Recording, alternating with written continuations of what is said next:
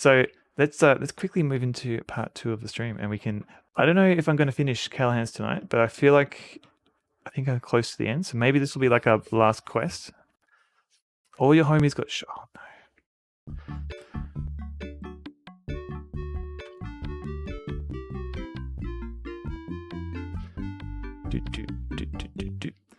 Oh, no.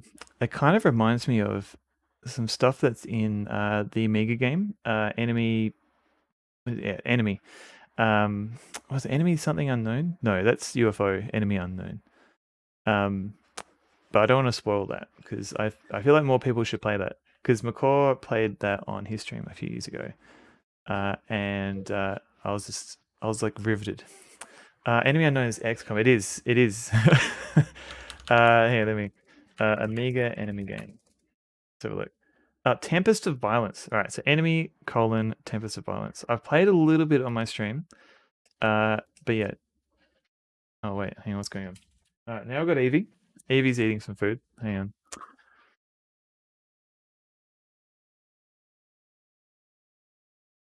So I guess we're watching Evie. Do I have any music? That could be Evie music. I do.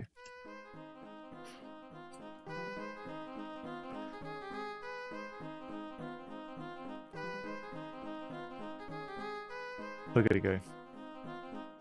BL for you. Hello. There's a very appropriate emote. I do have Benny Hill as well. I got Yakety Sax. Is it gonna work?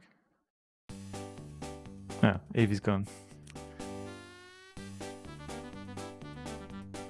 Is that Afro Chicken? No, it's Astro Chicken from Space Quest 4. Oh no, Space Quest 3. But it's like the Astro Chicken's in Space Quest 4 as well.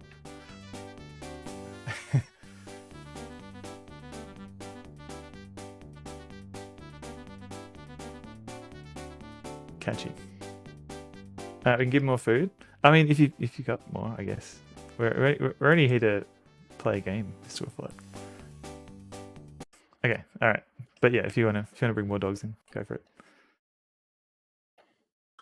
Okay, Callahan's Crosstime Saloon. So we've just rescued a talking dog from the government. So now we're back. Oh, 2. I don't know if that's short for Tuesday, but thank you for the follow. Welcome in. The talking dog wants food. Oh man, I'd love to have a talking dog. Hit an Enemy: Tempest of Violence last night. You ate food you had in the fridge too. Oh no, James Nico. That's why you have to put it in the microwave for a little bit longer. So instead of like a minute, put it in for 2 minutes, and I think that'll kill any bacteria in the food. I'm not an expert on these things. I'm fairly sure that's how it works. Eating a little garlic bread. Oh man, all the cheesy garlic bread. When we last left you, you were racking your brains at Callahan's place. Bad advice. You reckon 3 minutes would kill all the bacteria? Garlic bread is being raided. Pasteurization also works. Yeah. Just boil your food. I assume that's what all pasteurizing is. Man, there was a whole also hello Game Dev Jeff. There's a whole thing about I think drinking raw milk came up again somewhere on like TikTok. Once beat Mario Zegna in a typing race. Is there any? There should be more random ones. Hang on. Creating 2 retro-inspired games. That's true. That's true. The bacteria can be killed, but not the toxins they create. So I think what you can do. I've got more Evie. I think what you can do, James Neko, is you can put a potato in. You can put a potato in, and as well as absorbing salt, it can absorb the toxins. These are hashtag fake food facts. You don't think you've ever microwaved food? Valiant cheese. You're not missing out. Oh, Evie's done. Typically, you end up with like hot. I don't know, kind of soggy food. Oh no, she's back again. Pasteurization does something to damage the protein less. I forget. Yeah. Okay. Fair enough. It's a bit more complicated than just boiling it. Also, hello, Mule. Welcome in. You backported your 32-bit machine code generation to 64 bits. Oh. So you're targeting 64-bit as well? Because I forget. Oh, so you're not just targeting DOS, like, because you got two projects, and so one's like a DOS game, and one isn't. You chugged some raw milk in the cloakroom of your school library one time. Good memories. Oh no. I mean, just whenever I read about raw milk, there's always like a 10% chance of like getting, was it polio in your bones or something like that. Like just like there's a small chance of like something really bad happening. And that's like the whole reason why pasteurization exists. You get to eat a potato too. I don't think you're missing out. Oh, you don't eat the potato because if the potato absorbs all the toxins, you'd have to microwave that potato too to get rid of the toxins. You misheard cloakroom as cloaca. Choked some raw milk in the cloaca room. Matt, how's it going? And every last inch of me's covered with hair. Welcome in, Matt. Can you nap and work tomorrow? You're very tired. You can. You can definitely nap. You have my permission. Just thinking about it. Not my bones. Why would you ruin a perfectly good potato? I mean, it unruins a perfectly good food if it's got too much salt in it. He just keeps coming in, just checking if there's more food. Thank you, Tuya, for the wetness. Just think of future remote. Why is there yogurt in this cat? Well, it used to be milk, but time makes fools of us all. Oh man, there's a lot of good quotes in Futurama. Just so you can run the Linux port of the text parser game as Rails. That's how you, okay. So it's like an Easter egg debug mode. Thanks for unruining my food, Mum. Thanks for unruining my dinner. You can bury the potato for 2 moonless nights and it'll be toxin free. Oh, there you go, Dr. Buck Doctor. There's hashtag fake food facts. All right, we're learning a lot today. Okay, so let's have a quick look around the room. So this is Alfie. He took some medicine and now he's hearing everybody's thoughts. You don't get to talk to these guys. This is Josie. She works with the Time Police. We helped her save this particular type of chocolate. This is Mickey Finn. Mickey Finn is an alien, and he's got a lot of electronic contraptions inside of him. And so Mickey Finn, he was originally brought to Earth in order to help take it over, but he resisted his programming and all his gadgets in him, and he's now trying to assist and make the world better. Hello, Evie. If you bury it with a sharp knife on the full moon, it'll be chips when you dig it. Oh, Italian cheese. These are some good tips. Dirty fries are the best. Quimment, also hello. So he's a Terminator, a little bit. So, yeah, he's Terminator in Terminator 2.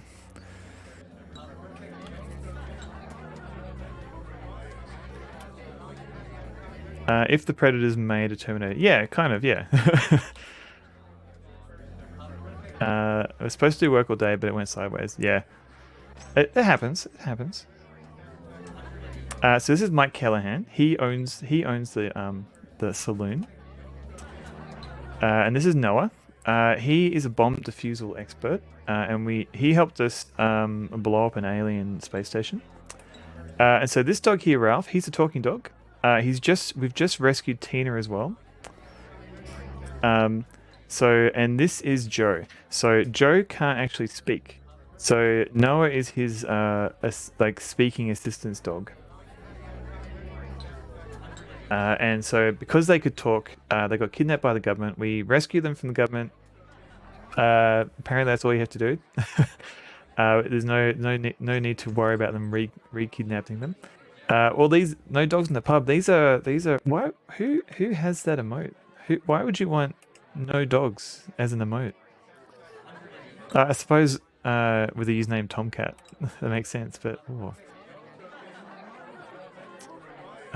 Maxie had a big old balk at a GSD. Oh, really? German Shepherd.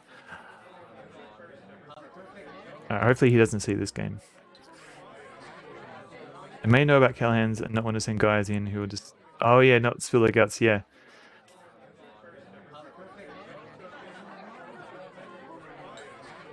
So they've got some people here. Slippery Joe and Paul. Oh, so Paul. I think Paul is kind of not psychic, but he can read other people's minds, and I think he's merged his mind with his brother, or his brother's in prison. They've both got the same ability, but they can exist as one person. I don't know. It's kind of weird. I think this is this guy. Yeah. Paul McDonald was a deeply troubled psychic, reclusive genius. His brother Jim was able to pull Paul out of a catatonia with the strength of their combined psychic will. The two are now in business as partners in psychiatry, with wildly successful results treating even the most extreme cases. Yeah. So I don't know where Jim is. Yeah, he's Jim. Okay, so this is Jim. He's a brilliant psychiatrist who works with his brother Paul to communicate on a psychic level, although only between themselves. Ralph sniffs around the ground for a moment. Okay. If they're talking dogs, I think they should be allowed. Which pub? There's two nearest which allow dogs. That's true, Mr. Waffle, and we've done that. The government's learned their lesson. Yeah, we sure showed them by opening some doors and locking some doors. It's a very quiet piano. Oh yeah, okay. So I'll show you the piano sec rather than cheese. One mind, two bodies. This world did that too. Yeah, it was kind of ambiguous in the book. In the book, it suggested maybe because one of these, I think maybe it was Jim. One of them was in prison because one of them actually killed their mum and then went catatonic and they were just stuck in prison. And then the whole bar encouraged the other guy to reach out to his brother. And then it sounded like, because they kept using like the we, like they kept saying we as if they were talking about themselves, like as in one body. But in this game, they've got two separate bodies. So I don't know if they unmerged or they were just being ambiguous in the book. Yeah, it was a Wii, Nintendo Wii, the Royal Wii. Tomcat is a mod developer who's mod of water. Oh, and uses a cat. Ah, okay, gotcha. Today I learned. Can I pet the dog? Oh, good question. Good question, Adrift. You could earlier. You can. Can you pet Ralph? You can. You stroke the top of Ralph's head. He looks up at you and smiles. Or so you'd like to believe. And this pet Tina. You scritch the top of Tina's head. She looks up at you and licks your hand. Ah, amazing. Is that a squid person? It is. She likes you. She really likes you. And for some reason, this game is leaning into, I don't know, some dog romance here. She's a beautiful dog. It is a squid person BL for you. It's kind of like he's another alien. An alien with tentacles, not a proper squid. Oh, that's fair, yeah. Dogs are not allowed on Tomcat stream for safety reasons. Okay, I'll keep that in mind. I'll withhold my dogs. Can I drink the beer? Good question. We have to be able to access it. I don't think there's a beer I can click on here. You can, as bottles, take a bottle. You begin to reach for your favorite, Bushmills, stretching your body clumsily across the bar until your feet have to hook under the upper rail to keep you from falling over. You still can't reach the bottle. Better ask your friendly booze consultant, Mike Callahan, for help. All right, let's go talk to Mike. What's up? Set me up. Set me up. Bushmills or a Tullamore Dew? Oh, never mind. I'm cleaned out. I think you're good for it. No, I'm not drinking on a tab tonight. Let me earn my drinks the old-fashioned way, winning them from a bunch of suckers. Suits me. You can be our designated driver if Piotr doesn't show up, since you'll be spending the evening sober. We'll see. We'll see. Making you think of Star Trek Voyager. Just So a lot of people from space, from across time, they all seem to find this pub. My friendly bouge consultant, where they have the French pool hole. Oh right, yeah, because D Space Nine has the casino in the holodeck that everyone visits in the last 2 seasons. It doesn't work. Pyotr's right there now, yeah, so now we can drink. We'll talk to him. So let's talk to Squish. Actually, let's get some music going. Sandrines. So Fast Eddie, he's a piano player. Yeah. And I still don't know about this this position that they've got the camera, but yeah. Congratulate me. I crawled through air conditioning ducts. I think that puts me in a Harrison Ford category. Congratulate me. I crawled through air conditioning ducts. I think that puts me in the Harrison Ford category. What do you want, an award? I'll settle for the respect and admiration of my peers. You got a better chance of getting the award. Ralph suddenly turns and goes after his own tail, spinning for a few seconds in a startling, convincing impersonation of a dumb dog. That was good. So, I don't know, so Ralph can talk. So you're not buying anything and the barman's fine with that. Press X to doubt. Well, we're kind of helping everybody out with their problems, earning beer. They've got this weird system where every drink is the same. So Mike himself doesn't like change. So everything is everyone just has a whole bunch of $1 notes. But all the drinks cost 50 cents, I think. So what happens is you put $1 down and you get a drink, or you can get up to 2 drinks. But I think the extra drink, you can optionally just use it to throw a glass into the fireplace here. So there's a bullseye here. So if you've got something to say and you want to make a toast, you can spend that extra 50 cents and throw a glass in here and talk about what's bothering you, and then everyone else can help you. So it's a very friendly bar. Sounds more like a Bruce Willis movie, yeah, like a Die Hard. He gets paid in favors, essentially, yeah. How do you mix the yellow and blue drinks? There hasn't been any spitting puzzles yet. All the pubs you've been into have been a strict buy something or get out policy. I mean, there's enough buying to go around, I think. But yeah, I know what you mean, Freddie Dingo. Yeah? Yeah, play it, Eddie. Play it, Eddie. Something special you want to hear? Okay, let's try something classy. Something classy. He's not playing any music though. It's not a great day for spitting. I find that hard to believe. If life gives you no spitting contest, make your own. All right, I'll add a channel point redemption. Spit competition. Yeah? Okay. Play Some. All right, one of your specialties. All right. one of your specialties. Everyone spit along at home. Anyone in particular? Okay, so I can't play much of this because I'm worried that it will get muted. So blame Twitch.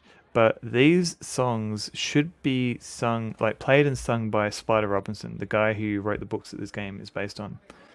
So they had a bit of money left over in the game budget, and they said, "Hey, do you wanna record some music for us?" And they did that. Make it bring up the monkey to spit. Oh, okay, that's a good idea. I'll see what I can do. It has a Hockalogie bit. Really, Cranky Old Goat? Oh, hello, Cranky Old Goat. I haven't played Virtual Stupidity yet. I should check that one out. Yeah? Yeah. Play it, Eddie. Something. Quick. All right. So, I'd love to play more of that song, but I don't want to Twitch to be all right, half your VOD's now muted because of that song. Eddie's. Shh, don't make me laugh. It's basically intergalactic cheers with some Star Trek, some Kurt Vonnegut, and a little Twilight Zone, all wrapped up in some self-aware dry humor. Generally quite impressed with the whole concept. It could be a mess, but it works. I think it does work really well. And I think partially is they have, it's based on the books, but they don't really they kind of just use it as a backdrop. They don't elaborate too much. They don't revisit stories. They're just building it, and it kind of creates this great atmosphere that you can explore later in the books if you want to. I don't know. Don't know what I'm trying to say there. A bit more cynical. Yeah, I think. Yeah, you're probably right. Yeah. The angles, proportions of this room are interesting. Every single room is like a fisheye view, so you can rotate. So every room is as if you're standing in a spot and you're looking around. There's a few instances where that's not the case, but yeah.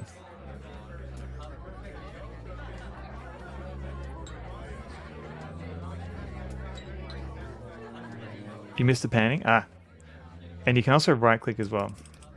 If you want to quickly go around, if you know exactly what you're looking at. So this is Squish. We've taken to calling this fellow Squish because nobody can pronounce his real name, which is a sort of squishy noise that makes you want to wipe your mouth. You sense that he's getting ready to open up and spill his guts. You can only hope that that means that the same thing on his planet that it means on your planet. Which, yeah, I would definitely lose a plane pool a bit. Hi there. We'll be able to go back to your own world now. So we just helped him stop his fellow aliens from, like, doing some harm on Earth. I hate to admit it, but I enjoyed the espionage thing. You have a clear propensity for extricating yourself from hostile environments. Have you previously conjectured about a vocation in similar pursuits consisting of assassin and bounty hunter and like that? Where are you getting these words? I have an inexpensive reference CD round up my pixel blip. Would you enjoy using one's eyes on it? No, and if you're going to be speaking English for much longer, I think you should consider buying a better one. I will utter a false head as to the usefulness of that suggestion, so as not to offend. Thank you very much. Bogan Space Jesus. I do. Actually, that reminds me. I forgot to change into my costume. Hang on a sec.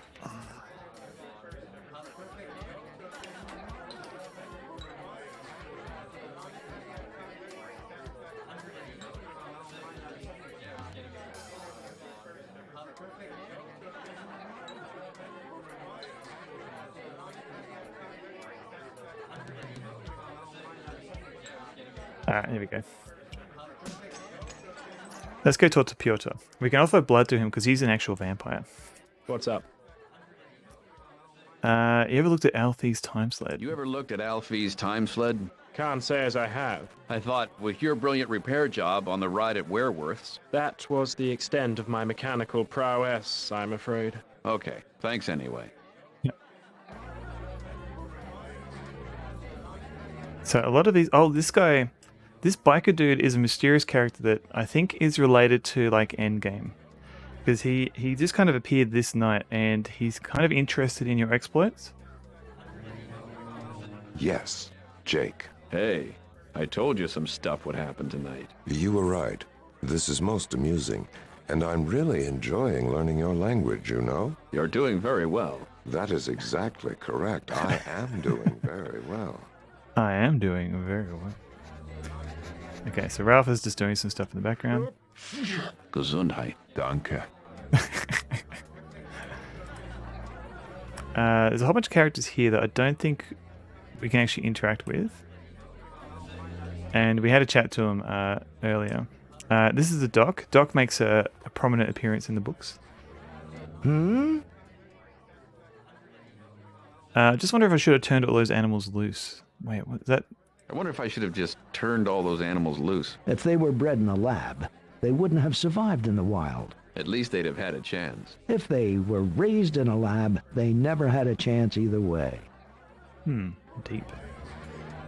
So this is the guy we need to help, but I just want to have a chance to talk to everybody. Did I kill a bunch of animals? No. They're still in the care of the government. We didn't get a choice. We rescued these two dogs, but we didn't get a choice of any of the other animals that we could rescue. Hi, Jake.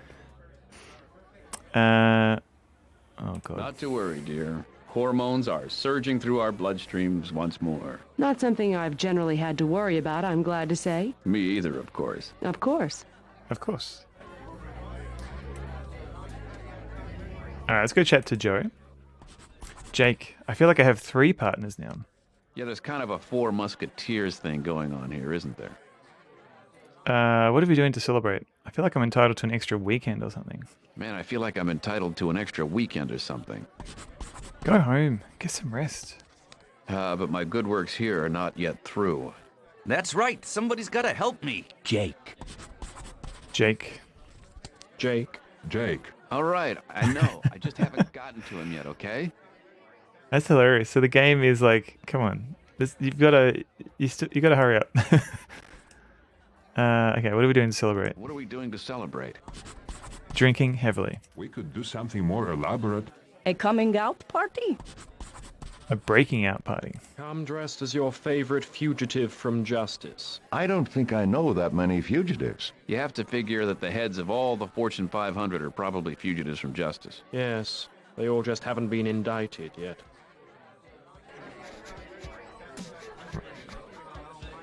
Alright, let's talk to Ralph. Yes, 007? What have you learned, Dorothy? What have you learned, Dorothy? I've learned a good deal about you and Joe. Would you like me to tell you? Jake did all the hard stuff. Oh, it was fun. I'd do it again. Next week, Fort Knox. It's a date. So, how much do you remember about Tina? I remember images and smells only. Specific events. I'm afraid I was too young when Tina was taken away. We were both very young. Malian hated my voice after the operation. Couldn't decide whether to present me or not. We got in the car and drove for a long time. I thought we were going to present me as part of his masters. Instead, he dropped me off by the Unisphere at the old site of the World's Fair near Shea Stadium. I could have found my way home, but dog, why? Well, I wish I could remember more. Maybe in time. So Tina is like his mum or his sister. I'm not See you sure. later. Auf Wiedersehen. Auf Wiedersehen. I've never seen Ralph looking so proud. He and his sister Sister. are positively glowing. Yes, it's a red litter day, all right? Quiet you, Doc. I've never seen Ralph. Yeah. Okay. Even the dogs are punning on us. Yes. The books and the game is just, its foundation is puns. Jake, I don't think my family can ever repay you. You already have. How is that? It's like we have a new member of the family. Here. Here. Oh, look at him painting. All right. Do you want to tell us what happened there? Where have you been since you and Ralph were separated? Where are you going to now? Excuse me, Tina. I'll be back soon. I'm going to the future. All right, we'll get there. Do you want to tell us what happened there now? Jake. Oops. What? It's a rule we have against prying. These days it's typical to allow one's curiosity to get the better of one's manners. I'm sorry. You Heal. are unnaturally civilized. And it's not as if I don't want to talk about it, but this doesn't seem like the time or place. You may find it's exactly correct place. But you pick the time. Yeah, the books also kind of touch upon this, where like you can't really force people to open up. You just give everyone an environment in which they can open up if they want to. Where have you been since you and Ralph were separated? I was very lucky. Malian was embarrassed about my voice. He dropped me off upstate when he decided he couldn't face his review board with me. I ended up moving in with a family on a farm in Ancremdale, and then I moved to New Jersey. Everybody clucks in sympathy. Is that like a...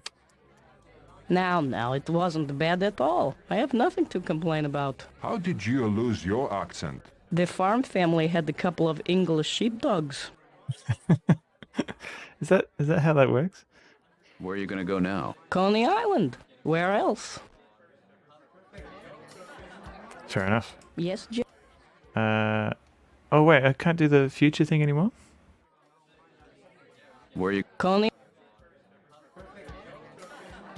Ralph suddenly swings his head around and chews at a spot on his flank. You got this down good. I think that's all we can... We talked to Piotr. We talked to Fast Eddie. A lot of these characters we can't talk to. Like they're already busy in conversation. Talk to Doc. All right, let's go talk to Alfie. This is ultimately what we're here for. Talk to Al.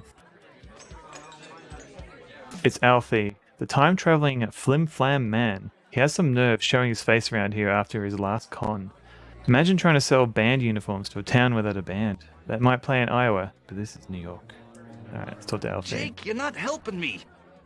How can I help you? How exactly did this happen? Okay, so he took some medicine, and now he's hearing everyone's thoughts, and he's a bit upset about this. How can I help you?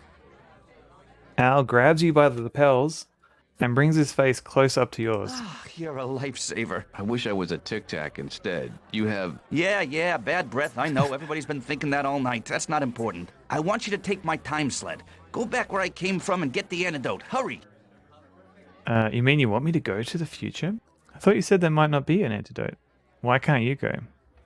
Alright, I'll help you, but you're gonna owe me for this big time. Alright. You mean you want me to go to the future? Yes, you'll love it. It's an adventure. How far in the future is it? It's not even a couple of 100 years. What does it matter? Go on. Okay. I thought you said there might not be an antidote. So they'll make one up. They're smart. They can improvise. They'll do it for you, Jake. They won't do it for me. Why wouldn't they do it for you? People like you, Jake. They know you're a nice guy. They like to do things for you. Me, on the other hand, I'm, a devious little crumb? Well, I was gonna say I'm harder to get to know. Everybody get their waders on. A devious little crumb. We'll get kidnapped and taken back to the past. Oh, probably. There was a time traveling story in the books I listened to, and they were talking about like it was about like a musician, and they were talking about like these hollow spheres and stuff like, and then they say like how far in the future they were from, and they were from 1995. So these books came out like in the 70s, and the far flung future was 95, and I was like, what? Why can't you go? Oh, I can't think straight. I'm going insane. He must have gotten somebody awfully angry with him. Stop that. Just because they're a bunch of crooked, narrow-minded... Oh, Jake, you gotta help me. You gotta help me, Jake. Okay. Alright, I'll help you. But you're gonna owe me for this big time. Alright, I'll help you. But you're gonna owe me for this. Big time. Thank you. Oh, Jake, I'll be good after this, I swear. Please, don't grovel. But he does it so well. Well, yeah, but then get him a Tic Tac first. There's something else. Please? What? Put me out of my misery. Give me something. Put me under. Through his tightly clenched teeth, you think you hear him whimper something about being slipped a Mickey. What? He mashes his face with his hands, pushing the flesh around in a uniquely human method of making it feel better. Oh, okay, so like...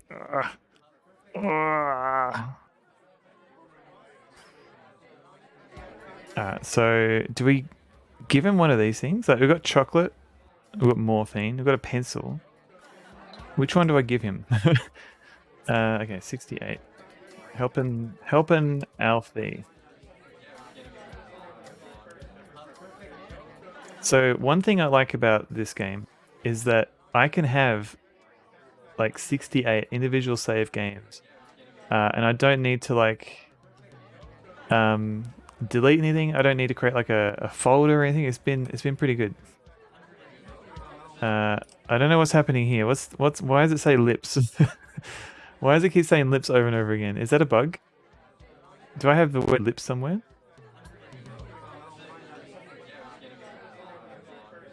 Why is there a lips save game somewhere? Why is it saying, oh, here. Oh, alternate universe lips. Right, okay. Apparently if your save game is too long, the wax lips are just, but yeah. Lips. Let me make a fresh, I don't know, 68 lips. Lips. Don't put your lips on that. If not, hello. That's true, and there are occasional bugs in this game. I think I found 2 so far. One around the wax lips. I think another one around the control panel you had to fiddle around with at the government facility. It goes into a state. Usually the meatiest part. Take a tip here. Universal lips. Oh god, that's a threatening combination. I'll break it for you if you let me eat your face. Thank you, Bjorn. Oh, that's such a cursed image. What game is that from, Fatongal? Use wax lips on the quarrelsome rhinoceros. Is that June? I can't remember. Or oh wait, which one's hair? Do I even have a hair? Use wax lips on funny little man. Okay, so I give him some chocolate. Does that do anything? Folklore piece. Oh, gotcha. Okay. Don't think I've actually played that.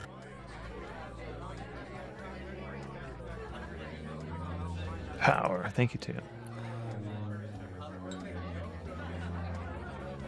Alright, let's give them the chocolate. What happens? Oh, chocolate, chocolate, chocolate! They probably all know you have chocolate. None of them are visibly impressed. Alright, so not the chocolate. Can I give the doc some chocolate? Morphing will probably work better. Yeah, I think so. Equipment. I know that's probably the obvious one, but I just want to see if any of these would help. What if I blow the whistle? You blow the whistle as hard as you can, but apparently it's not quite powerful enough to transcend time. Ralph slowly walks in between some of the stacks of supplies right next to the lab door. Wait, a moment later he trots out looking much really... Wait a minute. So that bit of background text, that makes more sense when Ralph is at the government facility. It doesn't make sense here. He's supposed to kill him? No, I think the morphine just helps him. Give the morphine to Alfie. So the morphine we got from like an earlier mission, or an earlier quest. So it's kind of nice how like you hold on to items from previous quests, and you kind of build up like this little mini like sub inventory. You hold the vial out to Alfie. He takes it and looks at it miserably. When he realizes what it is, he frantically begins to unscrew the cap. You grab it away from him before he can down the whole vial and kill himself. Alright, so we don't want him to die. Did that help him? Please put me out of my... If we put you out of your misery, we may kill you. Okay. If we put you out of your misery, we may kill you. Okay. Alright. Okay, Al. My life is in... And the whole crowd, as one, expresses its confidence. What was that? Wait, do I give him a little bit? You're overdoing it. Oh, that was about Ralph. All right. Uh-oh. Does anyone actually want... Oh, I can record that. I mean, no one steered me wrong so far with these sound alerts. All right, let's get the old Audacity going. Please put me... If we put you... Okay. If we put you out of your misery, we may kill you. Okay. Okay, Al, I'm off. My life is in your hands. Uh-oh. Alright. Hope everyone's happy. That's the moon. Oh, did the moon work? Oh no, it's Hal. It's Hal equipment. Oh.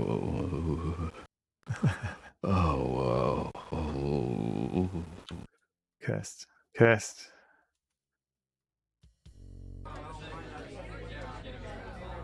Alright, let's do the Audacity thing.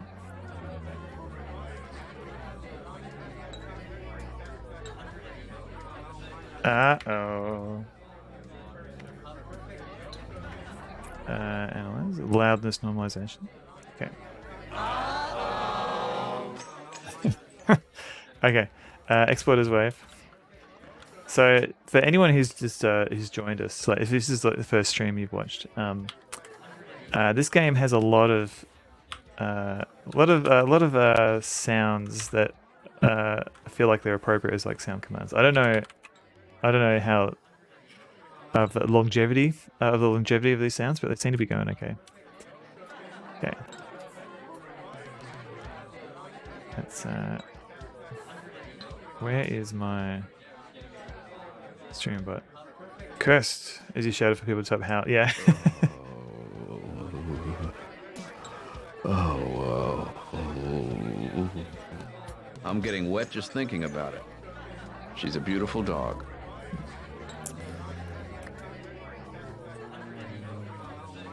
I like how we can kind of build up these sound commands now though.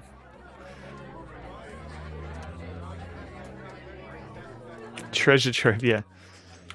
I feel like I need to go back and I don't know. I'm sure there's like other quotes in this game that we've missed, especially earlier on. I don't know. Maybe. Oh yeah. Thank you, Adrift. I'm getting wet just thinking about it. Where's my... Oh, okay, here we go. Guess I'm just a guy who can't say no. No one took this. Hello. Uh-oh. And cool down. Commands. Oh, right, hang on. Okay. Hello. Oh, no. There you go. New sound command for everybody. Okay. Do I just give like does he want me to actually do something? Thinking about it. Thank you, Rain Dog. Do I give the morphine to Mike Callahan? Maybe I could order a drink from him. Oh, okay. Gee, thanks, Jake. Morphine really says it all. You just want me to hang on to this? Yeah, put it in your first aid kit or something. Okay, thanks. Oh, okay. I thought he was going to make a drink out of it. Yes, something for the Angel of Mercy? Oh, okay. How about a Tulmore Dew for the road? Or can you... okay, can you make a Mickey Finn out of that morphine I gave you? Okay. Can you make a Mickey Finn out of that morphine I gave you? Coming right up. Callahan swiftly assembles a small drink, using a tiny bit of morphine you provided. He hands you the finished drink, which you, in turn, hand to Alfie. Ah, you're a lifesaver. Al quickly downs the drink, and almost before he's even finished it, a look of blessed serenity comes over him, and he slumps to the table, unconscious. Oh no. Is that a floppy disk? What is that there? Baby head man hands. he's pretty good. Like, yeah, the PowerPoint. Oh, maybe it's a PowerPoint. It doesn't quite look well proportioned, does he? Something for the Angel of Mercy? Can you make... Okay, so we can make more Mickey Finn. Go tuck that man in. He's out. Okay, so maybe we can talk to him to get like a hint about the time sled. How about a Tullamore Dew for the road? Why not? Callahan pours you a dew. A dew, which you slowly imbibe. What was that? Alfie's beanie. Oh, okay. What? Wait, did we get this before? Supports. Look at the supports. A solid hand-carved supports are made of the same cherry wood as the overhead beams. Polish until you can see your reflection in them. Ralph sighs heavily. Thank you, Tina. Alfie. Okay, look at Alfie. Okay, so it's a time-traveling flim-flam man. You successfully knocked out Alfie with the Mickey Finn. It's a little late to start up a conversation with him. Can we search him? You search Alfie. All you find is an old recipe, which seems to be a curious thing for Al to be carrying around. On a whim, you take it with you. Okay, let's look at the beanie. This is Alfie's hypnotic beanie. You're not sure how it works, but it seems to be semi-automatic, which isn't as dangerous as it sounds. Okay. We can't do anything other than look at it, though. Speaking of tucking in, you're out for the night. No worries, Culinary. Thank you for hanging out. Good luck with my time-traveling, beer drinking, and revelry. Thank you very much. Kavakupu, hello. Welcome in. Have a good night, Culinary Disaster, and thanks for hanging out. The night cull? Wait, who are we culling? Look at the recipe. It's a recipe for Civic Mill mild dill mix. Oh, okay. So Civic is circled. Oh, colors. Oh, night culinary. Oh, gotcha. Sorry, I thought you like. I didn't even pick up the link, and I was like, "Are you culling people for the night? What's going on?" Okay, so Civic is circled. All right, let's. Can we get anybody to come with us, or are we just going to be doing this by ourselves? You hoist yourself up the ladder, push the hatch open, and find yourself on the roof. Night cull. No, this music's a bit creepy. I'm sorry, Cap Creepy. I can put some better music on. Maybe not better, but different.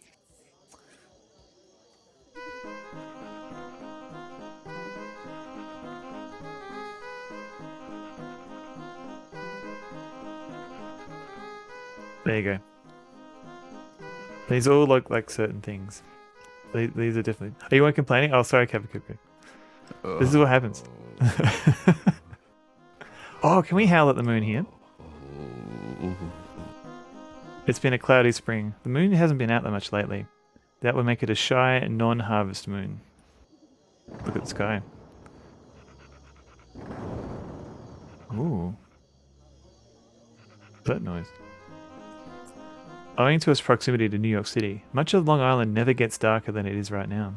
If New York City is a city that never sleeps, Long Island is an island that never sleeps because its neighbor leaves its lights on all damn night. What is this game? Well, this game is Callahan's Crosstime Saloon. This game is Callahan's Crosstime Saloon. It's one of the, I think it's the second last adventure game that Legend did. And this is written by Josh Mandel, who wrote a lot of Space Quest 6. I'm getting lost thinking about it. Thank you very much, and he also voiced King Graham in King's Quest 5. Unless you mean the music is Astro Chicken from Space Quest 3. Alright, so the words are on something else. I haven't... Well, let's look at it. Maybe it's related to the time sled, because we haven't looked at that yet. Oh, Triple Helix. Thank you for the follow. Welcome in, by the way. Okay, so time sled. It looks like there's nothing to click on the time sled other than... Oh, there's a chimney. Itself. So there's no other hotspots. So let's have a look at it. The time sled, the horse Alfie rode in on, is conveniently parked on the roof. He must have learned a lesson from the guy with the falafel wagon. Wait, what? Are you going to look for the book later? Oh, rush by it. I've been listening to the audiobook because the Kindle it's available on like Kindle as well. But they've split it into like 4 individual Kindle books, and it was like $10 each. So I ended up not going that direction. Paraffin, welcome in. How are you going? Ahoy. So turn on the time sled. After a cursory scan of the time sled's body, you notice what looks like a key sticking out of a red trimmed metallic plate.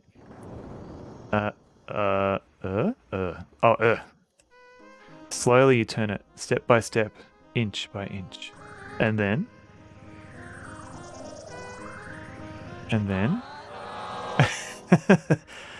you read those Callahan stories? Oh, nice. I've been listening to the audiobook because I did a lot of driving today. So I listened to, I think, the first one today. It was really good. Let's pause the music because I want to hear this. And then... Ooh. Ralph puts his 4 legs out in front of him and stretches. Wait, Ralph's downstairs, making his back concave and spreading out his paws. Ah, he thinks he's people. I have a better opinion of myself than that. But we don't have... Okay, so we know what Ralph's doing downstairs. Time sled. Sit on. You take a seat in the idling time sled and make a quick scan of the instrument panel with its numerous settings, dials, gauges, and readouts. You like the earlier ones better than the later stories? I've only read the first book so far, so hopefully they're still tolerable. It's funny, like there's a lot of characters in this game that appear in the books, but a lot of the characters that you interact with, like you actually have like quests with, I haven't got to those. I don't know if they appear in the books or not, or if they're all inventions just for this game. Like I haven't even got to I haven't even encountered Ralph the talking dog in the books yet. The back of your mind taps you on... the back of your mind taps you on your shoulder and tells you that you're sitting on something hard. So you reach underneath the seat and pull out a seatbelt buckle attached to the right-hand seatbelt strap. Wait, is that sealed? Sealed belt. So it's with your eyes still on the instruments, you grope for and pull up the other strap. As you insert the buckle, a panel opens, exposing a small touchscreen. Callahan's Place. Date time 1907, Bar, Long Island. Alright. So if we pull the handle, when you unbuckle the seatbelt, the panel slides shut over the touchpad. You climb out of the time sled, which continues to splutter and rock. Alright. So, no location. Okay. So how many numbers do we have? We've got 9. Can we... Oh god. Have I screwed up? Hang on. How do I reset this? Okay.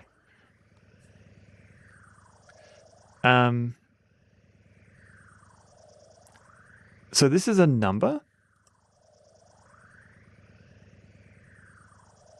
Like, okay, so it's not... I don't see any 1997 in this. Oh, that's how I exit. Ooh. And Quimmin, you said you saw this somewhere else? The Civic Mill Mild Dill Mix. Mmm.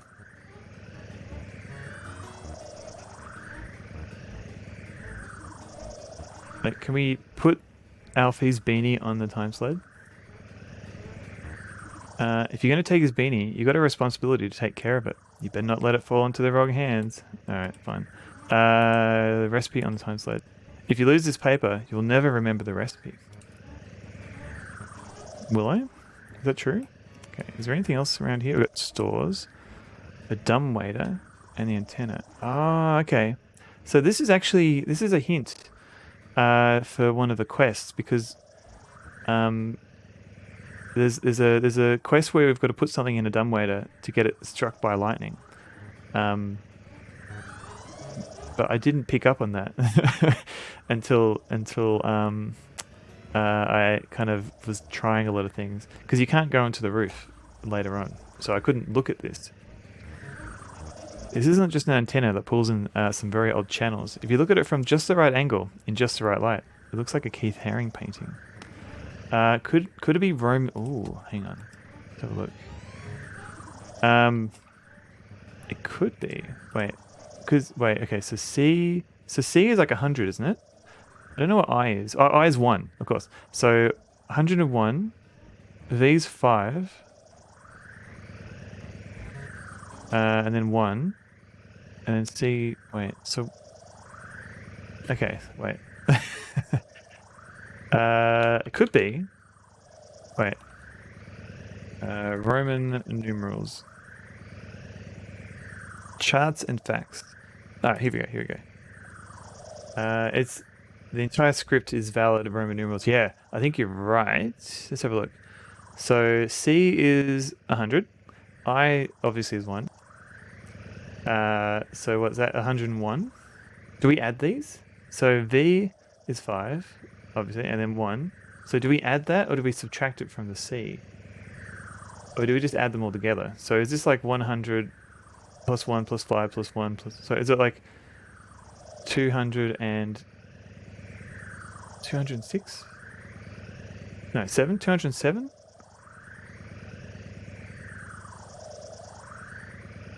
Like, okay, and so, yeah, alright, so mil is also... So M is 1,000. Do we add these numbers together? Make a big, long number. Yeah, like... Yeah, maybe we... Okay, what if we just add them all together? What number do we get? And also, should I... Allergies. Before I... Okay. Let me write down this number, because this is like Space Quest 4, where maybe I need to know how to get back. I could take a screenshot, but I'm going to write it down, because I don't know how many locations I've got to go to. So what's this? Present. You think it's just numbers in Civic? Okay, let's have a look. 10001. 50500. 50500. Okay. So how does that map to Civic? So Civic's 100. Oh, okay, right. Okay, so you got 100, and then you got 1, and then you got 5, so V, and then you got 5. But where's the extra 100?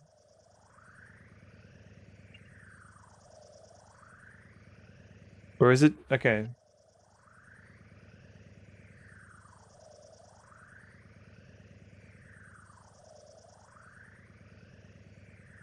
So I guess the last one is 500. Is that what they're trying to do? So no. It kind of fits, doesn't it? Oh, it might be 4. But there's no 4 here though.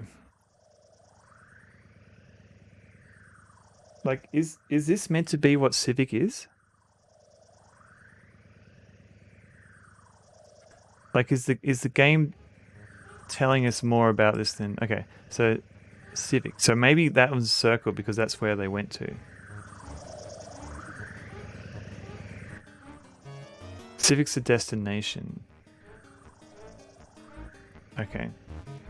So maybe we don't actually have to split this.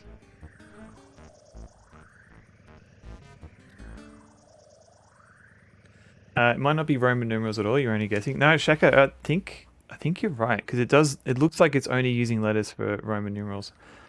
And there's a big number here, so I guess yeah. So if we add civic, so what's that? That's 100 plus 2, so 102. Oh no, it's 200. Sorry. So 207.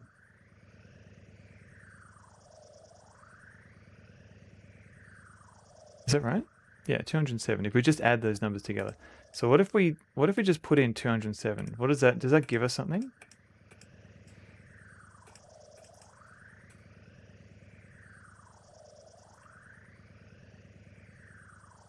No. All right, let's try the other ones. 1001. Yes, thank you, Drifter. I've got it written down underneath my my map of the government facility as well. One. Yeah. Oh wait. Did I add too many zeros?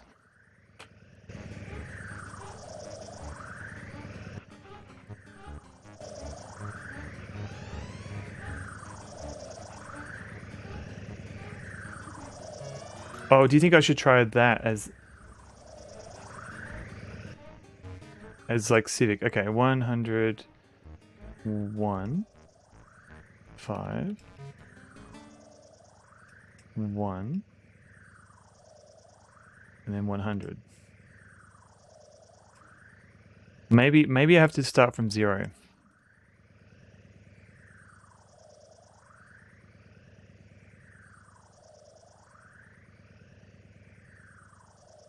Ah.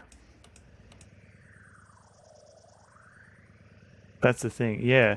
Well, let's maybe the last one is just a 0. Okay, so I got 100 and then 1 and then 5 and then 1 and 100. Oh. Okay. So, yeah, it's one less number, but we pad out with a 0. Okay, so civic. All right, Adrift on the Sea. That was it. It was nothing to do with like adding numbers or anything like that. It was literally just progress. Yes. Thank you, everybody. All right, that makes sense. So no adding numbers. It's literally just inputting the numbers and padding with a 0. So what's this? 20, 21, 20. Let's write this number down. 0, 1, 0, 0, 1, 5, 1, 1, 0, 0. We can calculate it again, but yeah. All right, let's try this. Dr. Duplicitus's neighborhood. Shady Hood. The time sled begins to vibrate violently. The world seems to fall away, and you suddenly feel as if you've been punched in the stomach, given a full Saloon body massage, and dropped into a runaway roller coaster, all in the same shuddering instant. For the briefest of moments, you realize that you're staring upside down at your stomach, and your feet are over your head. Just as abruptly, the world unwinds, and your hand instinctively flies up to your face to block the sudden light. Ah! Ah! Ah! I saw that Ford Fairlane movie on a telly yesterday. Oh no.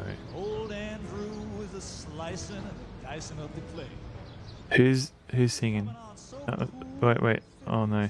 Like turning right side up to a carnival ride, the world unfolds into normalcy. A couple of seconds later, your evening's worth of drinks reclaims its territory in the pit of your stomach.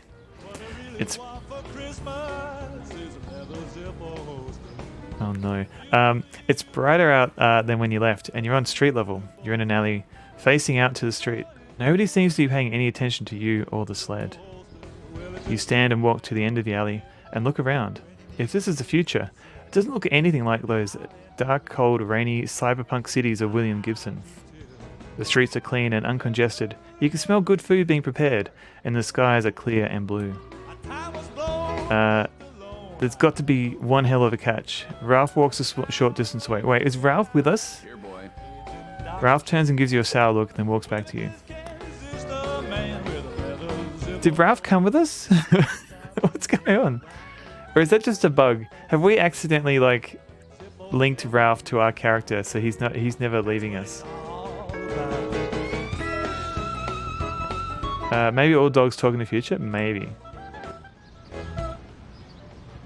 Sorry, music. I don't know if I'm allowed to play that music from this game, which is kind of disappointing. Wow. Okay, what have we got here? Okay, so we've got an ice cream, igloo bars, ice cream wagon, bench warmers, got a statue. I'm gonna be looking at all this stuff. Don't worry. What's that guy doing? Is he shooting? Punk, big man. Oh wait, what's he doing? Oh, he's throwing like dynamite or something. Okay, that's weird.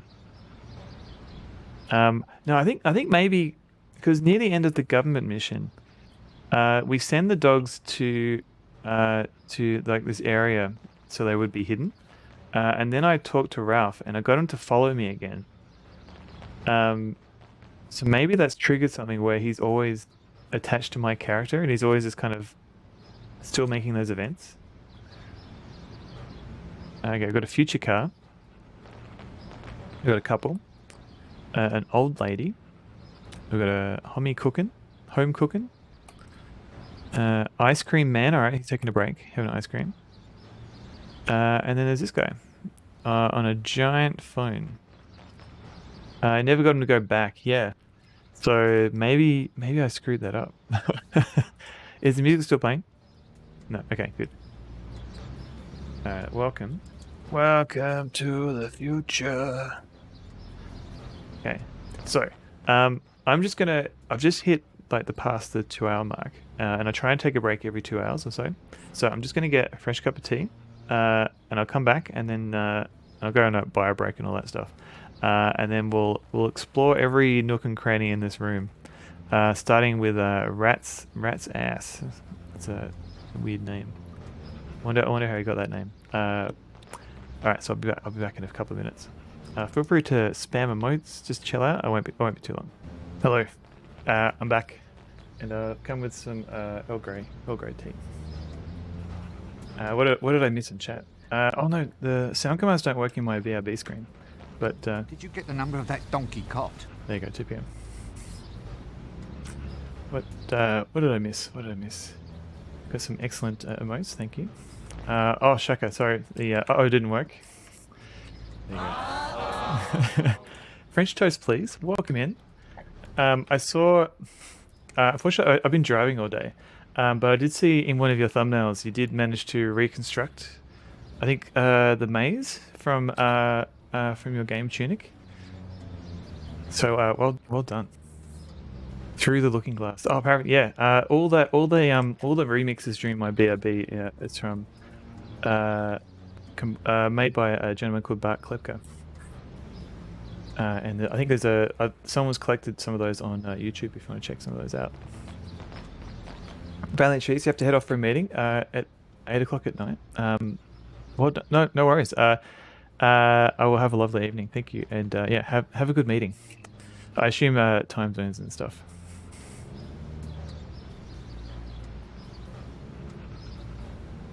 Golden Path to full manual in the box. 45,000. What?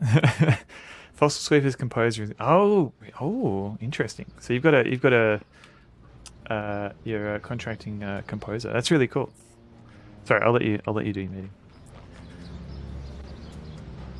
All right, let's go. Let's have a look at this gentleman. Ratzaz. An unpleasant man with the agitated, fidgety movements of a Dustin Hoffman and a perpetual whine of a Joe Pesci stands just inside the alley, making calls and looking uncomfortable. Same composer you work with on Hive Time and Bat Egg. They do good work. Oh, interesting. Have a good stream. Thank you, Alan. Cheers. Smell? We're gonna smell him. He smells of cheap sweat and sour cologne. What is cheap sweat? Not to be confused with cheap sweet and sour cologne, which is considered cheap sweet and sour cologne, which is considered a grooming delicacy in some cultures. Okay, so cheap sweat and sour cologne. Cheap sweet and sour cologne. Okay. Just popping in, wondering about because you can't. Oh no, French toast. I'll try and keep a chill mood Maybe I'll play some pink noise to help you chill. Yeah, Rube, what do you want? I'm kind of a stranger around here. No, I wouldn't have guessed. Hey, 20th century nostalgia dudes have been out for 20 years. He speaks into his cell phone. Hold on, would you? I got Poindexter here. Looks like he just fell off of the Soylent Mobile. He turns his attention back to you. So? Who are you? Do you know anything about a Dr. Duplicitus? What's a voyatrazine? Voyatrazine? You go ahead with your networking. I'll see you later. Alright, who are you, buddy? Who are you? Who's asking? Stonebender. Jake Stonebender. Rat says Puka. Excuse me a second. He turns back to his phone. I don't give a flying filbin how much you pay me. You don't say anything about it to her. Are you listening to me? I'll pull you out from that iron lung so fast you're gonna need a thing to put you back in with. I know, I'm sorry. I can't do 5 things at once. He puts his hand over the mouthpiece and turns to you. What? What? You can't bend stone, but you can bend stoned. He does look like a gentleman who might partake. You know anything about a Dr. Duplicitus? Shh. Gates on a crutch. Rube, keep your voice down. Turns back to his phone and holds up a finger for you to wait a moment. Yeah, what famous Hollywood guy actor is this guy trying to sound like? It's hard to tell. No, look, I'll call you back when it shows up, and if it doesn't, I'm gonna get Palermo to pay the 2 of them a visit, and I'm warning you. He's gonna take their intestines out and wrap them around themselves and put them back in there. Look, I'll talk to you later. I'm really off my stride now. I got this refugee watching me. He's weird with a beard, man. He's not on V. I can read him like a book, and he's gonna get us both killed. Jack Nicholson? Yeah. Pixel Pirate. Yeah, hello, by the way. Because I was thinking like initially like Al Pacino, but he doesn't have like that gruff Al Pacino voice. But yeah, maybe more like Jack Nicholson, I think. Like a younger Jack Nicholson. Italian Mafia. I mean, possibly he's related. Okay, Wally, what is it? Who is Dr. Duplicitus, and why are you saying these terrible things about me? Why are we not supposed to say his name out loud? What do you mean you can read me like a book? I have a question, but it's not actually about Dr. Duplicitus. Alright, let's just ask from the top. Who is Dr. Duplicitus? And why are you saying those terrible things about me? Hey, shut up. Stop saying it out loud. Listen to me. You're walking around, your thoughts are shouting. It's like you're poking around asking about the biggest evil genius in the country, and you're on his turf, man. This is a good way to get yourself recycled. Christian Slater, yes. When he sounds like his sound like Jack Nicholson face, yeah. Some say he hasn't left it yet. I'm shutting up over here. I'm glad I'm on his turf. I need to see him. I'm glad I'm on his turf. I need to see him. Radass sputters and laughs. Right, sure. Listen to me. I worked for him for years. I was a henchman in the organization. And even I never got to see him. Then how do you know there is one? You're wasting my time. You want to get yourself recycled? Go ahead. He's right in that building there. But you won't get to see him. You don't have the know-how or the wherewithal or the whatnot. You gotta be in his private circle like I am. He indicates the large, modern-looking building and down the boulevard. Well, okay. I'll be sure to tell him you sent me. The blood suddenly drains from Ratzaz's face. No whore? Sorry, Christian Slater. I'm sorry, I'll make it up to you. Don't bring me into this. The organization and I are going through a kind of rough period, you know, like we're not really understanding each other, hence the windshield. Tell you what, you give me some help getting to see him, I'll keep your name to myself. Listen, the big guy's got a private elevator to his lab. I can tell you how to get in, but you gotta do something for me. Are you the kind of person I should be cutting a deal with? No way. You're not exactly inspire trust. Or, keep going. Keep going. I gave the organization some collateral that I could really use right now. I know where they keep it. I just don't want to be that obvious, you know, to come looking for it when technically we're sort of at odds right now. Where do they keep it and what is it? They keep it in the fridge in the first floor lounge. It's not that big a deal, but it's my kidney, you know? It's not that big a deal, but it's my kidney. Your kidney. Yeah, they came and took it last week when I was a little late getting back to them Anonymax, about something. hello. I don't need it, okay? I still Welcome got one. But the one they took, there's a sentimental value to it, you know? I signed my name in the snow with it. I had kidney stones. We had history, you know? Stones. Anyway, it's not that big a deal. You might need to join the organization a little, but you know, you're going back to what, the 1990s, is it? So what do you care? I have to join the organization? Maybe. That's all I'm saying. Just go get it. They keep the collateral in the little fridge. Piece of cake. Go get it. I'll get you up to see the big guy. Excuse me there. I gotta make a call. And so saying, he starts punching numbers into his phone and muttering to himself about how if he doesn't get back to De Amato, he'll end up with his butt in a sling and his head on a block or something. Rush Pirate, you're off to bed. Have a great rest of stream. No worries, Rush Pirate. Thank you for hanging out and have a good sleep. And I'll catch you next time. Ralph. Okay, so we've also got Ralph hanging out with us somehow. MZZ, hello.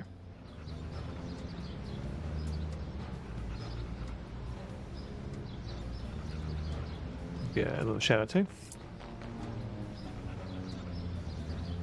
1,000 follower stream featuring 2,000 followers, stealing overlays, gimmicks, and sweet stuff. Sounds like you should probably actually do that stream. Could help. But welcome in, MZZ. What now? I'm trying to network here. What's a voyatrazine there? Let's go ask about this. What's voyatrazine? I don't know. I know it exists. I know what it does. I know you know it exists. Look, I'll be straight with you because I can read your mind and you can't read mine, and because you're not sticking around here long enough to be a problem for me. So, here's the deal. Nobody ever kicks V. You take it once, that's all. You're on it for life. Why does anyone take it? There's no warnings on the labels, fruitcake. By the time word got around that it was a one-way deal, we had no choice. You had to take it or you were at this terrible disadvantage when it came to everything. There's a few people who aren't on it yet who are just bluffing their way through it, or else they just stay away from any kind of conflict. It's gonna kill us all eventually anyway. That sounds horrible. You're just lurking? No worries, Amy. Lurking is completely fine. Thank you for lurking in this channel. Everything.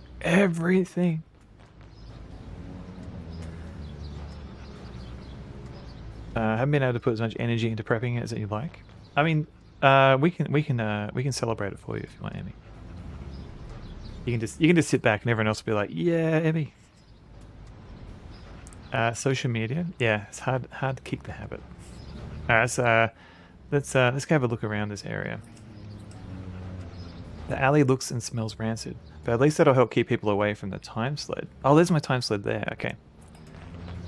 You wander down the alley, surveying its filth. You realize that much of the garbage is going through rapid decomposition, which explains the aroma. Wish.com versions of everyone. Oh, we have a Sonneville stream at home. The Sonneville stream. Okay, I've got root beer bottles. A couple of old root beer bottles bearing the familiar high-res root beer label have been discarded here. What in high-res? Checking first to make sure nothing's growing in the bottom of the bottles. You take the root beer bottles. Ralph, who is not here with us, whines and scratches behind his ear. You roll the plastic jug over with your foot. On one side is the ominous label, processed milk-like food. On the other side is a picture of Mama Cass Elliot with the words, got milk. She would not be alive at this point. Star Trek 25, the search for Spock's prostate. Is that actually, oh no, that is actually what it says. Single most horrific news about the future is emblazoned on these posters. Star Trek 25, the search for, okay.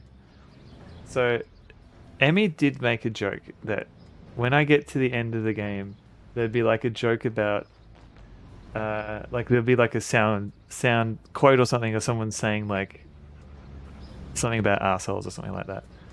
This is pretty close. The joke is dark. Yeah. Poor Mama Cass. Just an anatomical part. Yeah, it's fine. Cursed. I'm getting wet just thinking about it. She's a beautiful dog. Oh, she didn't? Thank you for that combo, for Tungle.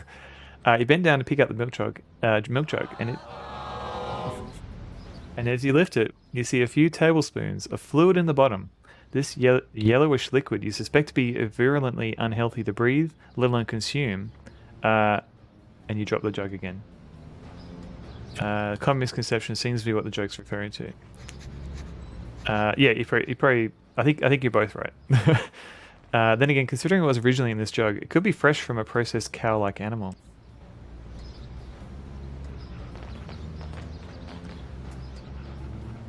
Okay, we've got a street.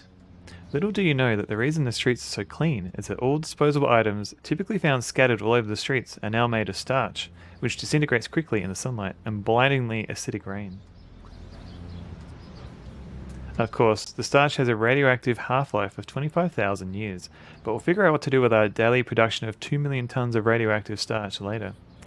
It's mean, I agree. No jokes at Mum Cass's expense. The time slate is right where you left it. Without the pass number, it's not going anywhere. Okay. Trash bins, barrels. Okay.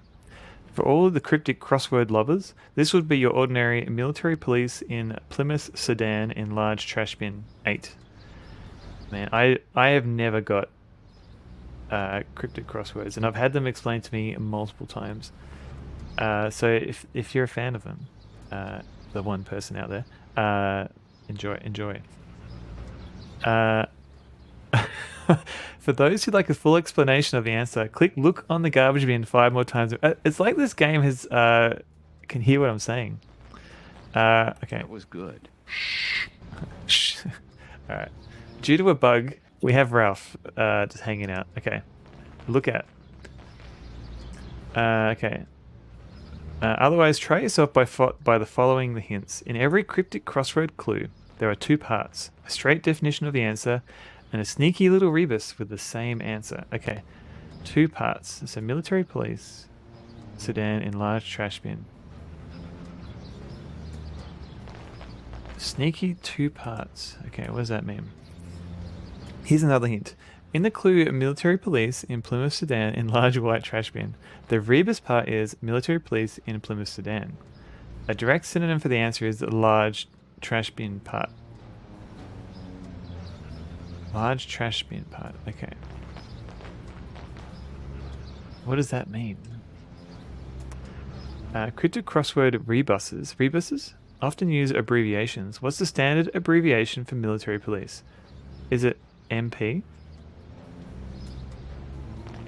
So, okay.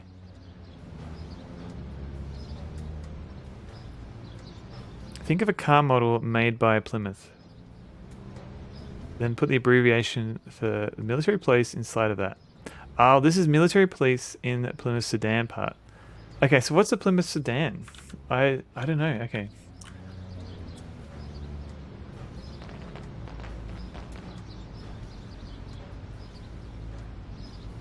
I don't know. Is it? So I'm just looking at Plymouth vehicles. And what can we put in? What can we put MP in the middle of? There's a claim. There's a breeze.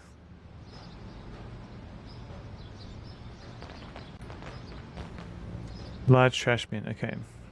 Reach out and touch. Thank you. I think everybody is doing okay. I'm doing okay. Thank you for the well wishes. I hope you're doing okay. Okay. Oh, dumpster. Duster. Wait, what's it?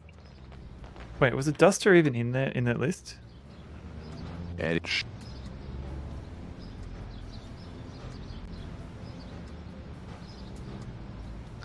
Dumpster. Okay, so but I've never heard of a duster. Must duster Mr. in the car. Yeah, I've never heard of that one though. Gesund. Danke. That's okay.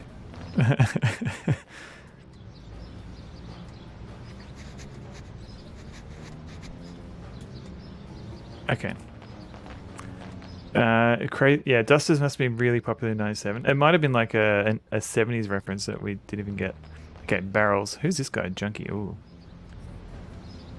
As if anyone would actually keep drums of hazardous waste right out here in the open. They couldn't have filled up the Grand Canyon already, could they? Can we search it? You go up to the barrels and try to move one of the lids, just to reassure yourself that nothing truly dangerous lurks inside. They seem to be tightly sealed though, and that's just fine with you. You got this down good. Mm-hmm. I thought a duster was a big jacket. Oh. That could be true as well. I don't know. Yeah, I don't know what this game was trying to go with that. Oh, look at Sky. It existed from 69 to 76 apparently. Because I looked up Plymouth vehicles and a duster didn't come up, so it wasn't on Wikipedia, unfortunately. Thing you used to dust. That's what the game wants you to think. So looking at the sky, by this time, incredibly strict emissions guidelines enacted just a few years earlier have made a dramatic difference in the skies all over the country. Okay, so this game was from 97. Thanks to the Blue Skies Restoration Act of 2005, 100% of vehicle and industrial emissions are now tinted robin's egg blue. Oh, right, okay. I'm sorry, reach out and touch. This game has made a fool of everybody. Everybody who's played it or watched people playing it. Okay, right, so we just have blue emissions. Android poster, look at this. What a shame that you probably won't live to see this film. My Dinner with Android. Oh, God. You live in Cartown, never heard of it? Well, there you go. Now you've got a Plymouth fact. A Plymouth cryptic crossroad fact. If your blue emission lasts more than 24 hours, please see your doctor. Sounds too... yeah. Can I take the poster?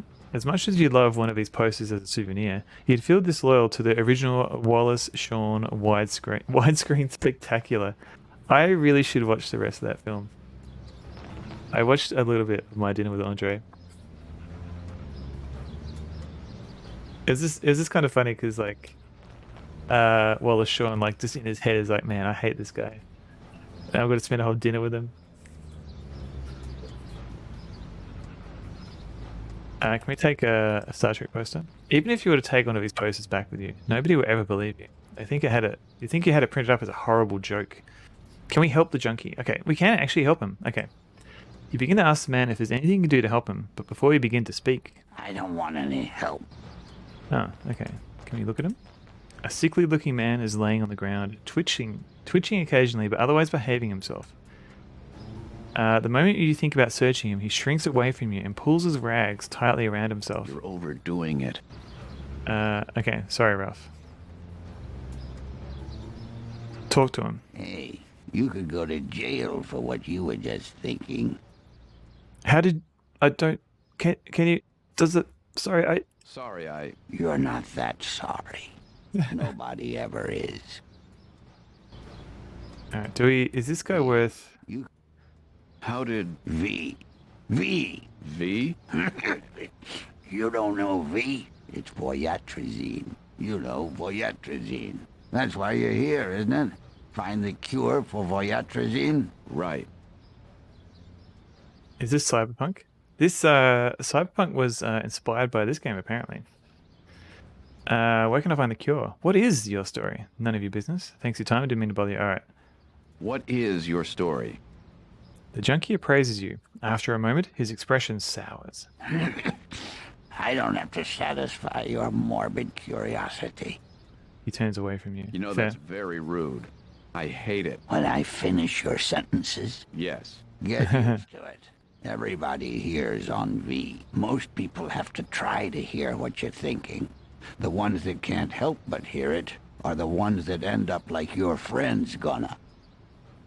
When was Neuromancer? I believe it was every Cyberpunk game ever written, every book ever written was from 1997 onwards, because they were all inspired by this game. That's probably not true. I think Neuromancer was like the mid 80s. I think. Was it? Yeah. Let's have a look. Yeah, 1984 by Gibson. Unless you mean the game? There was a game based on it, wasn't there? Yeah, it was 1998. 84 for the book, 88 for the game. All games trace their heritage back to this game. Yeah, even games like King's Quest and Pong, they were reverse influenced by this game. Well, how would you like it if I did it to you? You mean finish my sentences? I'm not. Impressed? You're just pretending. You can't. Actually read my thoughts, because if you could, you would have expected me to finish your sentences. No. I was going to say, you can't fool me. Oh. Damn. It is a time traveling game. That's true. Yeah, it all works out. It does look a lot like Pong. Yeah. Boop. Boop. Boop. Do you know where I can find the cure? No such thing. Your friend's hearing all the voices. Right. That's how it starts. If he lives, he'll be a vegetable in about 3 days. Most like to take care of it before that. How many people? 1 in 50, maybe. Sirius, hello. And also, yes. I believe your mum was heavily influenced by this game. I don't know if am I meant to help this guy? Like, hey, you. I don't. No, I guess you don't, do you? As long as I have information that's going to help you. Do you?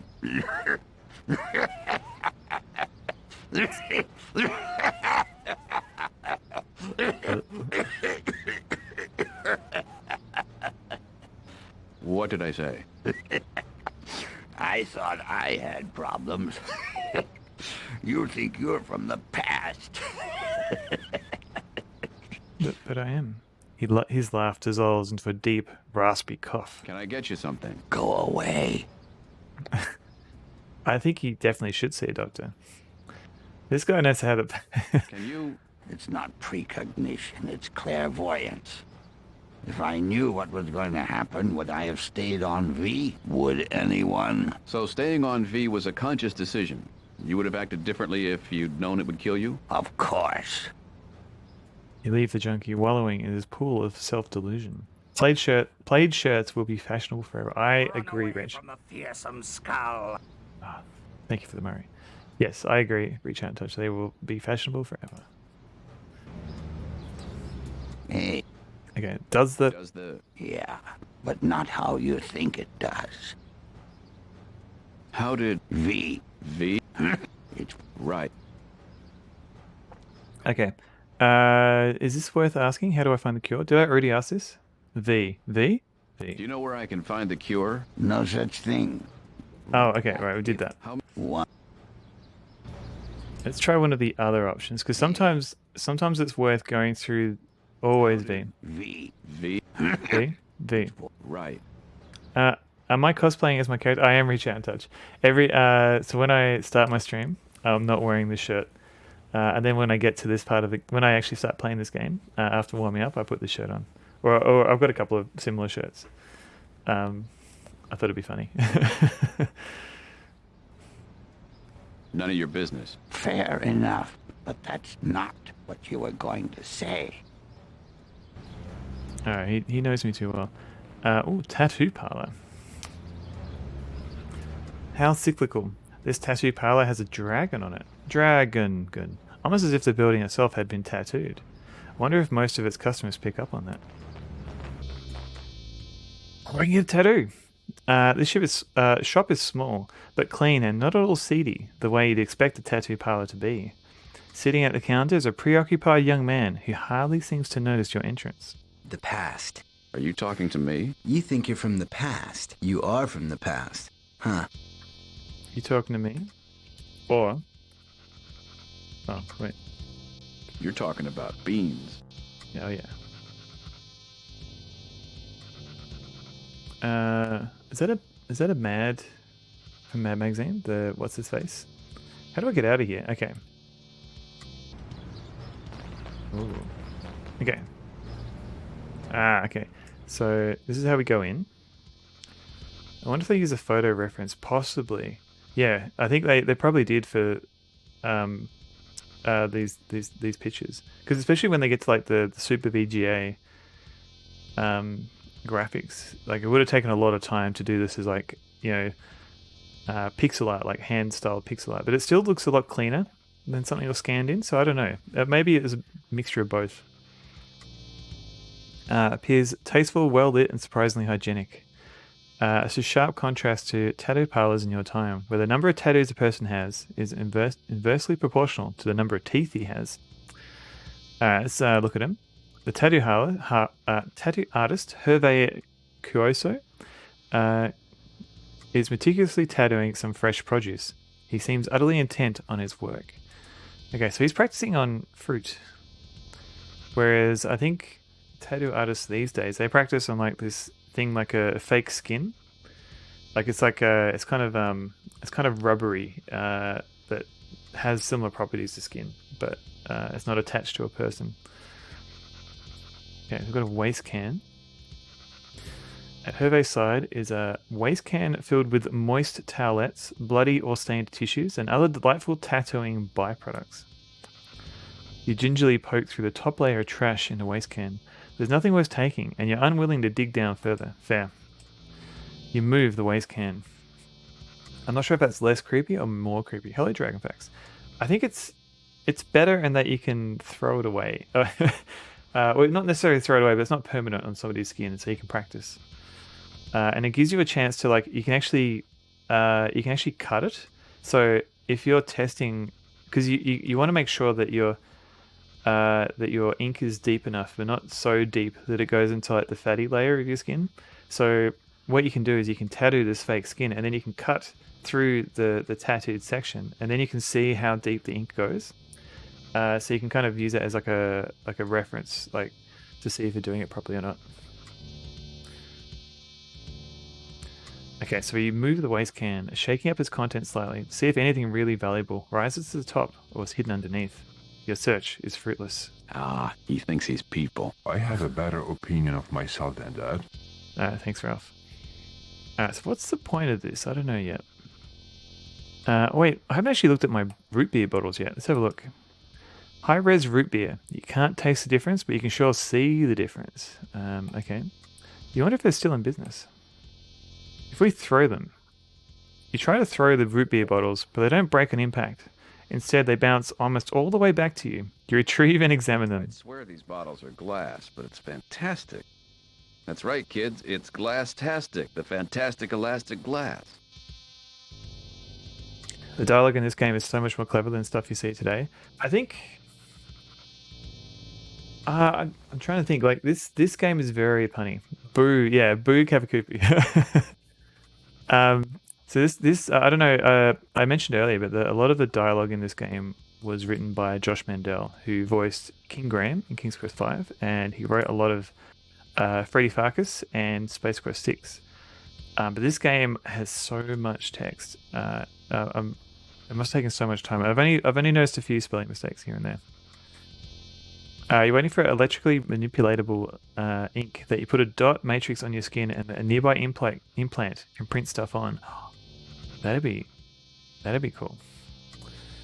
Or even just something like with maybe you could do something with like UV light. So maybe you could have like different ink that reacts to like different UV light. So maybe you could like flash two different colors. Or something like that. Also, just something on different wavelengths so you can get like an animation. Maybe you could do something like with red, green, and blue. I don't know. Maybe someone's already done something like that. In Oblivion, hello.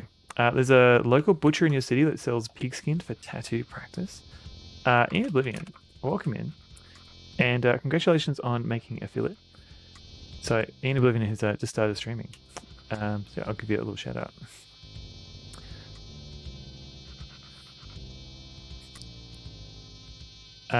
This game was written before people got offended easily. I mean, I think it's okay to like.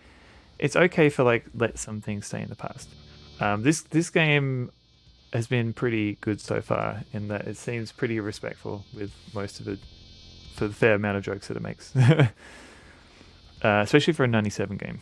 Like usually like a lot of adventure games in the 90s, like there's a lot of questionable text and you're like, oh, okay. The medical utility tattoos. Oh, wait. Wait, what is that from? Or do you just mean like just a tattoo that's like, hey, I'm diabetic. Please don't feed me lots of sugar. Now they have the internet shut out overview. Yeah, usually they get offended and then just get over it. They don't have like an echo chamber to continuously feed the anger.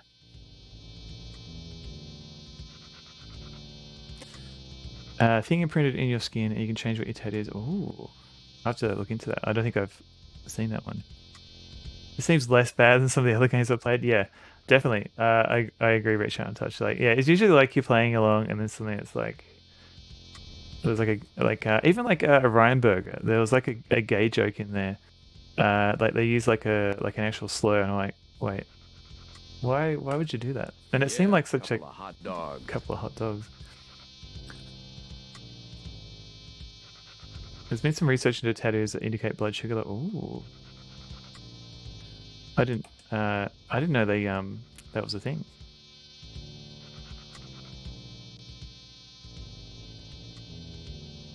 Okay, we've got a compressor.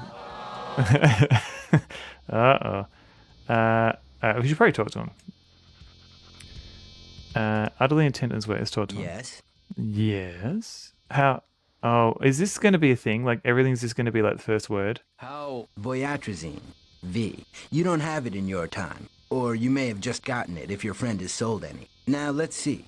You're either going to ask me how much the tattoos cost, whether or not I know a certain doctor who shall remain nameless, what I can tell you about an antidote for voyatrazine, why I do what I do, what you should do if you want to buy a tattoo, or you're simply going to bring the conversation to an abrupt end. Here we go. How much the tattoo is? Do you know a Dr. Duplicitus? What can you tell me about voyatrazine? What compels you to tattoo? I'd like to buy a tattoo. There's a guy around the corner who doesn't look too good. Never mind, I'll just browse. All right, let's try this one. There's a guy around the corner who doesn't look too good. Yeah, Uncle Captain. He's in the advanced stages. Why do you call him Uncle Captain? What's he in the advanced stages of? Is there some way I can help him? If it's all the same to you, I think I'll do one of those abrupt endings to our conversation. The only V we need is Vegemite. Oh man, how good is Vegemite? Is there some way I can help him? Hervé shakes his head. Get a tattoo of the dog Ralph. That probably make more sense because we keep getting Ralph to talk due to a bug. So that would explain it. He's talking to us through a tattoo. Getting an e-tattoo on your face that shows you later stuff. You could probably do something like a face tracking overlay. That could do something like that. Nothing to be done. There's no way to get it out of your system? They've talked about coming up with one for years, but I don't think they have one yet. I feel like we have to... Ooh, can we take some... Your beret is way déclassé. Très amusé. Can we... Wait. Hervé. Can we take it? Even before your hand shoots out to grab Hervé's beret, Hervé looks up and draws back enough to keep you from reaching it. Scowls and brandishes his tattoo needle in your general direction. Thwarted, you decide you just have to buy one yourself when you get back to Long Island. You just don't have the sullen, artsy-fartsy look one must cultivate to wear a beret. You're more of a fedora guy. Oh no. Kavakubu, thank you for the hydrate.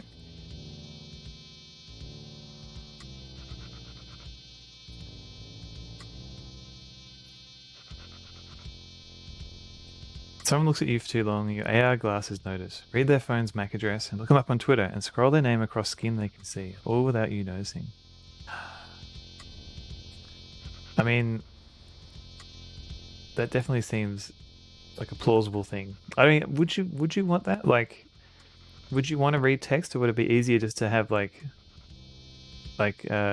Siri or like Google just talk to you in like a Bluetooth earpiece? Tired? Allergies. Okay, what's this? We got a beret. Can we do anything with the glasses? You notice that Hervé's John Lennon glasses combine the understated simplicity of a wireframe with the bold individuality of a lilac lens. They're lavender, not lilac. I know, I just couldn't think of the word. No, the word you couldn't think of was a violet. Oh, that's right. Can we look at it now? I know. Okay, fine. What have we got? We've got a... Let's look at the fruit. As a test of his skills, Hervé is attempting to do some highly detailed work on the skin of this pear. That's a lovely pear you have there. Yeah, well, I did a little too much THC when I was a kid, and I'm paying for it now. No, I mean the pear you're working on. You're doing a great job. I have to hand you a lot of credit, which probably doesn't come as a surprise. Thank you. I hope you don't mind if I don't bask in the glory of your appreciation. If they're your type, you can have Siri say in your ear, oh my god, someone's cute. Someone cute's checking you out. Here, boy. Bosch. What happened here? TR. Oh, you love Bosch pears? I don't know that much about pears. But I do know that I kind of want to record something. Let's have a look. If we go volume, turn this down. Look at fruit. That's a lovely pear you have there. Yeah. Oh, no. No, I mean... I'm trying to record this. Hang on. That's a lovely pear you have there. Yeah, well, I did a little too much. No, Thank. Sorry. Alright, let's try it. Where did I record it? That's a lovely pear you have there. Yeah. Alright.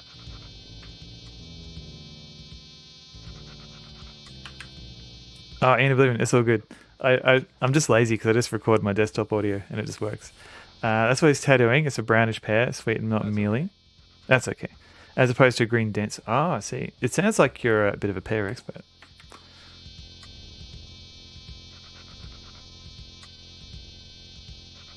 So, would you say Bosch pear is like your favorite type of pear, or just one of many pears that you enjoy?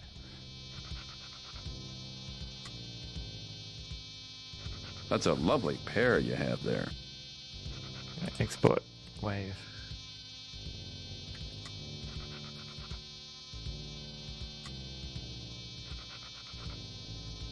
Wouldn't refuse a pair of pears.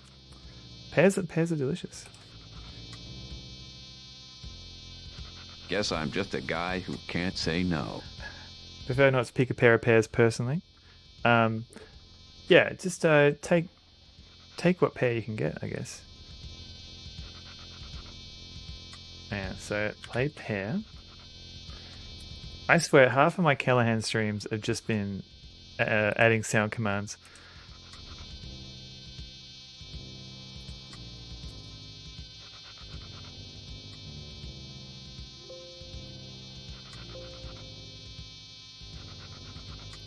Okay, pear. Where's my pear? Provide precaution when picking a personal pair of pears.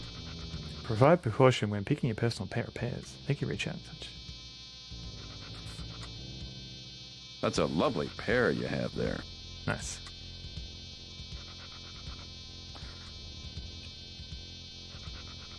Guess I'm just a guy who can't say no. Oh. That tattoo gun noise is horrible. What's that compliment? Did I see... Delivery of his lines is so good. I agree. Let's turn the sound down so we don't have to hear the meh. I'm getting wet just thinking about it. I'm getting wet just thinking about it. Don't know what you mean, Tongle. Rhinoplasty, hello. Haven't played this game since it came out. I have... Oh, man. Oh, yeah. Of this mighty erection. Rhinoplasty, welcome in. This game's actually really good. There's a lot of quotable stuff in this game, as demonstrated by everyone in chat. Talk about beans. Probably just procure produce from the appropriate purveyor. Thank you for the sound commands. Did I see a compliment somewhere? So look I'm around. getting wet just thinking about it. I know we read that one. Okay. Let's have a look at the compressor and the cord. Ooh, okay. A cord delivers power to the tattooing gun from the control box. Ralph, your dog. Okay, yeah. I've got to ignore all the Ralph stuff. All I remember about this game is the part with the chocolate, the space part, and the vampire part was hilarious. Then you remember the ending. Okay, so I haven't actually got to the ending yet. So I'm okay with like sort of backseat hinting, but please don't spoil the ending just yet. Let's praise Peter's perfect provision of produce. Not that I'm suggesting that you're going to spoil it, but just yeah. So is Ralph actually with you, or is it a bug? Shakara, I think it's a bug, because there's been a couple of references to stuff that's to do with the military base. So I don't know what I'm meant to do. Like, should I, do I need to restart from the government facility and try and reset the Ralph state? I don't know.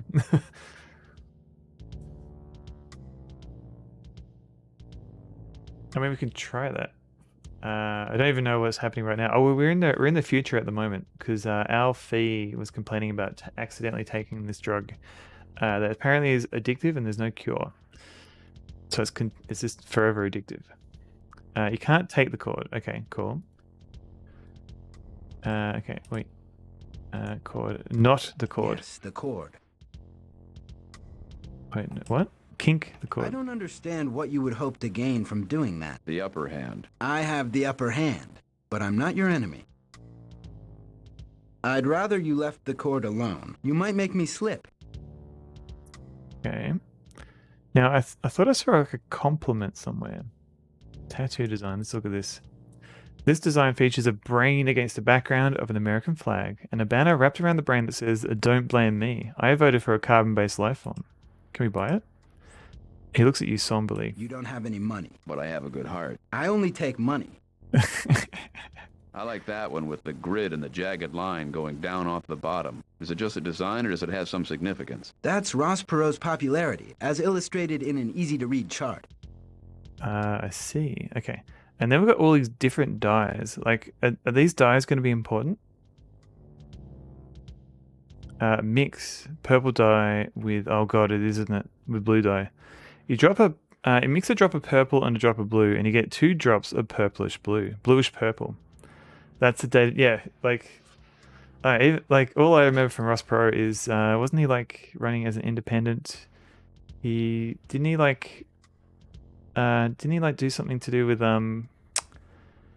car safety, maybe? And didn't he punch a hat, or was that just in The Simpsons? Do people in '98 remember Ross Perot? Maybe.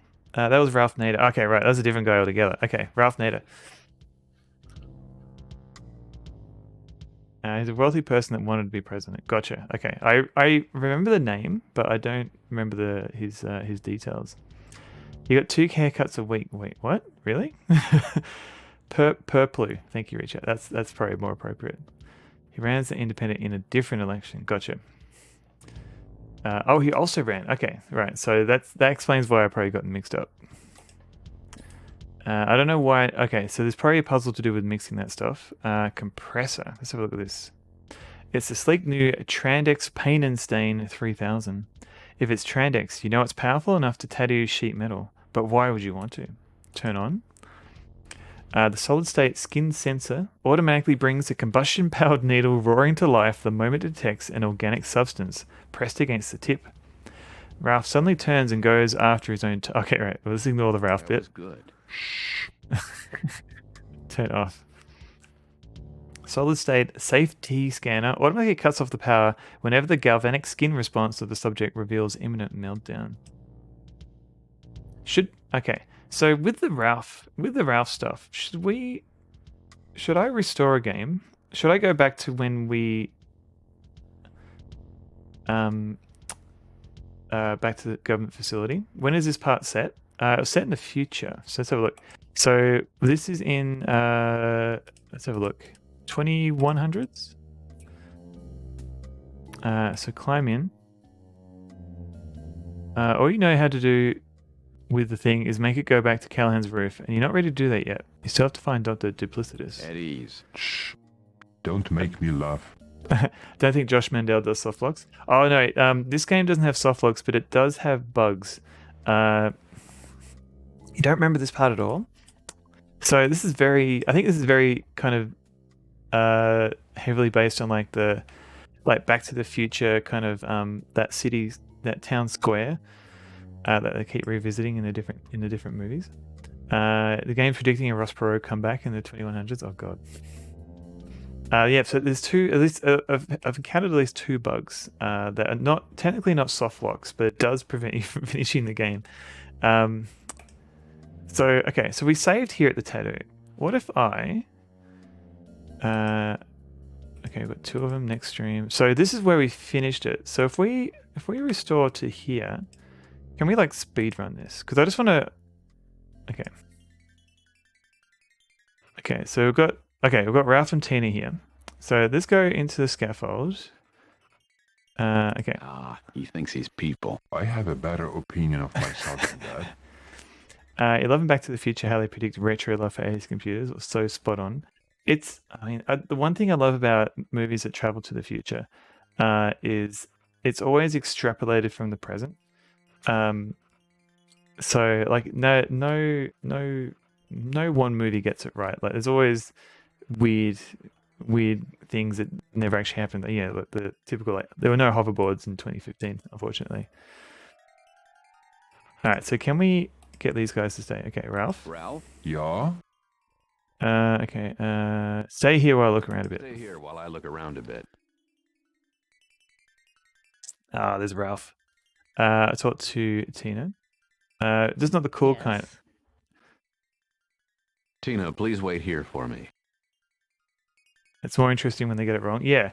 Yeah. I'm not saying they have to get it right. It's more like, yeah, it's interesting to see where people think the future is going to end up from certain points of the present.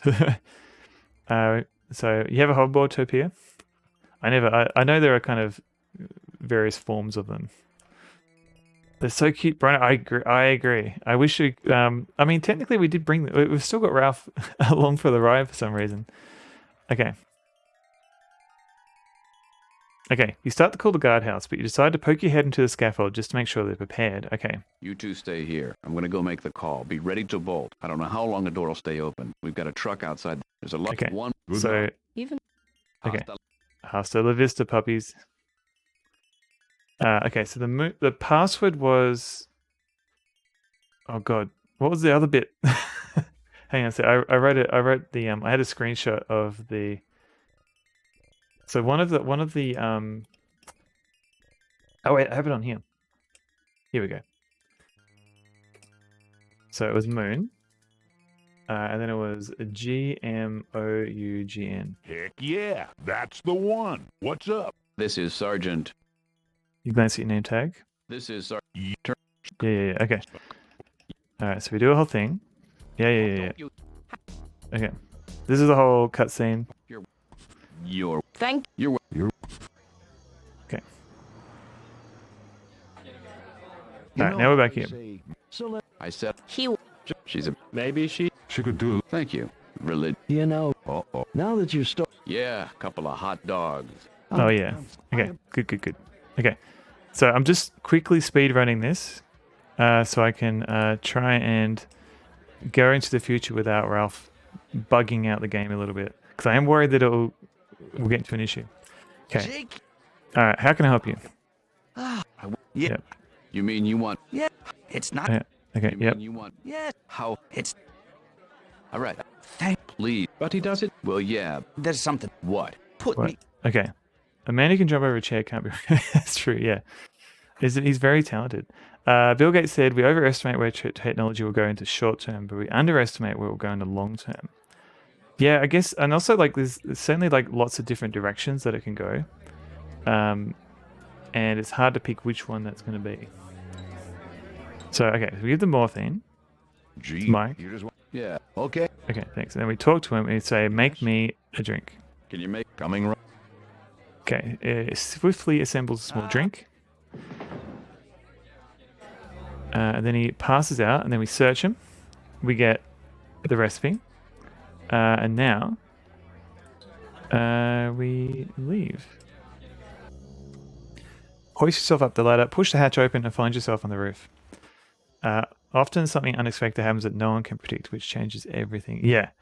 Like who would have thought like the like crypto coin and stuff would have been a thing. Like it just I mean I guess it's like a you could just say it's kind of like a because a lot of it was played for like a scam in a way. So I guess there's always going to be people trying to make a quick buck from technology. All right, so this is an alternative. The iPhone revolutionizing phones and internet. Yeah, especially even when the iPhone came out. I remember like not Bill Gates, the other guy, the other Microsoft guy, Steve Ballmer. No, yeah. I don't think he was very impressed by the iPhone. And then you had like BlackBerry going, "We've got everything. We've got all those features already." It's just Lingo Lord, yeah, hello. Yeah, he wasn't impressed. And then BlackBerry, they're like, all these features we've got on the BlackBerry. I don't know why everyone's excited about the iPhone. You were mining it when it's $200 a coin, and you stopped because I thought it was not going to go anywhere. Oh no, I've heard of people like getting, like if like mining it when it was really early on, and then losing the keys to their Bitcoin. So like they could have made some money from that early on as an investment, I guess. But yeah, like a lot of people lost that money. Okay, so we look at the recipe for Civic. Okay, then we get that number. Okay, turn on.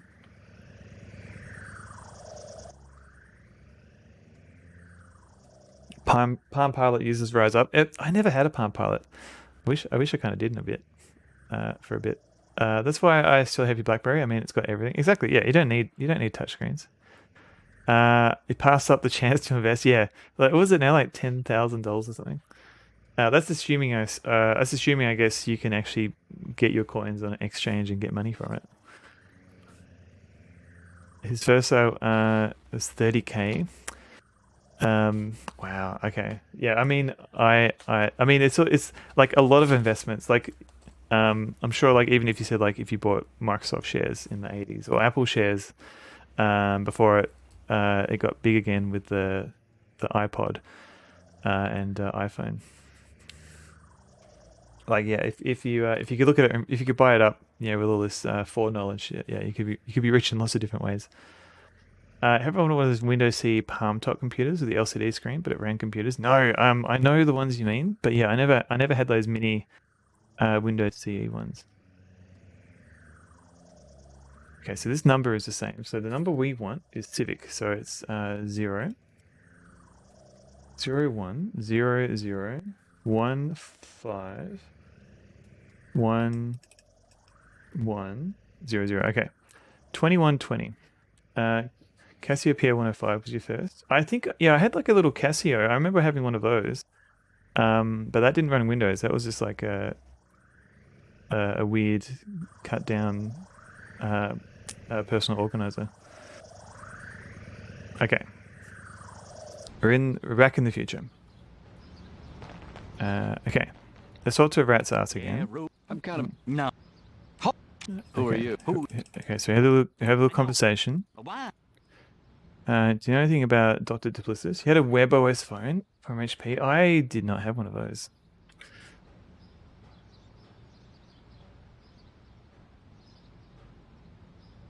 I know. Also, Nokia. Nokia had their operating system. What was it called? After the Nokia OS, they were trying to like rewrite their whole OS, and it I think they released like one phone with it, and then it got dropped. Mimo, yes, James Neko, that was it. Yeah, Symbian OS. Then Migo. No, it was after the Symbian stuff.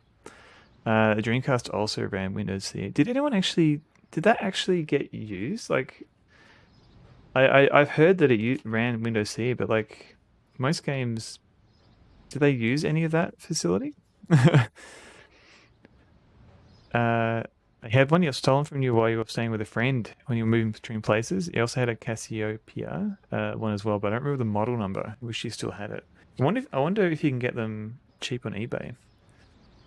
65,000 colors. I like the little charging dock that it has.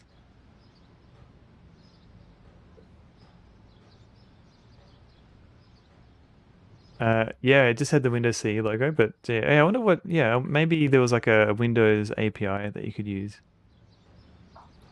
The former Microsoft exec, and they ran them into the ground. Yeah, they didn't they? Yeah, they dropped most of their operating systems, and then they used Microsoft's phone OS for some reason. Yeah, and no one really cared.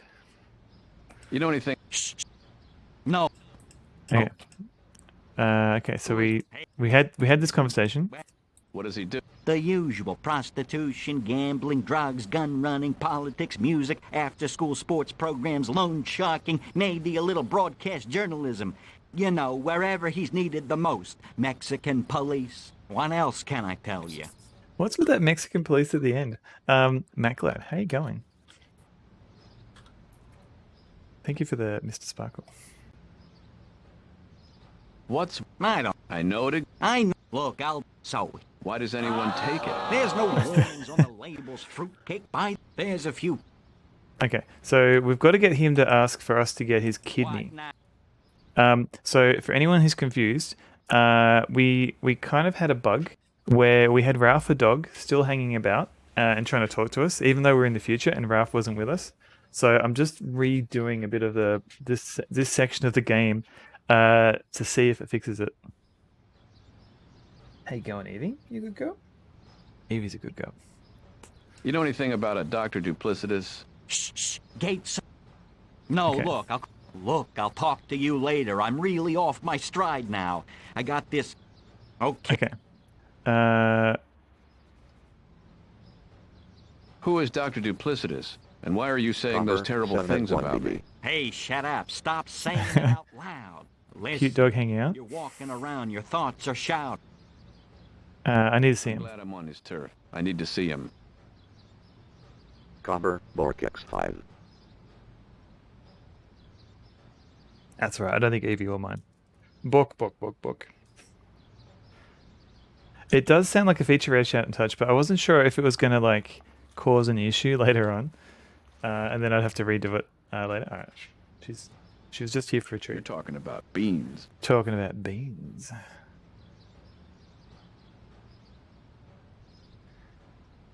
Right, sure. Then how do You're wasting my time. Well, okay. All right, so okay.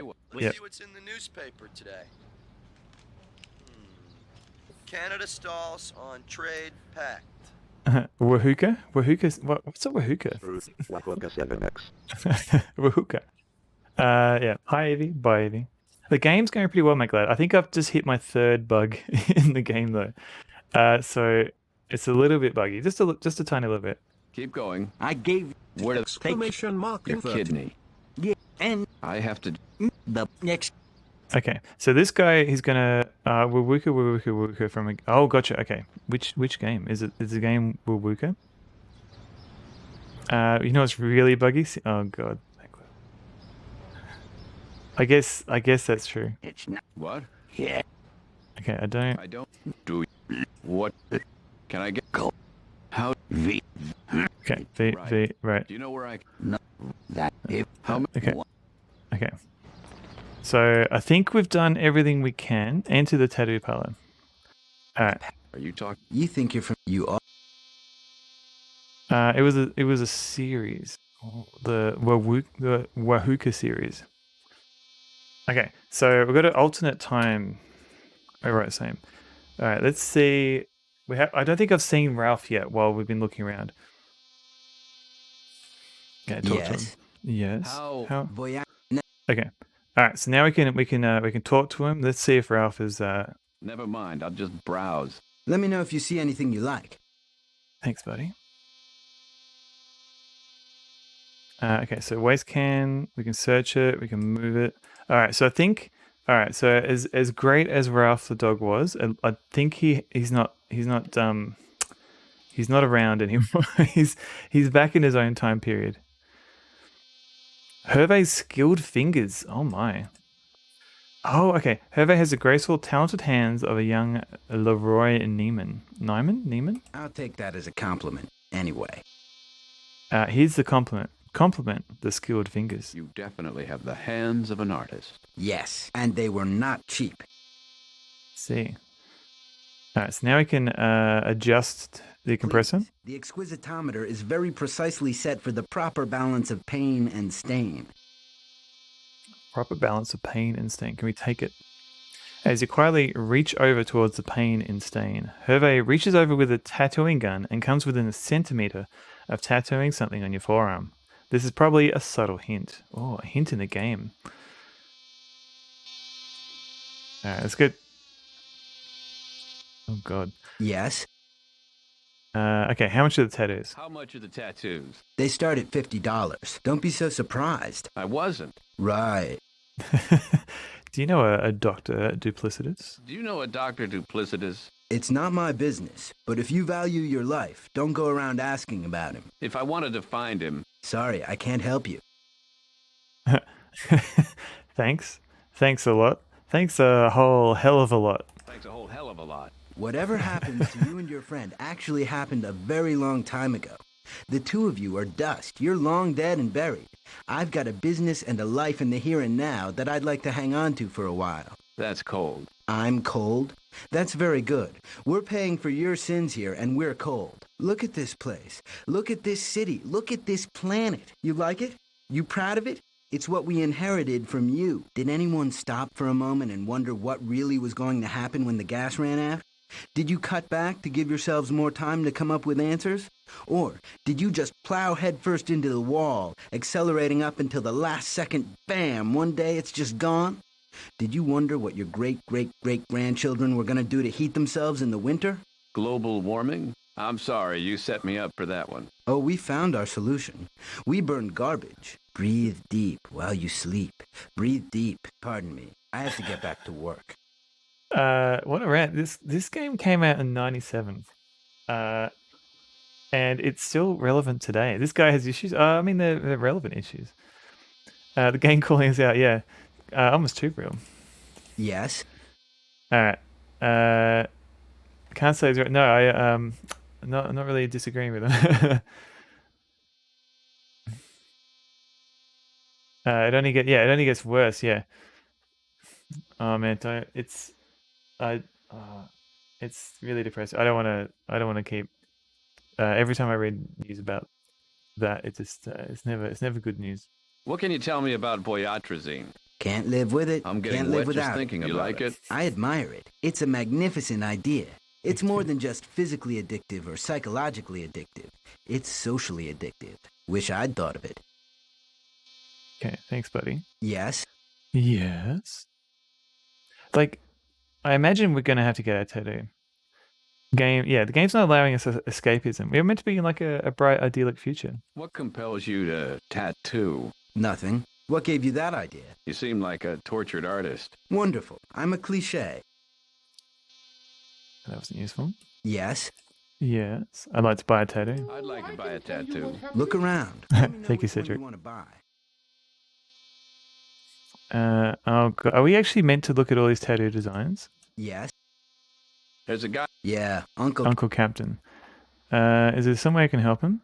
Why do you call him Uncle Captain? Why do you call him Uncle Captain? He once told me he used to be a captain, and he reminds me of an uncle of mine. I see. Okay. Can we get any more details about that guy? Yeah. What's he in the advanced stages of? Take V long enough, you start needing more and more. Soon, it doesn't matter how much you do, and that's the end. Uncle Captain's ready. And we can't help him. Is there some way I can help him? Hervé shakes his head. Nothing to be done. There's no way to get it out of your system? They've talked about coming up with one for years, but I don't think they have one yet. Okay, so my guess is maybe we're not actually going to find a cure for V. We're actually just going to use our time machine, which we have, and we're going to go back to when it was invented maybe and stop it from being invented. That's my guess, because they keep making a big deal about there not being any cure. All right, so let's look at these tattoo The designs. skull and crossbones is very nice, very traditional. Thank you. It's popular among the NTs. The who? The NTs. Neurotoxics. You know, the people with the blood with the toxic fumes. They go to a hospital for something routine. Next thing you know, half the staff is lying around unconscious. They think it has something to do with that new fat substitute that's made with formaldehyde and benzene. Do we need to like make ourselves look scary? He looks at you somberly. You don't have any money. But I have a good heart. I only take money. I only take money. I love that line. That's a real thing. Wait, having toxic blood that kills people? There are a lot of corporate logos here. I wouldn't think people would want these as tattoos. The corporations pay pretty well if they think you're good looking and the tattoo is big enough. A lot of women get a big Taco Bellissimo tattooed up their bodies. They get paid enough not to have to work all year, as long as they agree to run around during spring break with their tops off. And that's effective marketing? Hell no. It's just an excuse for the guys from Taco Bellissimo to go to spring break and hang out with a lot of very grateful topless women. You reckon that should be a command? Money? You don't have any money. But I have a good heart. I only take money. I only take money. Yeah, shocking, James Nico. Someone died of a heart attack and their blood turned to neurotoxin in the emergency room. That's terrifying. Did that actually harm people that were trying to help him from the heart attack? It's a beautiful dog. Oh my. Alright, let's go record the money. Alright, let's have a look. Alright. Music, annoying buzzing noise. People passed out, really? That's intense. Save to Audacity? No. So many weird things are real here in the future. Yeah. This game is predicting a lot. Alright, let's go buy something. You don't have any money. But I have a good heart. I only take money. Okay, so should I just have the I only take money bit? I only take money.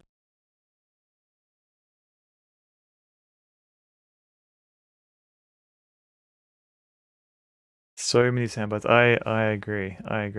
Okay. Export as wave.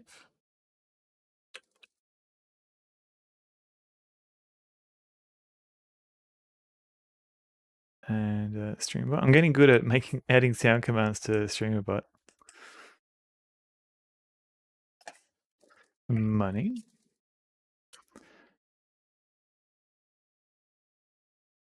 And we want money.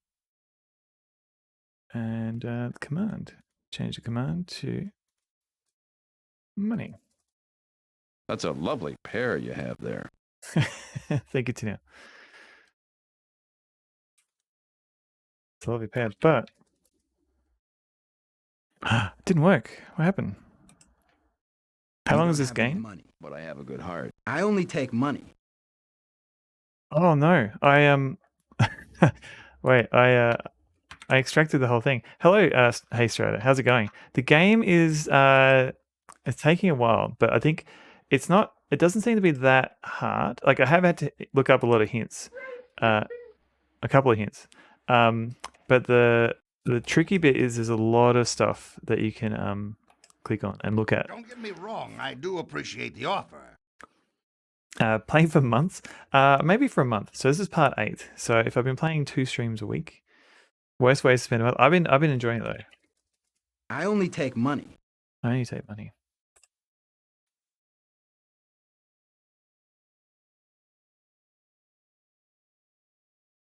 You're exaggerating. I mean, maybe not multiple months, just the 1 month. Okay, I think that's it. But it's a good game. I think more people should play this one. The problem is it didn't get marketed very well, and it kind of usually the meatiest part. and it kind of like disappeared off everybody's radar, unfortunately. Okay, so I'm guessing we maybe need to get this tattoo, and we have to get it in a particular color. So we're gonna have to like just thinking about it. What? What? So we'll figure out what to do there. Oh. Oh, wow. Cursed. All right. The awning. An awning, the fringe of which identifies this place as the Tattootoria, hangs over the entrance of the parlor and makes the place look slightly more respectable. Oh yeah, and like, so the way this game was released, like they accidentally released like a beta release of it. So like it had to immediately release a patch, because all the CDs were pressed with like an early version of it, and I think that shows like because even with the patch which I have installed, there's a few bugs that I've already encountered here and there, and they're game breaking bugs. But it's usually you can tell when it happens. So don't be afraid to check out this game. All right, that metal garage door is adorned with a painting of that all too familiar camel, Joe Tattoo. I've never heard of this guy. He's covered with tattoos and he's saying, "Kids, you should only get a tattoo if you want to say to the world, I'm grown up and I can make my own choices." So the 3 bugs I've found is Joe Camel joke. Who is Joe Camel? I thought it sounds like more like a Camel cigarettes thing. So what happened? There was one where if you're wearing wax lips and you give it to somebody, a particular person, they'll take it off you, but then you can't wear the wax lips again. And you need that for a puzzle. There was another one where you can open a control panel for a device. And then when you leave a room and come back, you can't open it again. And then there's a bug where Ralph the dog, he will continue to follow you around, even though you've already left him at the bar. And he follows you around and keeps saying things. So it was very distracting because we're in the future. So yeah, other than those bugs, it's been pretty good. They eventually made it illegal to have cartoon mascots and cigarettes. I mean, that's probably for the best. I mean, I think like New Zealand is actually making cigarettes illegal for anybody, anyone who was born now. So anyone who's born now, they like it's only people who are of age now that can buy cigarettes.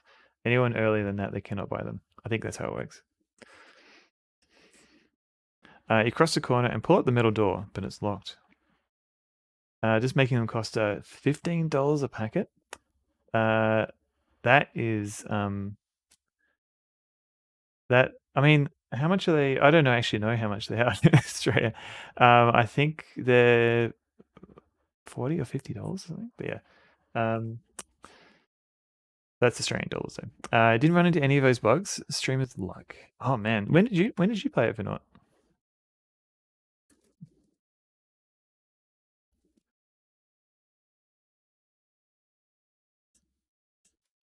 Or did you do or do you not stream it? Or you just played it? Hang on. Are you the one with the streamer's luck, or am I the one with the streamer's luck? Life Genesis, hello. I'm doing well. How are you going? Welcome in. We're playing Callahan's Crosstime Saloon. Let me put the sound back on because we were in the tattoo parlor before and we had like a busy. Okay, right. I was like, wow, they're not streams. I didn't know this. Oh well, you gotta shout out anyway.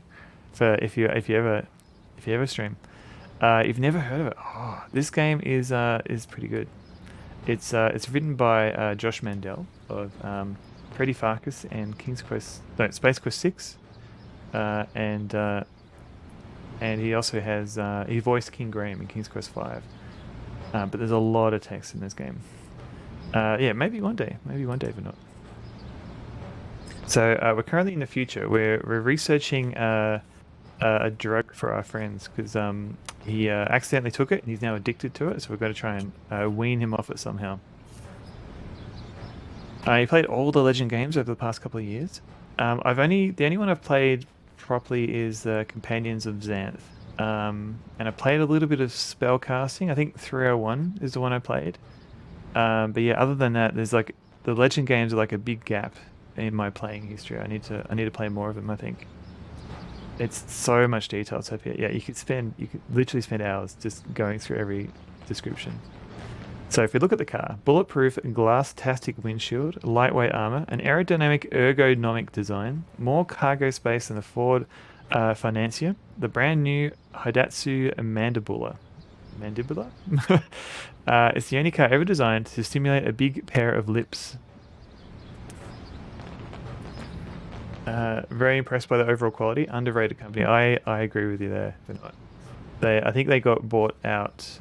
Legend. They got bought by Take-Two, I think. Lovely pair you have there.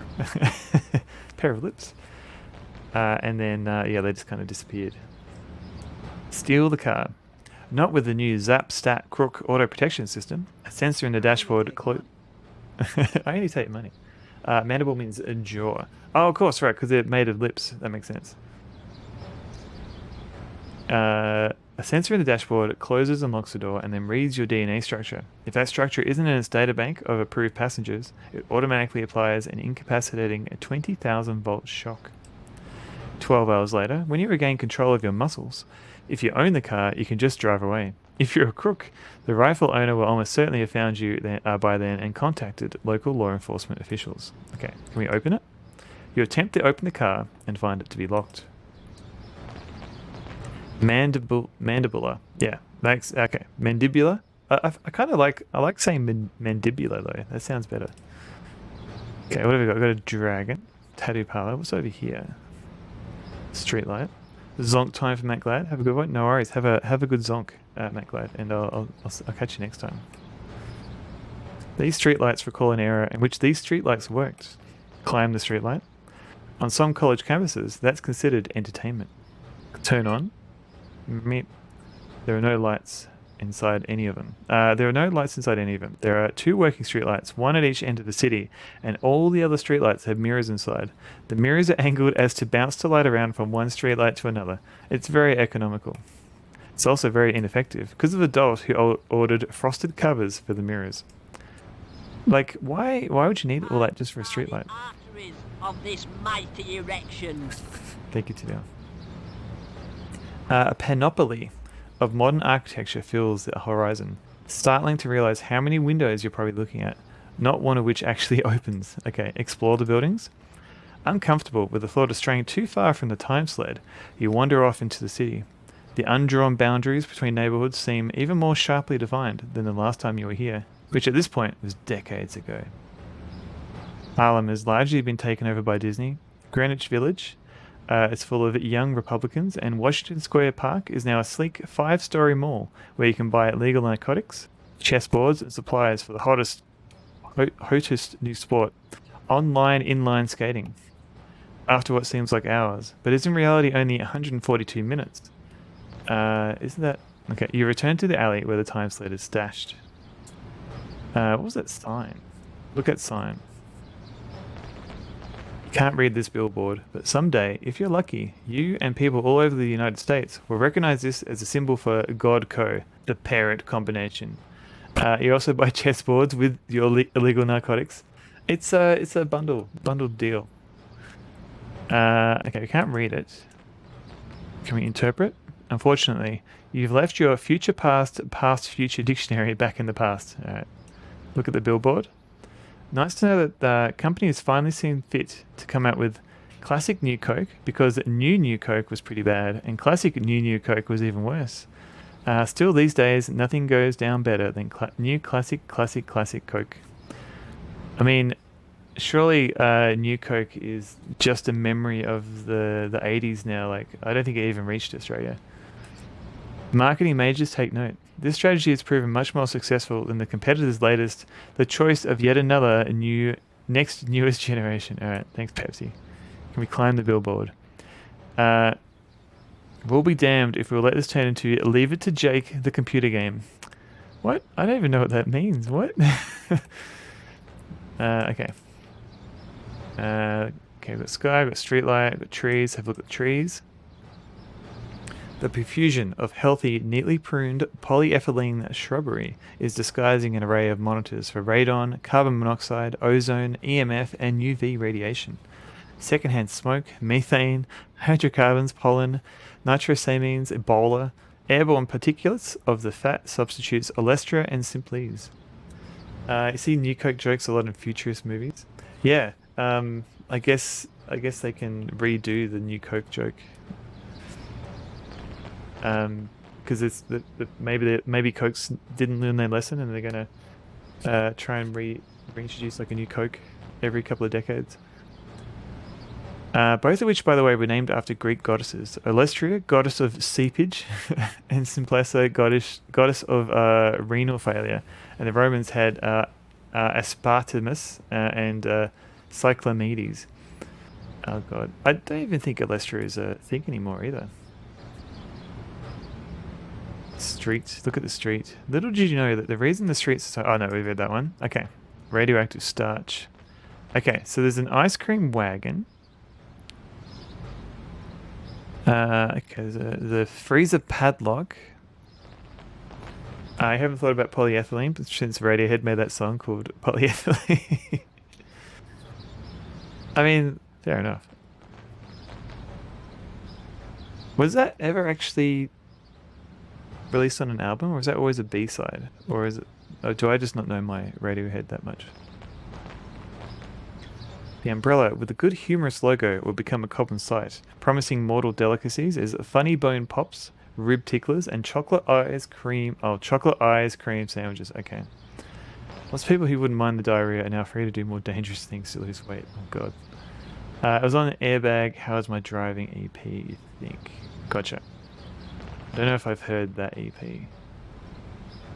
So I remember there was a guy who did like piano covers of Radiohead songs, and I think he did one of Polyethylene. Is it Christopher something? I forgot his name. Can we take the umbrella? It's not simply decorative, it serves a purpose. The ice cream itself contains light reactive chemicals that keep the vanilla from looking a nice off-white color. Instead of its natural dark brown, the chocolate is really just a vanilla without a light reactive chemicals. Wait, is this going to be relevant? The ice cream also contains sentient byproducts, chopped up National Geographics, and a commonly added ingredient, actually composed of thousands of other ingredients, which is variously identified on some labels as thickeners, gums, or micro-emulsified semi-liquid garbage. Marketed parasite eggs to lose weight with instructions for infecting and curing yourself to lose... Holy crap, that is probably not a good idea. It came with a number. You could call it a complaint about driving. Really? That is hilarious. I think there was like an interview with like Tom York, and I think they were asking like what his next album was going to be called, next Radiohead album. And I think it was like, World's Best Driving Songs Volume 2. I don't know if that's related. I just thought it was funny. People would forget the cure and get really sick. I remember there was somebody who deliberately infected themselves with parasites. So they were like walking around in sewage in another country. They were trying to infect themselves with some sort of parasite because it helped them with their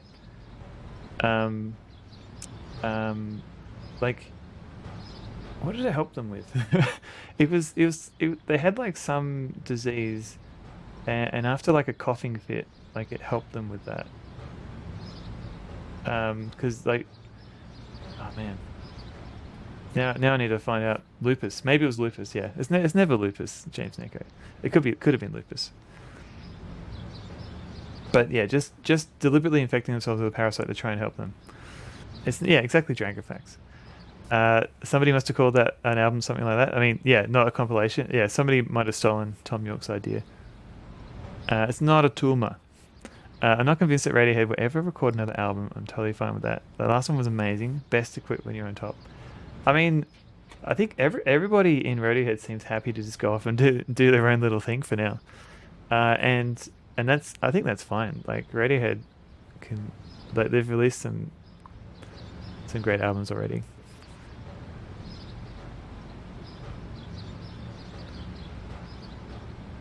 With the current shortage of landfill space, this puree is routinely added to any product, food or otherwise, that can possibly support it. That way, more of the ever-increasing waste biomass can be kept in digestive circulation and out of the landfills.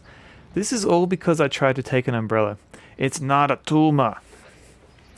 We'll have engineered parasites to do all kinds of things as people get used to living in the future. Like one of the COVID vaccines is actually an engineered virus.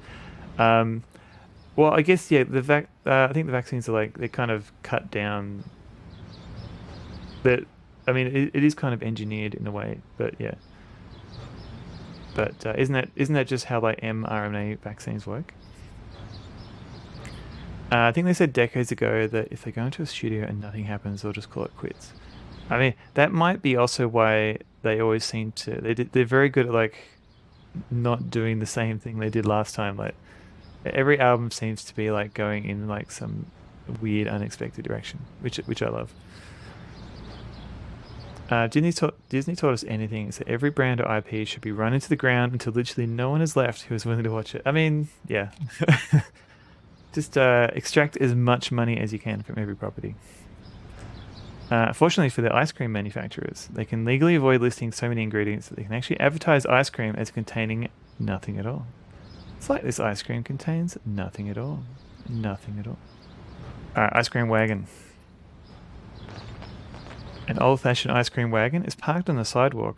Just thinking of a nice cold multi-pop, a tooth-numbing chocolate igloo bar, or a headache-inducing bludgesicle fills your mind with images of somebody else's happier childhood. Stupid, sexy ice cream. It's like Tic Tacs. Do I have them? We do have Tic Tacs. Do you mean me personally, or do you mean Australians? Australia has Tic Tacs.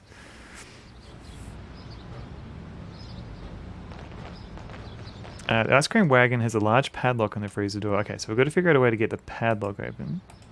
You don't have a suitable key. The lid has been padlocked to keep away thieves, varmints, and iterant time-traveling folk singers. That's us.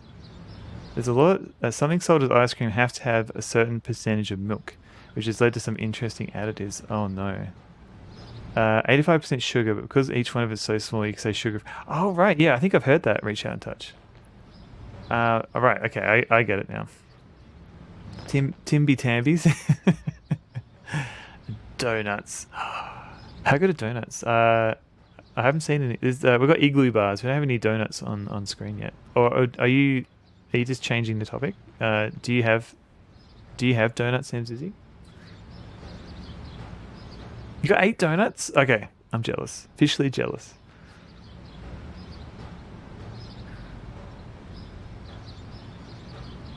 Hot jam donuts? Oh man.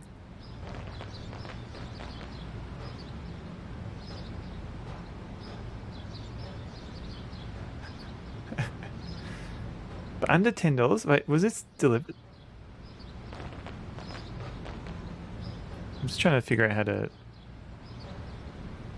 Is this going to work?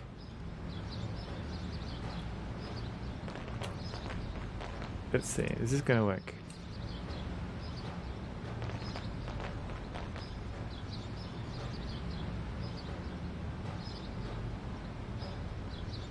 Save image as... I was in downloads, hang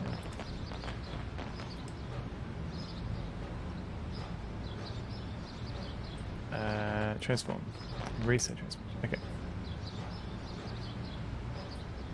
Delicious.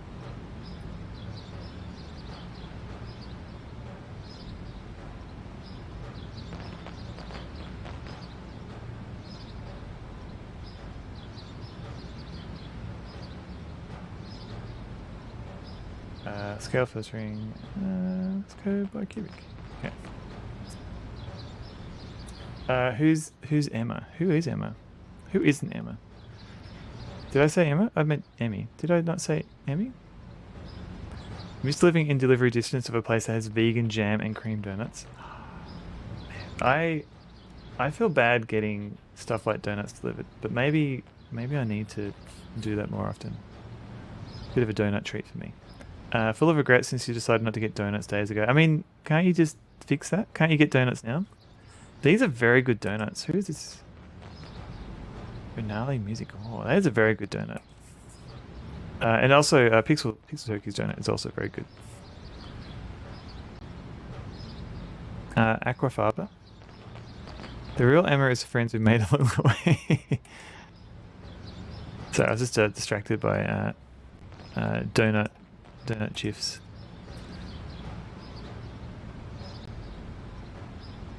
Okay, so we can't get... We need to find something with a padlock. Can we pick it with any of this stuff? What if we blow the whistle? Apparently it's not quite powerful enough to transcend time. Okay. Krispy Kreme with a little butter smeared on top and nuked it in the mic for about 10 seconds. Does the butter help? Can we open... Okay, don't leave it anywhere. Can we pick it with a pencil? Wolf Rock, hello. I'm doing pretty well.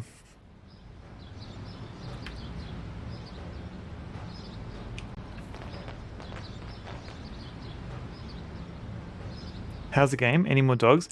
There was a bug, Emmy, where one of the dogs was continuously like chipping in every couple of moves, just with like a random action.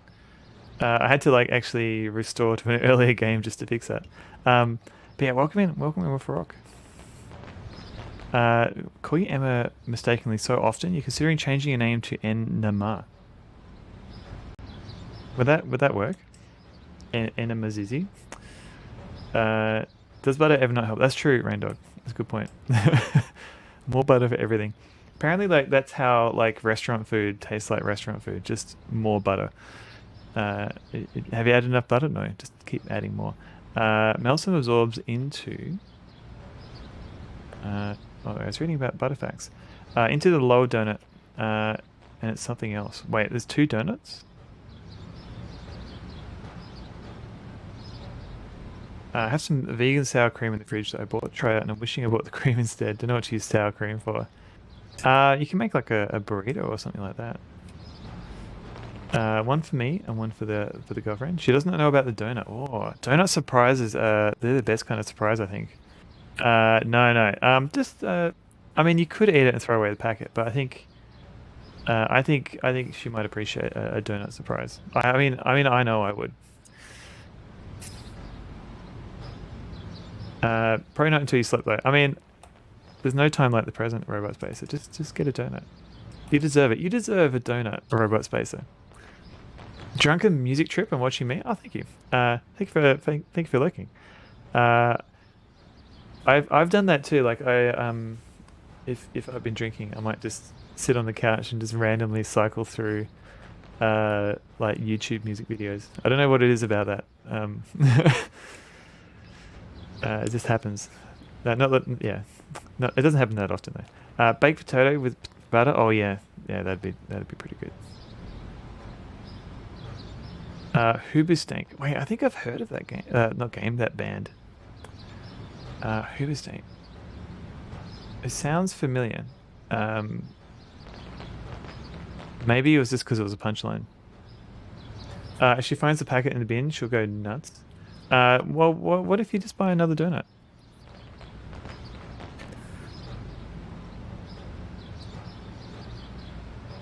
Hoobastank. So nostalgic. I've never... I mean, I've heard the name, but I don't recall any music by them.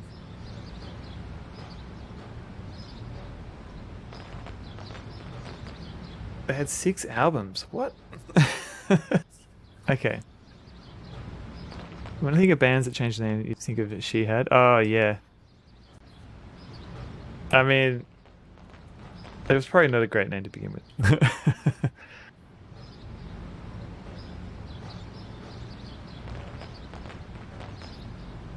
Wait, did they change their name back? Because it says, they changed their name to Pacifier, but it looks like they changed it back after 2004. Or maybe they just broke up. The reason is you. Did they? I do not remember that. Bloody Cactus, hello. If a punchline doesn't feel like a punch, is it really a punchline? Do you have to double over it for it to be a valid punchline? I mean, I think it helps. Like, anytime someone makes a funny joke, I always go, oh, so funny. I don't do that. Also, welcome in, Bloody Cactus. First world problem. More donuts for everybody. I haven't listened to any music in about 20 years, so that's what music is to me. Right, I assume you mean any new music. 9/11 wore off. Yeah, everyone forgot about 9/11. Yeah, remember that crazy time? Yeah.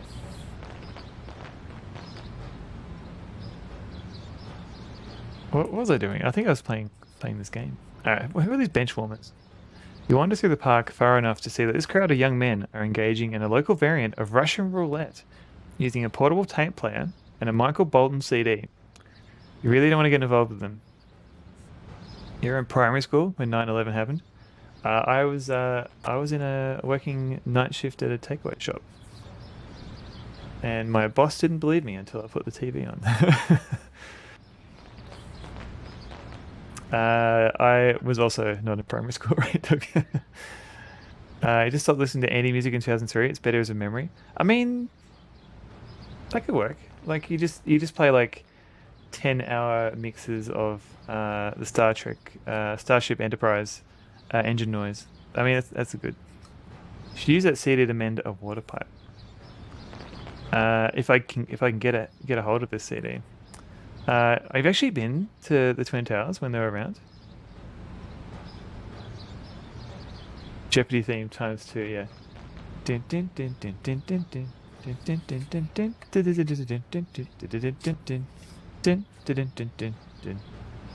nauseum.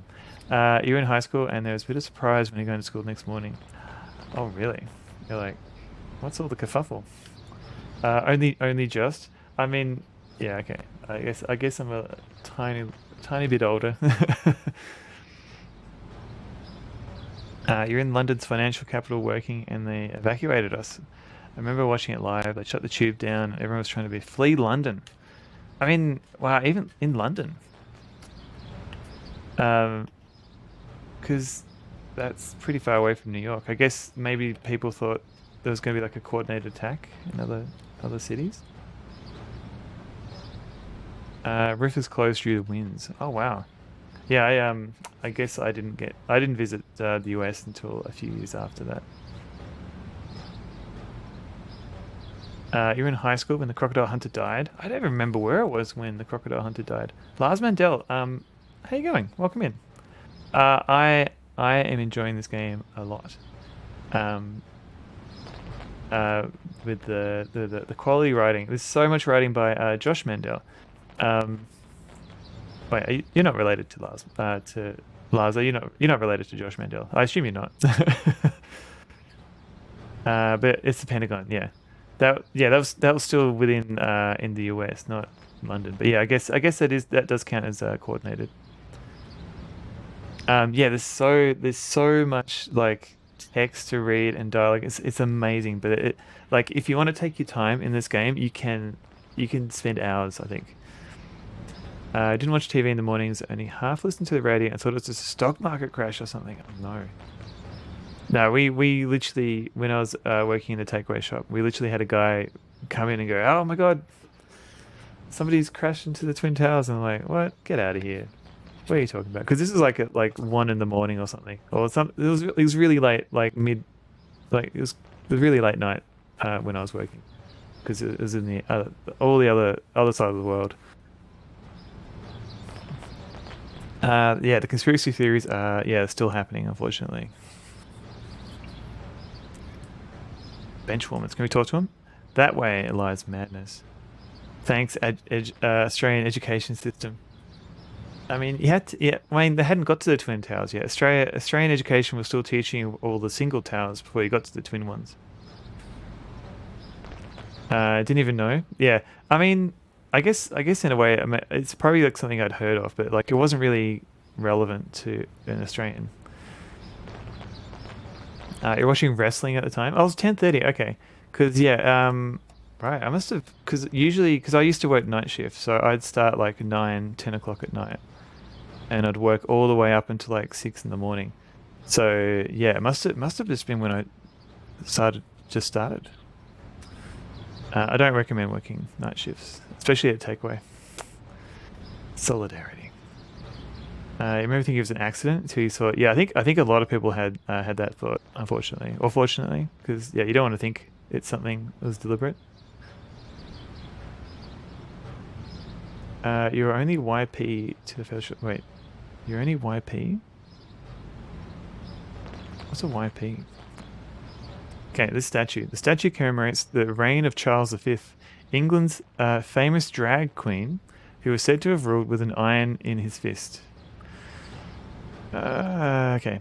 Using footholds in the statue, conveniently created by the presence of meticulously carved static cling, you manage to make it to the top of the statue without injury. You look around for a while, notice nothing especially compelling from this vantage point, and slide back down to the ground. Oh, you're only up to the Fellowship of the Ring. Okay. Alright, cool. I thought it was like a fancy internet slang. I didn't know. Is it anyone's birthday this month? Oh, is it? Yeah, whose birthday is it? You don't have to dox yourself if you don't want to. But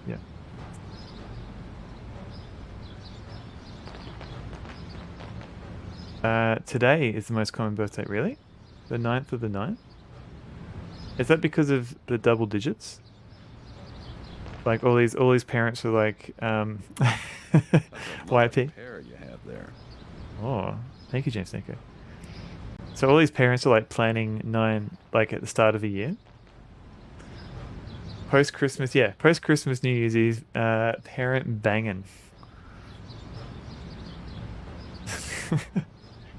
Just imagine your parents conceiving you with like those you're like welcome into the the 1990s, like some fancy glasses that they can barely set. Son of a no. Okay, yeah, don't think about it. Can we talk to this big man? Roman Emperor Aurelian was born on this day. Really? I didn't get to meet that guy. Okay. You're conceiving Christmas. Just there was context. I'm glad there's no ad quote in my for my bot. You're conceiving Christmas. I'm sorry, Queen. I mean, that's a good way of not accidentally having your birthday on Christmas, coinciding with Christmas, though. So you've got that working for you. Little sparkly novelty top hat. Bits of streamers stuck in their hair. I don't know anyone with a September birthday. Apparently it's the most common birthday in the world. So I guess you don't know many common people. I think Aurelian, who's who Emmy was thinking of. Oh right, it's their birthday. We are all Aurelian. Can we talk to this big man? The muscular-looking man is simply relaxing and enjoying Mother Nature, or rather meticulously reconstructed Stepford wife clone of Mother Nature. Rain Dog, no. Oh no, okay. Don't come over here thinking I'm just gonna give you information about where you are or what you're supposed to be doing. He's not my friend, and I don't give a tesh whether you find a way to save him or not. Now beat it, I'm working. Yeah, but I just wanted to ask you. I know what you wanted to ask me, and I'm telling you, I don't know nothing about no doctor and nothing about V. So, you know Dr. Duplicitus? No, hell no, and absolutely not. No, get away from me. You know, I'm not even on Voyatrazine, and I can tell you're lying. Oh, can you? You can, huh? Well, then get away from me. Get away from me. I'm working here. What do you want? So, you know Dr. Duplicitus? No, hell no, and absolutely not. No, get away from me. You know, I'm not even on Oh, can you? You can, huh? Well, then get away from me. Played convention. Alright, here's this guy. Punk. Look at the punk. This young hoodlum is setting off small explosive devices. Plaid? Alright, fine. Plaid. I just played myself. Plaid. Look, I don't say words that often. Until I started streaming, I was just a mute, and then I had to learn all these words from scratch. Larger than firecrackers, but smaller than concussion grenades. Played. You're judging? I just played that played game. Yeah, I'm sure there are people that pronounce it played. There's at least one of us. Played, not plaid. Oh no! Oh, there's been some contention. Publicly shaming me. Thank you. I mean, at least no one's team played. All right, there you go. At least no one's picking up on me pronouncing it as GIF this stream. Most people are injured to this.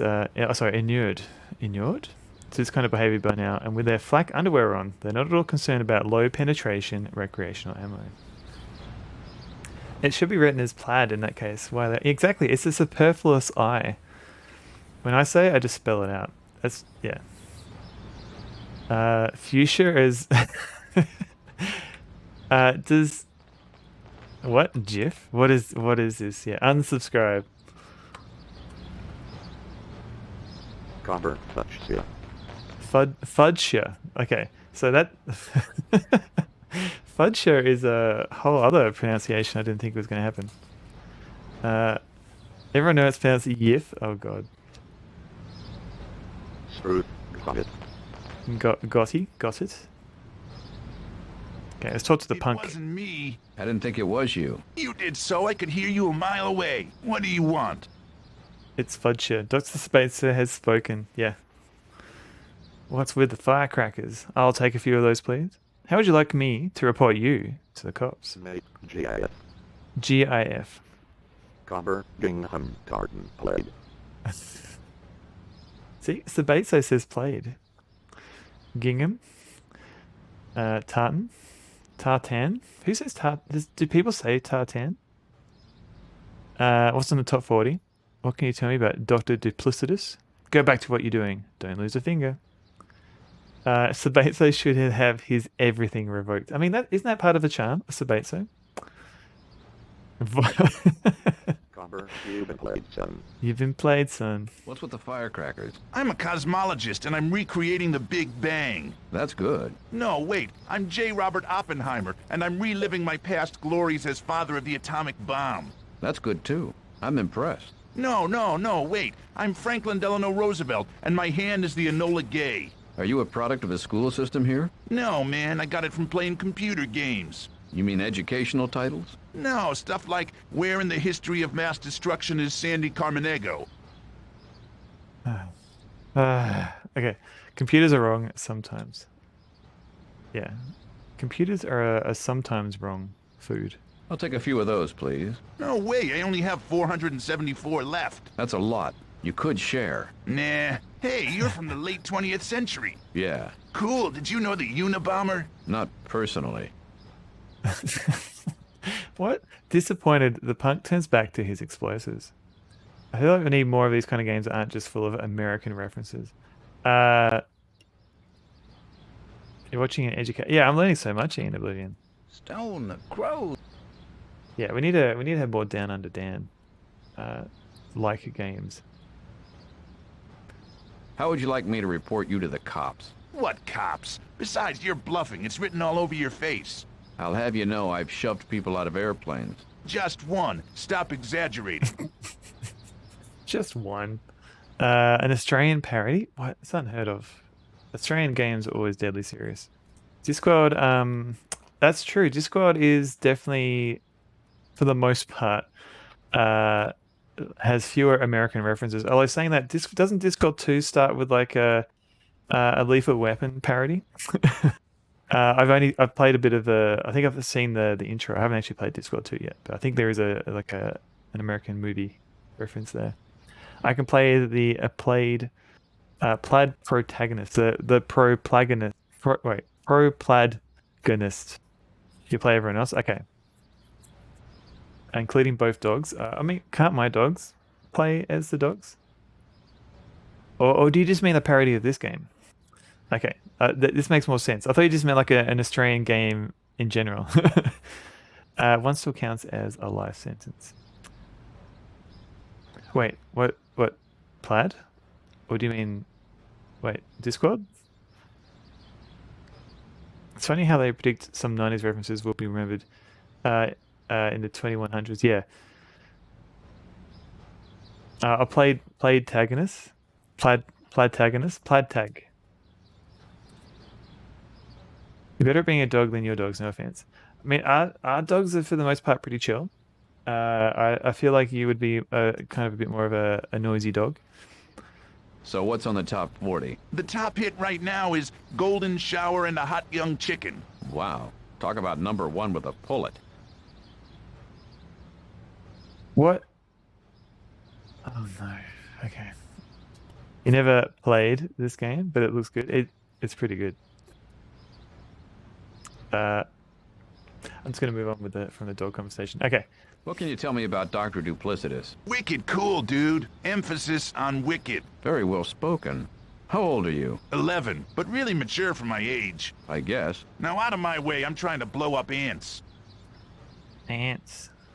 Go back to what you were doing. Don't lose a finger. Alright. Can we interact with the explosion at all? No. Okay. These lewd cosplay streams getting out of hand. Yeah. Also, hello, Potato Vitamin. Yeah, out of control. Oh, this is the guy, Rat's House. This is his car. And his windshield is effed. You can tell by the impact pattern of the bullet holes that whoever fired the gun wasn't giving any thought to creating a nice symmetrical impact pattern. Rat's ass. The windshield is still attached to the car. Fortunately, you can't run nearly fast enough to need your own windshield. If everyone in chat was what sort of dog would you be? What sort of dog would you be if you were a dog? This is a good question for everybody. If you've ever thought of this question and you have an answer, the time is now to speak your mind. A quaint runabout, looking as if it just pulled out of the parking lot of Spacely Sprockets, is parked on the street. All right, so we've got a Jetsons reference now. The brass knuckle. You walk over and peek in the window of the a beautiful dog. Reach out and touch, and bloody cactus would be a lazy one. I guess we've got hot dogs too. Who would be the hot dog? Yeah, a couple of hot dogs. Ideally, not one that fits in a handbag of a crazy person. Yeah, so maybe not a hot dog then. You walk over and peek in the window of the brass knuckle. It turns out to be a supply store for body replacement parts. Can we enter it? They're bins of hip replacements, open stock knee joints, a line of fine cheekbones, extra fine available for an extra price, skull plates designed with your mind in mind, and a selection of mid-price shoulders and wrists for those with an eye for arms. Oh my god. They've also got a little section of eyes only brand spy and novelty eyes, available in infrared, night vision, minicam, and naturally they also stock brass knuckles, brass bras, and brass cojones. That doesn't work. It doesn't work. Ideally, wait, oh no, I read that bloody cactus. You walk around and browse the prosthetics until the eeriness gets to you, prompting you to leave. Alright, so there's nothing to do in the brass knuckle. Oh yeah, no, I added it recently. And I haven't added dragon gun yet, but I'll get there.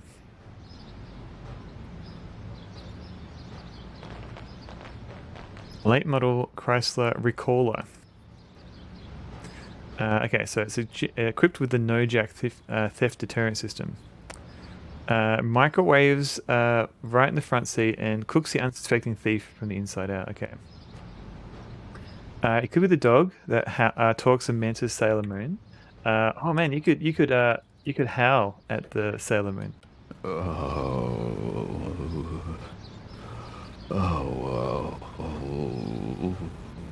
Quake in fear, mortal. Thank you, Murray. We've got the Underworld Center. A large building shaped like a dead armadillo has been constructed at the other end of the block.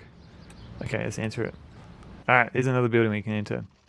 When you walk the stunningly ostentatious Underworld Center, frigid air-conditioned wind blasts you in the face. Bloody cactus. Thank you for the bounder. Causing all your big facial pores to slam shut with an audible clank. May I help you? Just looking around for the moment. Well, okay, then I won't disturb you. Is it cat? I mean, that's just the minor quibbling difference. Maybe it's a cat dog. Oh man, okay, so we've got a whole... Ooh, who's this guy? Thug. So how do I? So I haven't finished exploring outside yet. How do I leave? Classrooms, training rooms, offices, and supply rooms. You wander down the hallway and into the room. A prisoner from one of the local white-collar jails is trying to do a sort of scared straight routine, but the thugs are proving to be a very rude audience and making fun of his lobster bib, his golf knickers, and his caddy. Okay. How do I get out of here? Oh, right, lobby door. You try to open the revolving door and end up with an ugly bruise on your patella. Glad Josie wasn't around to see that. I just know she'd give me a hard time about it. Push. You go around in the revolving door a few times and end up outside. Alright, cool. Alright, because I wanted to look, I wanted to kind of talk to these people and then we'll go in there. In this universe, there's a dog named Lufa. Oh, we're talking about multi-universe Sailor Moon now. So when you finish a section, they get added to the bar. Yeah, to be a kind of... so some people that we help are already at the bar. And then we help them out. Some people we've rescued. So, so the dogs, for example, we rescued them from a kidnapping. So they appear later. Alfie, the guy we're helping at the moment, I think he just pops in only after we've solved a few missions already.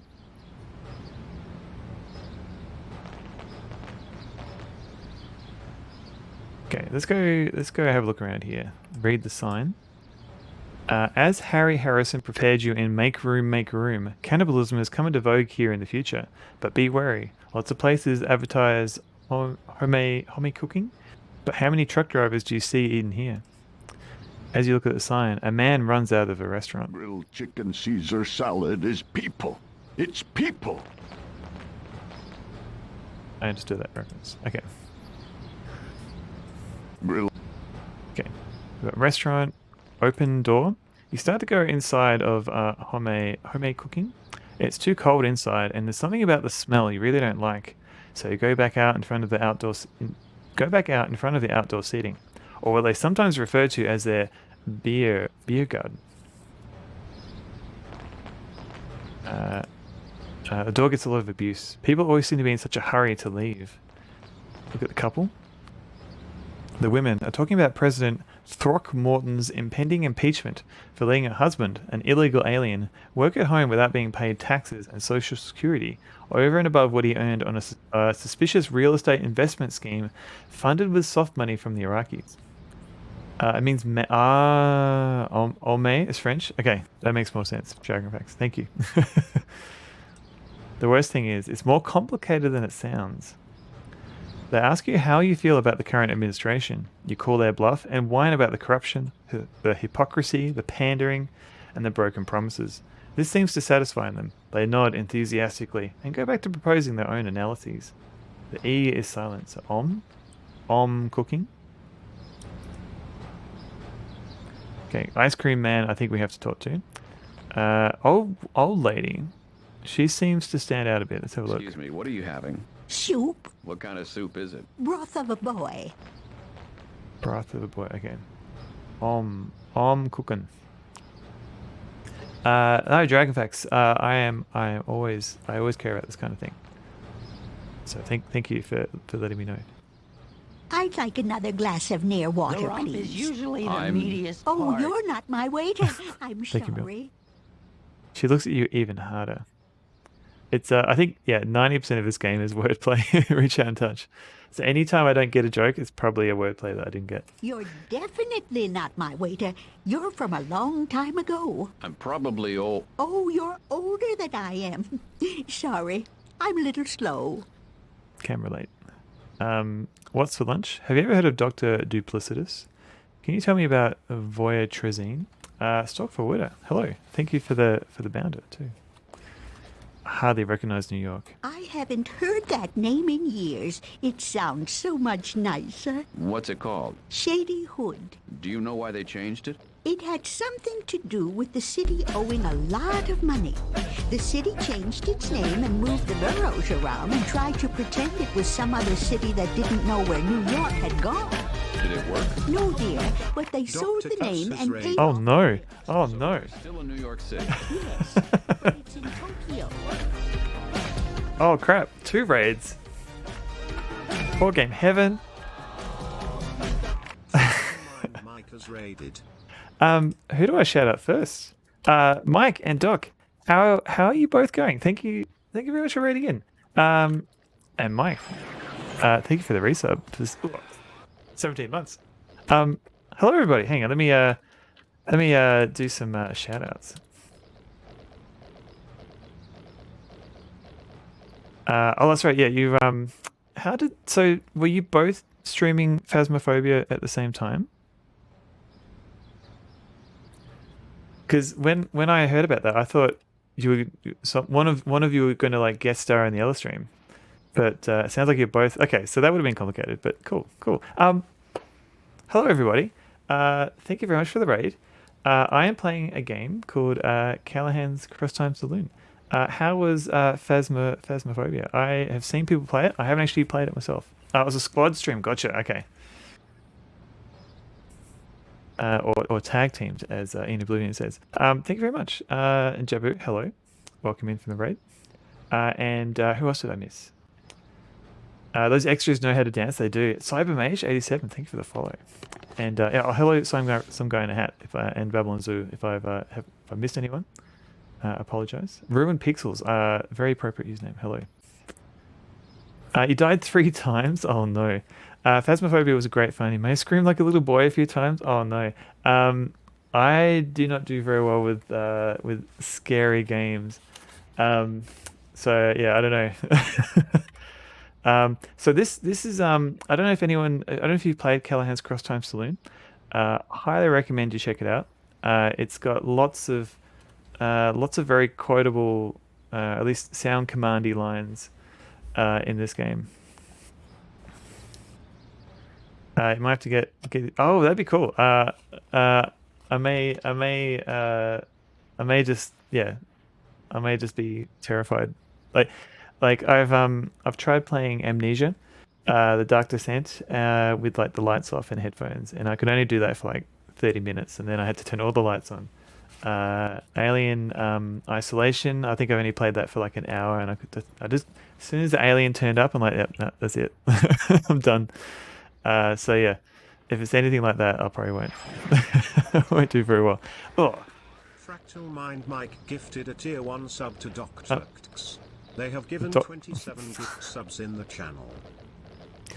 Mike, thank you for the gift sub to Doc. Doc, enjoy those emotes. There's a new Amnesia game. Yeah, I forget the name. I'm just thinking about it. Thank you, Rain Dog. Launched a little while back. There was Machine for Pigs, and I think there's a new one after that, which I think is more story based. I'm not sure. I haven't played that one yet. Even just the first one, Dark Descent, that was enough. That was enough for me. I could, yeah, like I say, I'm not great with horror stuff. So okay, I just wanted to say hello. Hello. Bye. You leave the old lady to her meal. It's pretty bad, you heard? Okay, so I'm not missing much. Doesn't Alien Isolation listen on your mic like a cheater? Why not? 236689. You could be right, Bloody Cactus. I'm not sure, because I know it does some things like if you're hiding in a locker, it'll pretend that it doesn't know you're in a locker, and then it actually come back once you leave the locker. Phasmophobia does. Oh god.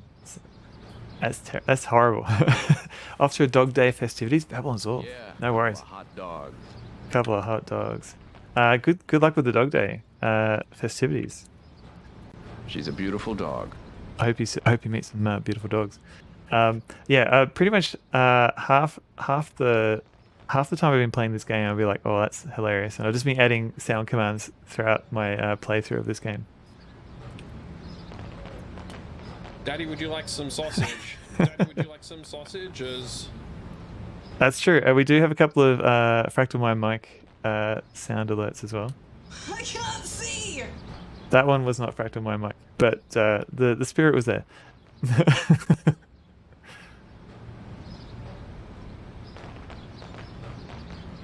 It is meant to be random. I can't see! Okay, not random enough. But yeah, thank you very much for rating in, and welcome in everybody. I'm pretty near the end of this game. I don't know if there is a mic sound command in there. I might have to fiddle with it. Usually the meatiest part. Thank you, it's fair. There's a couple of reading their menus and trying to decide between the Louis Primavera or the Corpus Delectable. Can we talk to them? You look over their shoulders and recommend the filet chio, a teriyaki dish, and yeah, there's a few alone in the dark sound commands too. Teriyaki dish combining steak and avocados. Ooh, actually, it doesn't sound too bad. Because I know Mike has the hi guy, so I haven't got that one. I've got Jed and. Top job every time. One admits to being somewhat flabbergasted. You got to hit the bed. It's 8 a.m., Doc. 8 a.m. Yeah, look after yourself. I will try to have a good stream. And thank you very much for rating in. And yeah, have a good sleep. Like, man, 8 a.m. I suppose you're going to be sleeping all day, but yeah. Thanks again for the raid. You made him stay up all night gaming. Oh man, I mean, I guess that's one way of having an advantage over somebody, just making sure they don't have any sleep when playing. In Oblivion, thank you for the 100 bounders. Look at those little guys go. We've got this guy here. Let's look at the diner. Gentleman is lingering over what appears to be cookies and apple slices. Oh no, thank you for the 100 bounders too, Mike. And Tapia, thank you. Can we talk to this diner? He asks the gentleman what he's eating, and he replies that it's the basketball dessert special, biscotti pippin. Oh, no. Alright, so you may this game is like 90% puns, so you're going to lurk for a bit too? No worries. I mean, Driftwood Sound, thank you for 100 bounders. There's no lurk command, but thank you for lurking. Yeah, it's probably it's getting a bit late for Australians, so they're all going to start heading to bed. I mean, it's not 8 a.m. for Australia, but still, I guess it's a respectable late at the moment. No, Babylon's all another 100 bounders. Yes, I'm just a guy who can't say no. Can't say no to staying up. 5 a.m. here. Oh man. Well, thank you for hanging out, even though it's 5 a.m. So we've got an ice cream man. I think he's going to be important because there's an ice cream wagon, and it's padlocked. So we've got to find a way to open this up. Respectable and moderated. Yeah, that's pretty much us to a T. It's the ice cream man, and you admire the cut of his jib. His concealed weapon barely breaks the lines of his starched white uniform. He seems to be taking his time eating his lunch. The ice cream man crabbily informs you that he's eating his lunch and he'll be with you when he's had dessert. Do we give him chocolate? Give the chocolate to the ice cream man. They probably all know you have chocolate. None of them are visibly impressed. Alright, so maybe we do have to talk to this old lady. So much talking for such a little Jake. Okay, it's a bit patronizing, but okay. What's for lunch? I'm just finishing up the Black Widow special. You're eating spiders? Silly, I'm eating my husband. Oh no. York Morgan, hello. Thank you for the 100 bounders too. Just yeah. Is usually the meatiest part. So yeah, if you haven't noticed, I don't normally wear shirts of this variety, so I am trying to cosplay as the main character here. There will be minimal permitted in-person talking to other humans. It'll be strictly regulated, I think. Have you ever heard of Dr. Duplicitous? Oh, I know a lot of doctors, dear. To tell you the truth, I can't remember one from the other. This doctor is a drug pusher. I'm afraid that doesn't help me, dear. He invented voyatrazine. Goodness, I don't know who invents what, dear. I just pop them. I've got amphetamines, barbiturates, intoxicants, euphorics, painkillers, you name it. All legal, mind you. You won't find any of those contrabands playing here. She looks through her purse. Yep. Caffeine, tranquilizers, sleeping pills, apricot brandy, aspirin. Oh. Very nicely played shirt. Thank you, Reach Out and Touch. Thank you. What can you tell me about voyatrazine? That's one of my pills. They're expensive, but they have the coating, you know, so they're easy to swallow. What does it do to you? Where do you get it? Do you have any with you? That was a lot of bounders. I get them for free, but thank you everybody for the bounders. Do you have any with you? Oh, I'm so sorry. Most of my pills are at home. But don't you go doing any of them now. You're a young man. You don't need those things. Alright, so we can't get any pills from her. You want to talk to me again? Can we... That's... Okay, what does it do to you? What does it do to you? Oh, I don't know. I suppose they told me at one time. Where do you get it? Where do you get it? A nice young man from the organization comes around every month and sells me whatever he says I need. It's very kind. I've heard enough. Was it something I said? Well, yeah. Oh. Alright, that's rude. Okay. So you should never say no to random pills from a strange old woman. Good advice. So we have a friend from the future called Alfie, and he's taken some of these pills, the V pills, and he's now addicted to them. He's getting like side effects. And we're trying to find like a way to wean him off, like a cure. So we've used his time travel machine to jump into the 2100s. This guy is a dealer. We've got a tattoo parlor here. We're not sure what to do with the tattoo parlor yet. There's an ice cream wagon with a locked padlock. Don't know what to do with that yet either. The ice cream man is waiting for his dessert. And there's an old lady who, I don't know what she's there for. We haven't really explored this building yet. This is the organization apparently. So let's go have a chat to everybody here. This is a spacious and over-chilled underworld center, home of the organization and many of its related vendors, law firms, and subsidiaries. Okay, so let's go save. Okay. What have we got? We've got sponsorship cards. Oh, wait. There was an item that I haven't picked up yet. So, okay, let's go push. Okay, root beer bottles. Let's pick these up. Take them. Check first to make sure there's nothing growing in the bottom of the bottles. You take the root beer bottles. So I had to reload an earlier save because there was a bug where we have a dog companion at some point, and he'd never left. So he was kind of hanging around trying to pretend to be like a normal dog. But he was meant to be in the bar. So for some reason there was some flag somewhere, some variable that was like,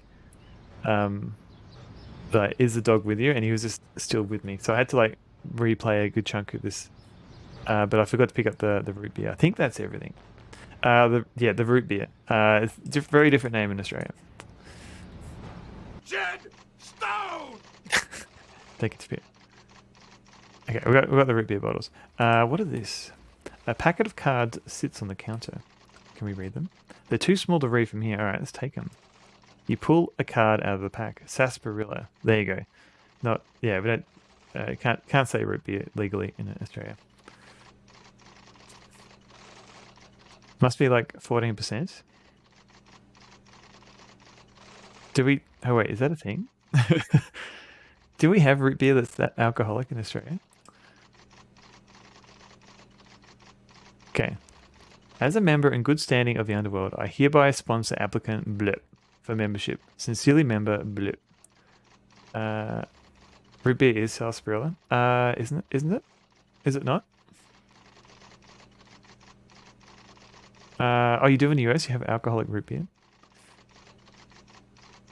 We can't say toss and tickle. we cannot say that, Sophia. This is a blank sponsorship card, enabling some lucky devil to be your mentor. Too bad Tor's not here. He'd probably love to be your Tor mentor. Originally flavored using sassafras bark. Today I learned. Okay, we've got to find a... Okay. I'm glad. Damn it. Okay, push the revolving door. Can this guy be our mentor? Give the sponsorship card to a rat's ass. I can't sponsor you, pal. I'm not what they call a member in good standing right now. He adds that you should check back with him in a few months, that he might have his standing back by then. We do have a time travel machine. So maybe that's what we have to do. David Alexander, hello. You played through Fallout New Vegas without knowing what sarsaparilla was. Now you know. I was getting a little seasick. Welcome in, David Alexander.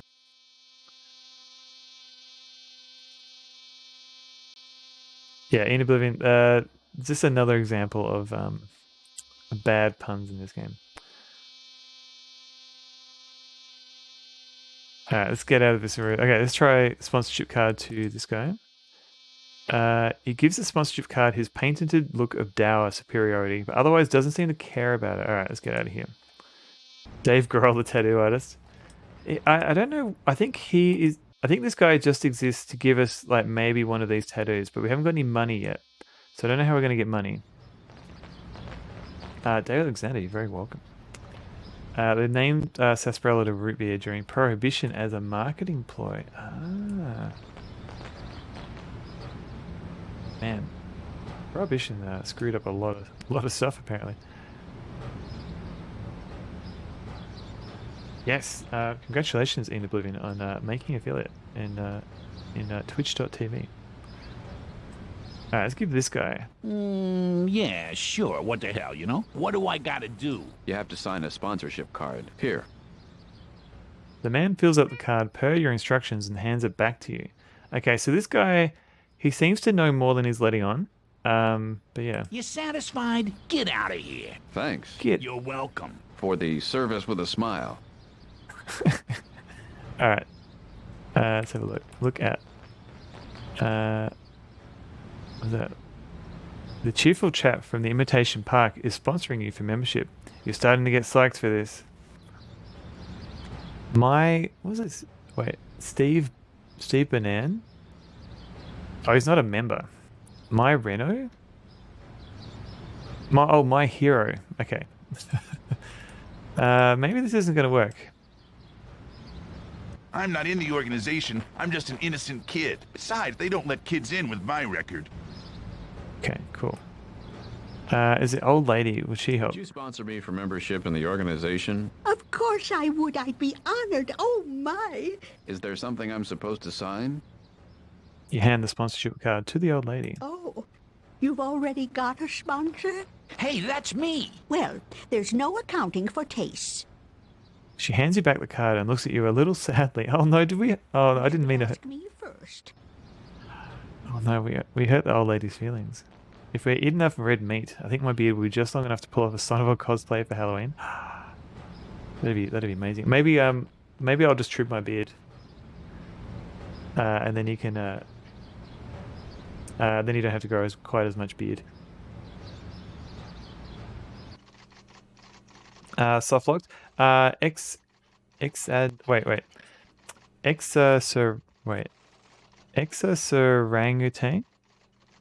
I don't think so. Okay, so this game, I think it's been designed in a way to not get soft locked. Saying that, I have encountered a couple of bugs, but I think they're different. So it feels like if the game comments on it, then it's probably not soft locked. Exasperangutan. Gotcha. Well, welcome in. Don't trim that magic. I might tidy it up a little bit. I won't. I try not to remove the length though. I could cosplay as Sonvo cosplaying as Jake, and don't explain it to anyone. Yeah, it's kind of a obscure cosplay. All right, so we've got a sponsorship card. Maybe I should just Future 2. What if we give that to her? Give sponsorship card to the receptionist. You hand the sponsorship card over the counter to the receptionist. She checks the name against a list of approved sponsors. I'm sorry, Mr. Stonebender, but this sponsor isn't on our list. Are you sure this sponsor is a member of the organization? No, I'm not sure. Well, our records indicate that he isn't.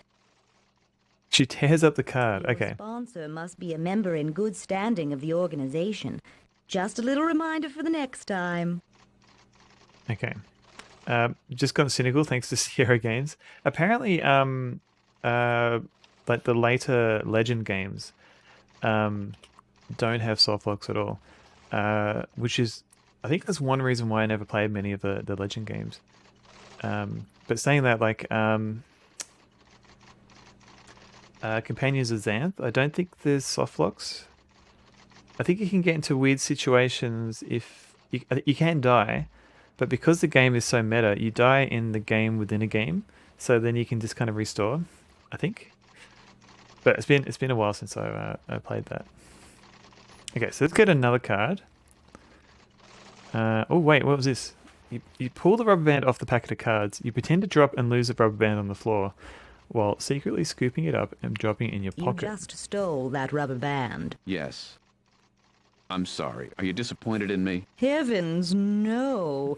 We'd have been disappointed in you if you hadn't. Wait, was that like... Did I click on... Okay, I didn't mean to do that. I was just trying to take another card. Okay, you take the top card off the stack. You start taking another card off the top of the pile. Wait, let's make it a little harder this time. Take one from the center of the pack. You cut the cards and take the one that you cut to, but you don't look at the face of it yet. The receptionist reaches into her shirt pocket and withdraws a small folded post. Post this. I've written a prediction on this slip of paper. Wait, what's going on? She hands you the slip, which you open and compare to the card you took from the center of the pack. Incredible. Wait, aren't all the cards the same? Can we give it to her? Can she fill it in? You hand the blank sponsorship card to the receptionist. So, what should I do with this? I was hoping you'd sponsor me. She smiles and hands it back to you. I'm sorry, no can do. Alright. She's trying to give you her phone number. No. It's I think they're treating this stack of identical cards as like a magic trick. Okay. So I feel like maybe we've got to travel in time, maybe, and get him to sponsor us in the future. That could be the puzzle, but let's try the old lady. Okay. Give. It doesn't work. Okay. Give it to old lady. You want to talk to me again? Okay. Let her back to Emil. Let's try and give her the card. Give the sponsorship card to the old lady. You want to talk to... What's for lunch? I'm just... You're... She's good, but not as good as that secretary from the New York level. She was pretty good. Okay. I haven't actually... Okay, wait, maybe... Wait, am I soft locked? Hang on. Because now I can't give the card to the old lady. You want to talk to me? Okay. Alright, after all that talk about bugs, alright. Okay. Is she going to give you any pills? Apparently she has them all at home. Okay, so let's take a card. Take a rubber band. You just... Yeah. Here? Yep. Push the door. Alright, what if we give her a card now? You want to talk to me? Okay, so... Okay, Right, so we can only give her a card after we've given one to the big man? I'm not in the organization. Besides, they... Alright, so that's weird. You just... Yeah. Hit. Wait, I've... Simply... Okay, simply incredible. It's crap, son. It's great. What if we get this guy to sign it with a different name? I already signed. Nothing. Never. Oh wait, no, I haven't. I need to give this lady the card again.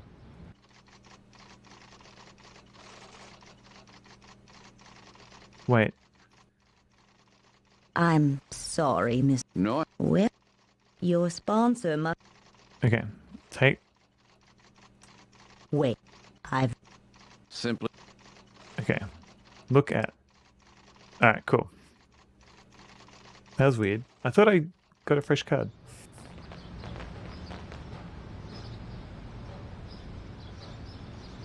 There's at least one Sierra game, a space quest you want to say, where you have to do something early on. If you don't, it's literally just, I wish you did that but I wish you did that thing 3 hours ago.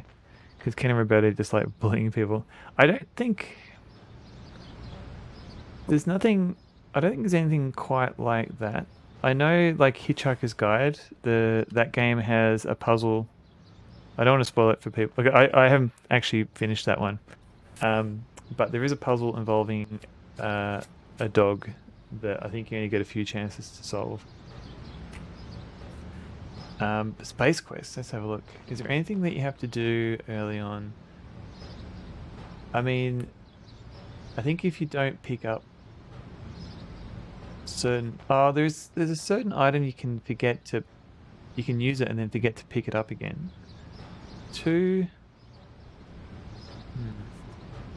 But I'm just trying to think of specific examples, but saying that, I think Sierra games were designed to be replayed. So when you get stuck, you would just start from the scratch. Like you don't quite see that with streaming, because a lot of streamers, they try and finish the game in one go. But with Sierra games, I think, because I remember this as a kid, like I would play King's Quest 1, I would just wander around this giant map and just have fun just doing that. I barely solved anything. And then when I come back to it, I didn't know how save games work, so I would just explore the land again as a whole new game, and that was good enough for me as a kid. Okay, so what if we give this guy an empty card? There's a puzzle cube that you might not take. Even with the puzzle cubes, I'm going to have there are ways around the puzzle cube if you forget to pick that up. And then there's the sling that you can also pick up at 2, because where you have to use a sling in that room, that's actually a nice example of you can solve it in multiple ways, one of which doesn't involve the sling at all. You figure that was a bug exploit? I mean, maybe. I think I've used it. I think usually I remember the puzzle cube though.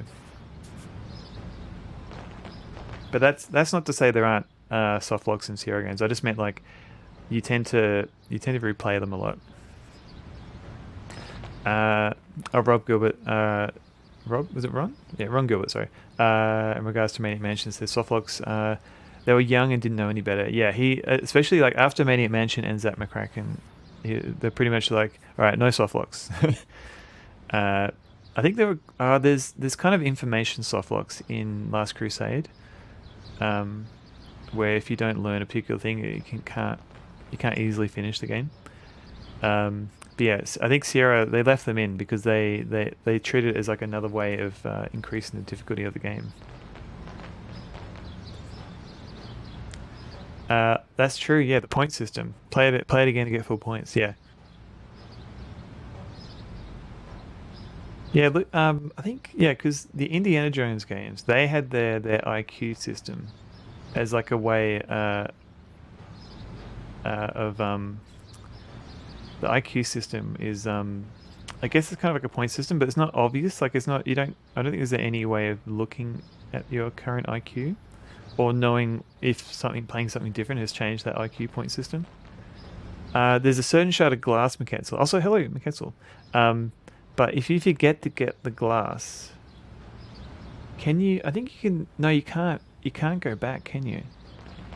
Because once you get to a point of no return, you can't actually get the glass again, I guess. Yeah. And I suppose, that has tripped up a few people. Yeah. What do I... You have to sign here. You said it. Thanks. You're well... For the... Can we modify it? Can we just use the pencil? Don't do a lot of indiscriminate scribbling. You didn't bring a sharpener. For the poll, hello. You can mix OJ in beer? I mean, I suppose you can mix anything with OJ or anything with beer. but should you? Is this what you're currently enjoying for the poll?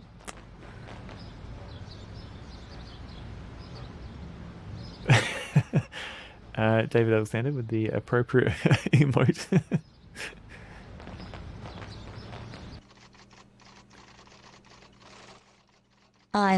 Can you check that thoroughly? Mattia, welcome in. Thank you for the follow. No. Okay, so we've got to do something else. Maybe. Wait. Okay, incredible. It's very hot here. Okay. You're like, I need something cold, and beer is not cold enough. I mean, but doesn't OJ and beer come from the same fridge? You watch someone stream? I mean, yeah, there's definitely examples of lots of I think for the majority of Sierra games up until like the mid 90s, early to mid 90s had soft locks. Clamato with beer in the back of the really. Wait, is that like a tomato drink? We haven't actually talked to the receptionist yet. We should probably do that. Attack. Oh my god, let's just look at it. Despite her wide-eyed, slightly manic bearing, Allure Lean, the underworld center's pleasant and perky receptionist, is much smarter than she looks. Much smarter, than she looks. Clam chowder with tomato. What? Really? Is that a thing? Oh my god. Pictures just don't do her justice. What? Do I really want to attack the receptionist? Let her go. She's a good kid. Alright. Grew up on Quest of Glory 1 and 2 and thought most Sierra games were like them until you started watching retro streams and discovered how mean they could be. Man, I love the Quest of Glory games. I think I had like a box copy or 2 at some point, and I really love like the giant map that they had that came with the game. It's popular in Canada. It sounds like why would you want clam juice in a bottle? We don't have Bloody Mary, we have Bloody Caesar vodka with Clamato. It sounds like a made-up thing, but okay, I believe you, but it still sounds made up.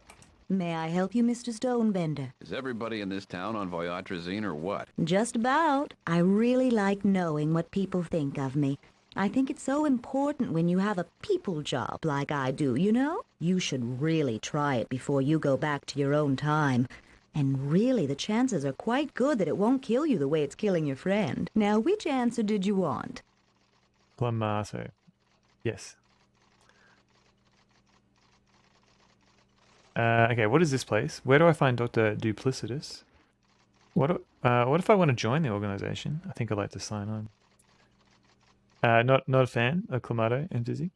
What is this place? This is the Underworld Center, regional headquarters for the organization and its wholly owned subsidiaries. What sort of subsidiaries? What sort of subsidiaries? Law firms, advertising agencies, sports franchises, the liberal media, the radical right, the executive, legislative, and judicial branches of the United States government, and several thousand related industries. You grew up in the King's Quest and Space Quest, so you started liking the brutality. Yeah, you kind of expect that brutality, especially like stairs. Like if you don't know how to do the diagonal walking in King's Quest, you're at a distinct disadvantage. Zerg, hello, welcome in. You can still remember the evening when you sat in front of your Commodore 64 with your brand new 1541 disk drive and played Maniac Mansion for the first time. Music, these graphics, this atmosphere, it's fantastic. I still love this game. My granddad had a C64, but he never had an adventure game on it. Like it was all like platformers and stuff like that. So I didn't get to play Maniac Mansion on Commodore 64. I know it exists, but yeah. Have I played the fan game by Decaf Jedi, Stair Quest? I haven't actually played it. I've seen a lot of people play it on stream. I haven't actually played it myself yet. C64 was a bomb. Yeah, it was really good. Although my family when I grew up was mostly PC stuff. What does the organization do? We're a philanthropic establishment devoted to the attainment of social well-being through a return to family values. Really? That sounds worthwhile. Family value? That's correct. All the donations go towards increasing the value of the Corleone family. Wait, who's the Corleone? With your Competition Pro joystick. Oh, man. What was the standard Commodore 64 joystick? Like, wasn't it really just, like that button, like that normal joystick with the 2 red buttons? Stairquest was very fun. I think the problem is because I've seen so many people play it now. Like I know all the surprises that happen. So I don't know. I still want to play it at some point. This is all on the up and up, right? Well, what do you mean? I mean, it's all legal. Oh, not all the time. But whenever we're informed of the illegality of one of our fundraising techniques, we make sure to have the law taken off the books. We haven't found them all yet, but we're working on it. Thank you for the information. Oh, just the one button. Okay, that explains why a lot of Amiga games also just have the one button, because they're all using the same digital joystick interface. Thank you for the information. My pleasure. Do drop in again. Okay, interesting. Yes, sir? Definitely best if you have no idea what to expect. Yeah. So it's a bit of a shame, but I guess I could have fun exploring the parser interface, because Decaf Jedi and Space Quest Historian, they put a lot of effort into. I think they try to put in as many, like try to help the game understand as many commands as possible. Where do I find Dr. Duplicitus? I'm sorry, there is no Dr. Duplicitus today. Perhaps I can help you with something. Maybe. I'm looking for some sort of antidote to voyatrazine. Yes, I know that struck me as so funny. We don't make anything like that. I don't even think there would be a demand for it. Wouldn't Dr. Duplicitus be the one to speak to? He invented voyatrazine, didn't he? I believe that's just a rumor. You know, we do have a number of criminal masterminds and consulting evil geniuses who might be able to teach you to create something yourself. Really? How long will that take? This wouldn't really be the career direction I had in mind, but thank you for the offer. Okay, so you had to choose between 2 paths based on no information at all, and if you pick the wrong one, you die and get a standard snarky Ken and Roberta death message, like it's your fault and you should have known better. I mean, I wonder what that was, because for the most part, he wants to give me her number. Maybe. I'm not quite getting those vibes, but yeah. Like for the most part, Sierra games, like the puzzles. I'm just trying to think. I'm probably there's probably plenty of counter examples, but I think for the most part, like Sierra games, you didn't solve them by having to die to figure out the solution. So I'm wondering if maybe the 2 paths that you have to pick, maybe that was more of an elaborate copyright protection. I'm not sure. Oh no, you're right. Space Quest 2. You're absolutely right, because when you're underground, and yeah, one of them. Now, do you die? Or can you, if you're quick, can you actually? I don't think you can. Yeah, because there's the river area. Yeah, is there a current and can you escape that? I don't think you can you? 100% all passes response run. All right, we need like a passer counter, and to let us know when we've hit 100%. Death messages snarking the player. Choices, no information. Sounds like many Sierra games. I mean, definitely Space Quest games, they had a lot of fun with the death messages, and it was worth trying to find them all. King's Quest maybe less so. Yeah, I'm wondering with Space Quest 2 if there was a way to, like, could you look in the room before and identify which path was the right one? Yeah, because now, yeah, that is definitely one where you would die. You would have to die at least once to figure out which is the right path. Really? How long would that take? Well, it would involve joining us here and taking classes, working your way up with everyone else. But I'm sure a bright young man like yourself would move up very quickly. And just to help your friend, I think it's wonderful. Okay. Let's try and join. What if I want to join the organization? Mm-hmm. Well, it costs nothing to sign on. If you meet a number of very basic requirements, you can join and we'll send you a class catalog and a fee schedule in several days. In the meantime, you'd have a basic 10th class thug membership so you can begin to take advantages of the activities and facilities. Russian roulette Sierra style. I guess there's only 2 chambers there. You're fine. Yeah, the spore plant. It's kind of an odd one because like you kind of sit there frozen, and there's no death message. So I guess if you just wait, I guess if you might just assume you're dead and you can restore before the death message comes out. But yeah, you're right. You can just wait a bit and you come back up. I wonder, like, because there's nothing else that can kill you in that room. Like, if you're incapacitated, it's not like you can get shot or anything while you're incapacitated. I don't think so in that area. Do I earn a salary? Not for the first 6 months, although you can earn a commission on certain high-risk activities involving probable physical damage. What are the basic requirements? There are 3 requirements.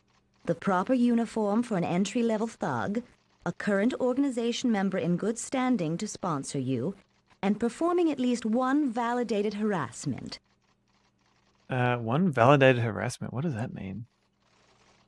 What list? Why don't you sponsor me? Why don't you sponsor me? I get asked that a lot.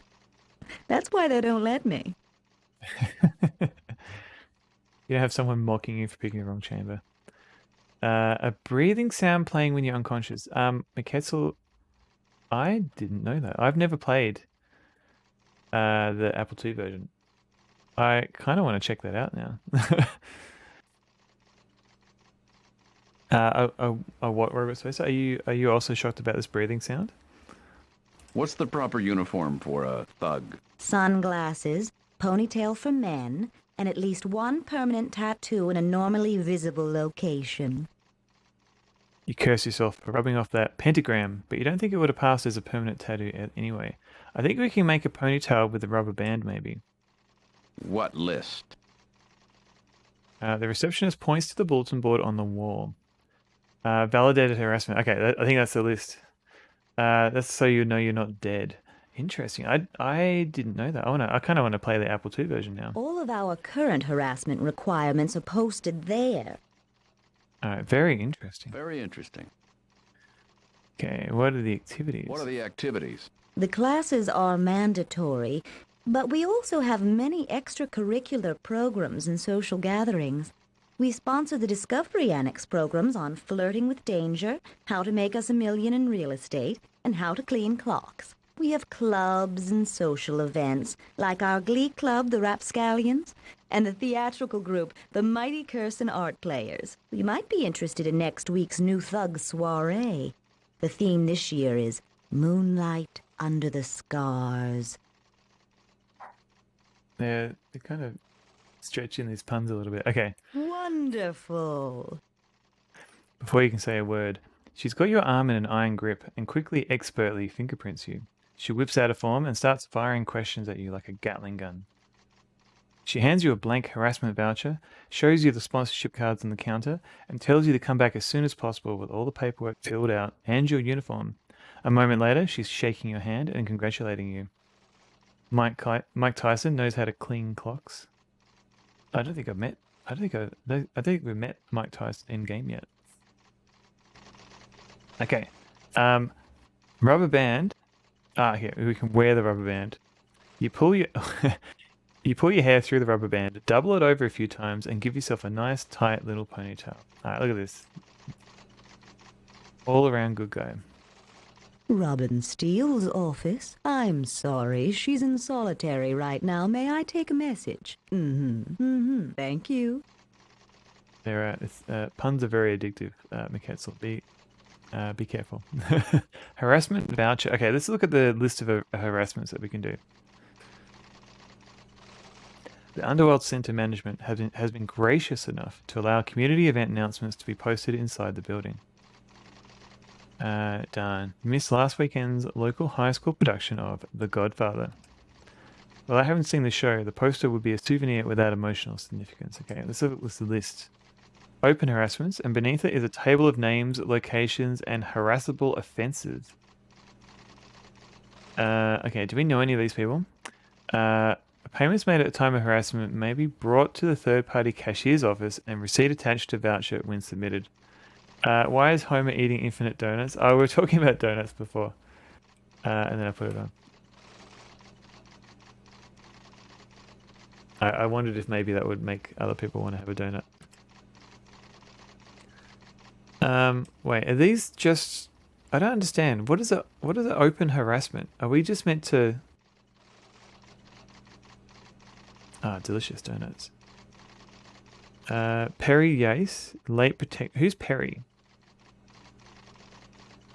Late protection payment.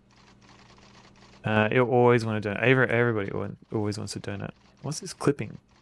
Has kindly posted the classified page from the Criminal Trade Journal, Cement Overviews. Yes, Miss Kegelsizer. I'm sorry. Kegelsizer. Otis called to say that she regrets she has to cancel lunch again today. But she did suggest coffee and dessert tonight after her meeting with the Retributions Department. You're welcome, and bye-bye. Can we take it? Maybe we should talk to Noah if you're thinking of purchasing firearms. Not that implies anything about the Suffolk County Police. What? Oh, okay. Cheap Jeep. Surplus military vehicles. Own your own authentic US government surplus vehicle. Unassembled, each part packed in oil. Build your own motorcycle, Jeep, attack chopper, Harrier, price to move, box 0183. Assault weapons. Okay. Take out your... Okay, yeah, no, don't do that. Use class 3 machine guns, near mint. Okay, this is a lot of guns. Guns. Knives. Alright. Oh my god. Alright, I'm not reading all that. Can we take this list? One of life's things it's better to want than actually have. So knock yourself out trying. But we're going to protect you from yourself. McKetzel. Holy crap. Ugh. Mikexel gifted a tier 1 sub to Exasorangutan. They have given 15 gift subs in the channel. Ketzel, thank you very much for the gift sub to Exasorangutan, which I think I'm getting better at pronouncing their name. Push the door. And Exasorangutan, enjoy those emotes that you hopefully have access to now. Oh, what's happened here? Glazier. Oh, he's getting his car fixed. There's a new guy. The old lady's... Okay, this has changed. Okay, so once we talk to the secretary about joining, things outside change. Okay, this is interesting. Yes. Oh man, look at how tidy our hair's looking. Okay, how's my hair now? How's my hair now? That's just fine, Mr. Stonebender. Please be wearing it when you return with all your other prerequisites. Okay. I'll be back. We'll be here until closing. Okay, so there's a bit more of this place I want to look at, because there's this guy here that I want to talk to. Oh, who's this guy? Alright, there's a few people I want to talk to in this room before I keep going. So, Future 3. Let's go Future Membership. Okay, so I'm just going to go... Oh. I'm just going to go... Because I just hit the 5-hour mark, and I haven't had a break yet. Because I usually have one every 2 hours. So I'm just going to get a fresh cup of tea and a quick bio break. And I'll be back in a few minutes. And then we'll keep playing this game for a bit. So I won't be too long. Please feel free to spam some emotes for a bit. Hello, I'm back. Thank you for being patient and spamming the emotes. Oh man, look at all those go. Look at all those guys go. Yeah, I got a fresh cup of tea. Dance.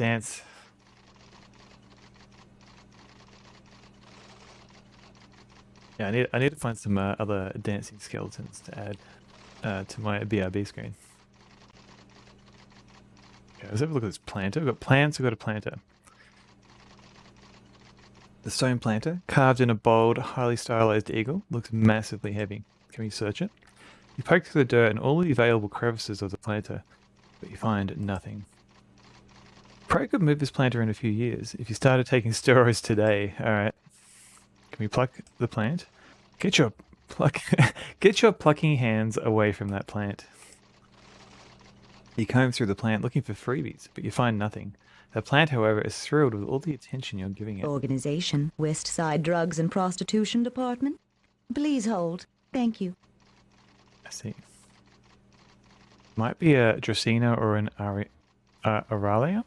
Or a Venus flytrap on steroids, but whatever it is, it's big and spiky and nasty looking. Alright, let's get away from that. Okay, oh, the refrigerator. So we've got to find, we've got to get a kidney from this refrigerator. An expensive looking refrigerator, roughly the size of a modular Japanese airport hotel room, sits at the end of the bar. As you walk towards the thug's lounge, the thug comes to life and stops you. Where's your license? My what? Your license. You in the organization? Of course. Then let's see the license. Gah, haircut. Oh no, we get a haircut. We've got a little rubber band. You show him everything you're carrying. He's not sure what half of it is, but he is sure none of it resembles what he's looking for. So yeah, we had to put our hair into a ponytail as part of our deal to join the organization. Okay, look at the menu. The overhead menu lists the snacks for sale here. We're proud to serve only 100% US grown ingredients from contented citizens. Then it goes on to list the specials, including, but not limited to, a ground chuck patty with basil and herb, Franken beans, Reuben with chips, a meal in itself, and buckwheat flapjacks and Johnny cakes with boys and berries. The dancing with fairies in Quest of Glory 1 for a dancer mode. Ooh. I think the G-Funk. Have I... So the G-Funk has this one.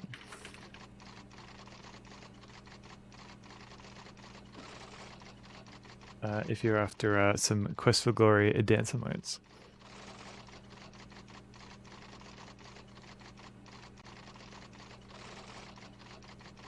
Okay, let's not read the menu again. A creature halfway between a monkey and a blues brother sits behind the bar, idly passing the time pretending to read and sipping coffee.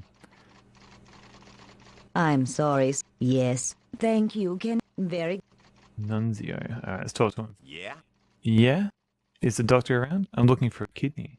Where'd you get your sunglasses? Yeah, we do need sunglasses. I haven't got those Been yet. in the family for generations. Good thing my great-great-great-great-grandfather picked up a pair when he had the opportunity. Scarce as hell now. Do you know where I can find any? Nope.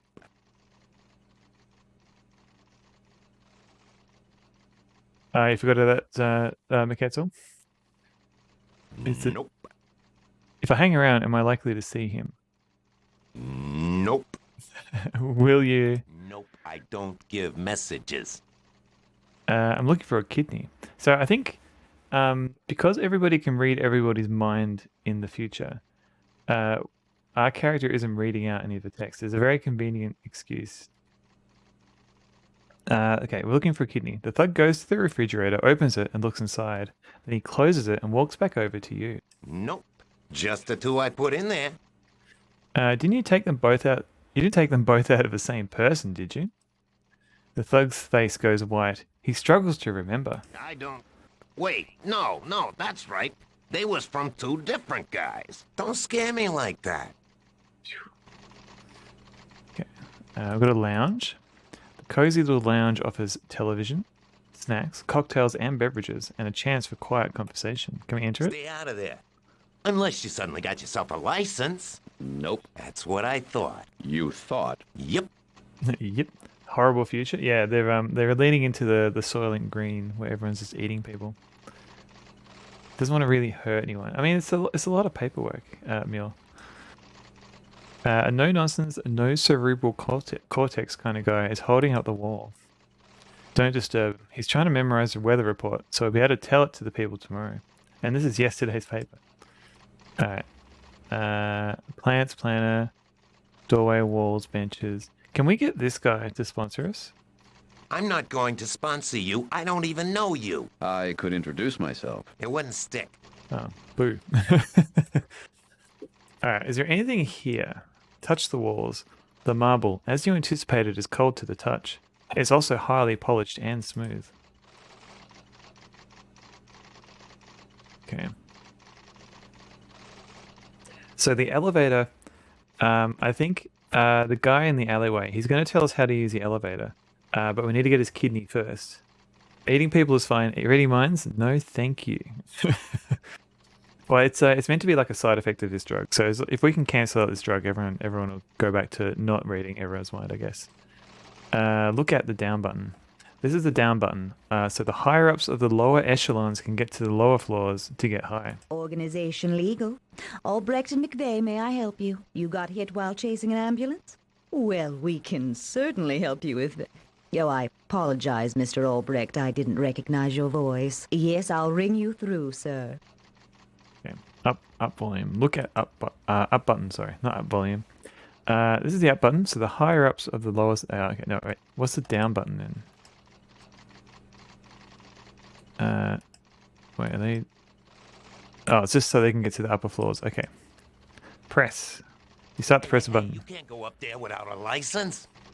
You show them your driver's license and everything else in your pockets. You don't got nothing that's gonna get you up there. I have to be a thug, right? You need something better than that. Why? Main floor, thugs and chiselers. Second floor, henchmen. Third floor, big shots, hotheads, evildoers, and teaching assistants. Fourth floor, kingpins and evildoers with mad doctorates. Fifth floor, arch enemies, arch nemesises, arch villains, arch foes, all your arches. Oh, and we got a McGonads up there too. And in the penthouse, criminal masterminds. Dr. Duplicitous? Hey, don't use his name. He don't like it. It makes him sound bad. Is there some fast way for me to, move up in the ranks? Assassination, but you being a newbie, you don't qualify for an assassination promotion for 6 months. Sorry, bud. Alright, that sounds like a lot of effort. Keypad. Small keypad is mounted on a door by the elevator. You think that'd be really popular in the mind reading future? I mean, can people read minds over the telephone? Demolition. Oh yeah, man, I forgot that bit. From Demolition Man. Push a few buttons at random on the keypad, but you don't even know how many numbers there are in the code. Not surprisingly, the elevator fails to make an appearance. Which level is the lawyers? Good question, Topia. Let's try to press. I'm not warning you anymore. I'm just gonna say, you and that elevator aren't going anywhere together. Your elevator doesn't quite go to the top floor, does it? No, that other one does. I'm not sure. They can get their own building so they get shot, yeah. Oh, what is this? Doorway. Look at doorway. Oh, wait, no, okay. So I'm assuming... I'm dead. Oh. Enter the door. Into the room. Philosophy 204. Hey, who's to say what's right and wrong anyway? Alright, let's get out of here. So we need some money. Can any of these people give us money? Now, I'm trying to network here. Who are you? Who's that? Stone. Brad, excuse. Okay. What? Yep. Who are you? No. I know. Okay. What? Yep. You go ahead. Okay, so what have we got? We've got a couple of people we haven't talked to yet. So we've got Ice Cream Man. He's eating his lunch and will be with you when he's had dessert. Alright. We've got Maitre D. Wait, no. Look at. The Maitre D shifts among the tables, wiping off the occasional overlarge chunk of carbonized air from the seats and tables. Hope there are any lawyers in chat. I'm sorry, lawyers. Welcome, monsieur. Table for one? Oh, you are not here to eat. What do you want? What kind of restaurant is this anyway? Are you an organization, man? What are your specials today? How's business? I think I just heard somebody drop a fork. Are you an organization, man? The maitre d' sneers. If I were in the organization, I wouldn't be in the restaurant business. I'd be skimming the fat of whatever profits guys like me make. I'd be preying on the little people, the people who actually work for a living. I'd be a leech on society. I'd be scum. So is that a no? But rather than answer you, the maitre d' gives you an especially sour look. Okay, what kind of restaurant is this anyway? Just what kind of restaurant is this anyway? We have been in the same location for over 2 years. That's 14 in restaurant years. Our chef is Chef Sabiro, a graduate of the Donner School of Culinary Arts in Oakhurst, California. Calif? Is that California? It was until half of the state fell into the Pacific or near Ocean. So is the Donner meant to be like the Donner Party of all those people that ate other people to survive? Ate themselves, I guess. What are your specials today? Our featured appetizers tonight are Lawyer X Pate with a walnut confit and steamed mussels with saffron and fennel. For a main course, we are offering a delicious broiled Maine mobster with drawn butter and Chechen with 40 clones of Gaelic. Chechens. No doner like a doner kebab. They have a unique flavor. Go on, I'm fascinated. How can anybody ever decide? How can anybody ever decide? It can be a problem, particularly when we have only one serving left of a particular special. Aha. One night, the demand got so outrageous that I had to pry 2 women apart. Really? They are our last 2, so we had to split them and serve them as half portions. Gross. Okay, thank you. I've lost my appetite. The Ted Bundy I've party. lost my appetite. Tending flock like lambs to the slaughter. Bwahaha. This game. Harass. You walk up to the man. He seems to be the restaurant's maitre d'. Pardon me, is your name by any chance Perry Ye? Run. Is inquiring? Hey, I'm here to harass you about your late protection payment. Oh, terrific. Can't you see the lunch crowd I've got here? I'm sorry, I'll come back after they've cleared out. I would appreciate it. No, harass him. Are you ready to be harassed? No, my lunch crowd is still here. What time do you think they'll be leaving? After lunch. May I harass? Can't you see my lunch crowd is still lingering? Can we hurry them along? I'm trying. His accent's changed. It has a little bit. Maybe he only puts on accents when he thinks he's got a customer. Okay. But my lunch crowd has... Maybe I can find a way to make them lose their appetite. Oh, thanks. Oh, a bit of a hint there. Okay. But my... Maybe I can... Oh, thanks. Do I throw root beer bottles? Throw. They don't break on impact. I'd swear these bottles are glass, but it's fantastic. That's right, kids. It's glass-tastic, the fantastic elastic glass. He speaks American for business purposes. Customers want a French chef. Do we... I don't think I have a French chef. What can I do to... What does this beanie do? You're not sure how it works. It seems to be semi-automatic. Can I wear it? No. Can I get him to sign... Okay, time to let me harass you. But my lunch crowd has... Maybe I can find... Oh, thanks. Maybe we've got to find a way to get them to leave. What's this? A sponsorship card for the organization. I am not a member. I cannot sponsor you.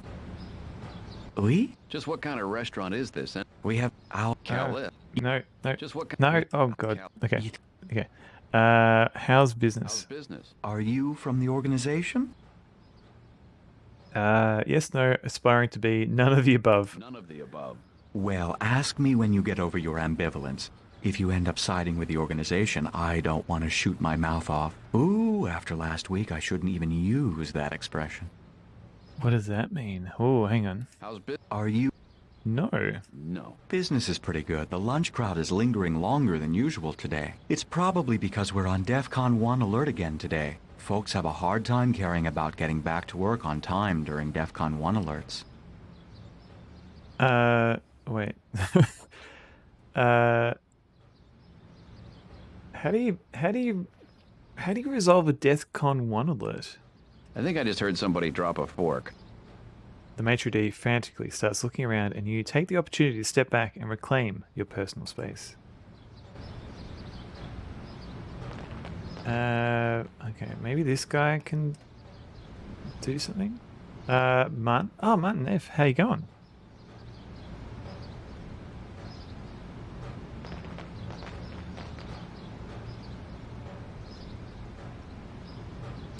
Oh.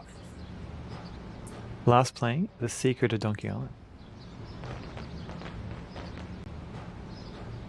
Which is available from donkeyisland.zip, a very popular 3-letter top-level domain name.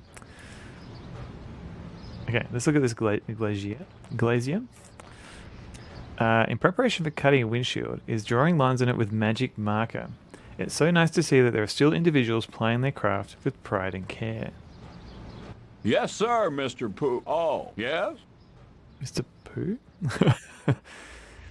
Since completing The Secret in Donkey Island, I felt compelled to share my knowledge of all the game's puzzles, since there aren't a lot of English.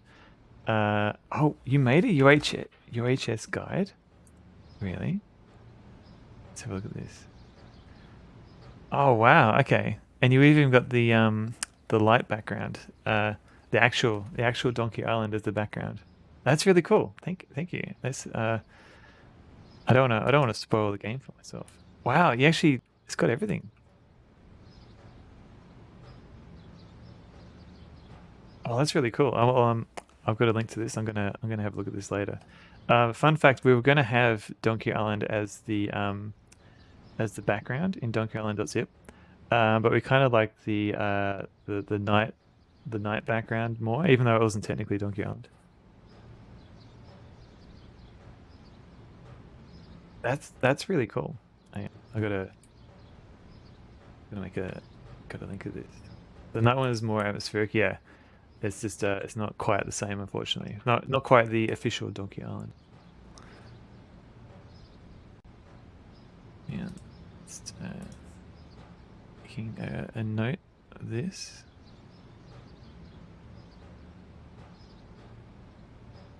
Okay, done.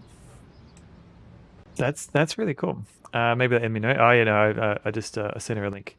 She has been in chat, but it is getting late, so she might already be asleep. That's cool. Do you mind if we link? I mean, it's been a while since I've updated the Donkey Island website, but do you mind if we link to it from various places? If we find any mistakes, I'll let you know. I'll have a little look after the stream. Oh, cool. Thank you. Link it up. All right. Who's this guy? What you doing? Mr. Puka over there needs another windshield. This happens a lot, does it? Used to be only a couple times a month. It's a little more often now that he quit the organization. This organization intrigues me. Tell me more. This windshield intrigues me. Tell me more. This conversation doesn't intrigue me. Goodbye. All right. This organization intrigues me. Tell me more. Well, they're right over there. He indicates the big Australian-looking building. It looks like the Sydney Opera House. Close. It's supposed to be a bloomin' onion. What can you tell me about them? Well, they're delicious. You take an onion and... As far as I know, no one has... There's no part of Australia where people have a bloomin' onion.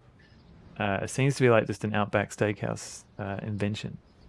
Could be wrong though. This could be like something in South Australia.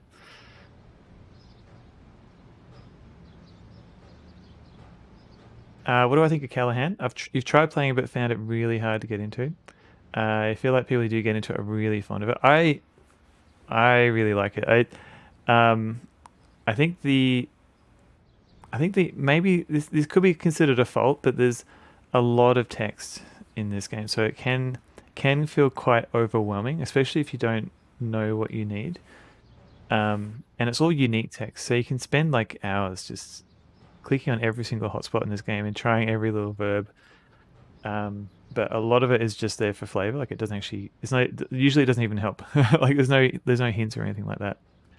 The blue onion is the most American Aussie thing. Yeah. And yeah, none of us drink Foster's as far as I know either. Hold on, let me write this recipe down. It's not that complicated. He explains the process to you, and you nod politely. You were being facetious when you told him you wanted to write it down, but you must not be trying that hard to read your mind. Okay. Americans swear to me a deep-fried bloomin' onion is good. I mean, They could be right. But I don't think I've tried one. All you do is wrestle alligators. We wrestle crocodiles here in Australia. Very few alligators. I meant about the organization. Oh, well, they control pretty much everything that goes on. They're very tough, but they're consistent. Do you know who Dr. Duplicitous is? Hey, come on. Why are you giving me a hard time? What'd I do to you? I'm sorry, I didn't mean to give you a hard time. Okay. Speaking of this game, like, depending on what it kind of has like this hub model. So Callahan's is like a quest hub, and so you have like a handful of quests that you can do. So it doesn't feel too overwhelming. Like you kind of do these like little mini quests. I was gonna say more. I was gonna say more to that, but I forgot what I was gonna say. But it kind of oh, that's right. Yeah. So depending on the quest you do, you get these different companions. So if you get stuck, a lot of the time you can kind of bounce ideas off your companion, and it helps as like kind of a hint system in a way. Unfortunately, in this one, we don't have anybody we can ask questions for. So when you're stuck, you get stuck. Croc is tasty, cranky. Okay, I don't think I've had croc myself. So learning so much about Aussie culture, mostly just Vegemite and beer. Australians are all like crocodiles. Pff, no problem. Does someone say? Oh man, don't wear a bike helmet in proximity of a magpie. They cook alligators in Florida and Louisiana. You want to try it someday? I haven't had alligator either. Swooping season is upon us. Yeah. Oh. Just the crocs. Yeah. Tastes like chicken is real. Do alligators taste like chicken? You want tail steaks in a nice sauce? Making alligators sound almost tasty. You could have had a dog as a companion, but you had to go and fix that bug. Yeah, there was a bug where, because the dog is very briefly your companion, and for some reason, I hit a bug in the game where the dog was still doing actions in my vicinity, and he was in a different time period, so I don't even know. He wasn't even around me. The bloomer seems to be a US thing. Happens a lot with Italian food. A lot of stuff that's popular in the US and is considered Italian is almost unknown in Italy. That's because, at least with Italian food, that can kind of make sense because you've got like a lot of Italian immigrants that came over and they tried to make do with what food they had available in the US. So they're trying to like recreate, family Italian recipes with the food that's there. And then that became kind of a US variation of Italian food. Whereas bloomin' onions, I don't think there were many Australian immigrants to the US that, I don't know, like they couldn't replicate Vegemite, so they had to like make do with the onions that are already available. Check my DM. Let's have a look. What have I done? I've got a DM.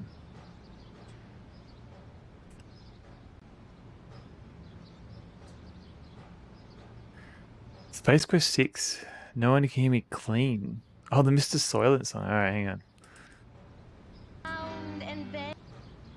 This world's a great big ball of dirt with 50 billion souls who like to sit around and veg down in the dark like moles. But me, I'm just the kind of girl who loves the open air and bits of unburned hydrocarbons blowing through my hair. New Soylent Clear at last it's here with clearly better taste. Less people too, like me and you, and less reprocessed waste. More hearty crunch for snacks or lunch, it's crystal clear to see. New Soylent Clear, the last frontier for folks like you and me. New Soylent Clear, clearly less people, clearly more taste. Delicious. Thank you, Michael. I still haven't played 6 on stream yet. I still need to play 4, 5, and 6 at some point. I've played them all in the past, pre-stream, but yeah. I'll look forward to the Mr. Soylent song. Martin, you've had alligator once. They had no flavor whatsoever. They served it with a strong sauce, and the only flavor was the sauce. Right. Okay. So it's more like a sauce delivery mechanism. Do not ride a push bike down Anthony Rolfe Avenue. The magpie lives there. Text by. Oh no. There was a thing. So our science organization, the CSIRO, is like kind of a. I don't think it was like they are a serious organization, but they had like a series of videos where they tested different bicycle helmets to see if a magpie would swoop on the cyclist, depending on what helmet they were wearing. And basically the local magpie swooped on every single helmet that they wore, except when they didn't wear any helmet at all. That's the only time when a magpie stopped swooping, and like it's not legal to ride a bike without a helmet. So it's like, great, I can't really do much with this information. Did add a nice flavor to the sauce. Texture or flavor? Yeah, the texture could be interesting. Croc tastes like a juicy chicken. You like it? Okay. It's tough as beef and smells oddly of fish. It's not a great combo, unless you're a fan of fish, I guess. It's an Indian dish that's popular in Britain, but not Indian. It's actually invented in Britain. I think it's chicken tikka masala. Was it at least invented by like Indian immigrants, or is it like a purely like Britain invention? And there's no like Indian like chain of custody, like chain of like links to that like culture. I won't speak anymore. Okay. It's been a very long time since I played 6. It's got some good moments, but I have more favorite Space Quests. It's like eating a dinosaur, and they make it look so good. Eating a dinosaur. Why would you want to eat a dinosaur? They're our friends. What you doing? Mr. Puka over there. This happens. Used to be only a couple times. Okay. Tell me more about this windshield. This windshield intrigues me. Tell me more. Well, they don't make them like they used to. I have a Suzuki rollover at home. It's been shot at, hit with a sledgehammer, stabbed, left out in the rain during acid storms, everything. Still looks as good as new. This defective windshield's a piece of crap. You could take one of these out with a rock. I don't know why they still let them on the street. Oh no, birds are dinosaurs. You got me there. And Valiant Cheese, as our current fossil expert, you would definitely know. Yeah, I guess I'm still eating dinosaurs. Maybe I should stop eating bird. Indian community called it Wikipedia, unlike Hawaiian pizza. Okay, right. Unlike Hawaiian pizza. Yeah, not that. Like, is pineapple even Hawaiian? Does pineapple come from Hawaii? I'm not sure of its origins. Space Quest 6 is a fun game, but not really a Space Quest game. It kind of has. You can kind of see where, like a lot of it doesn't quite make sense. Like, well, I'll get into it when I play 6, but like it feels a little bit oddly disconnected in places. Like they miss giving you like a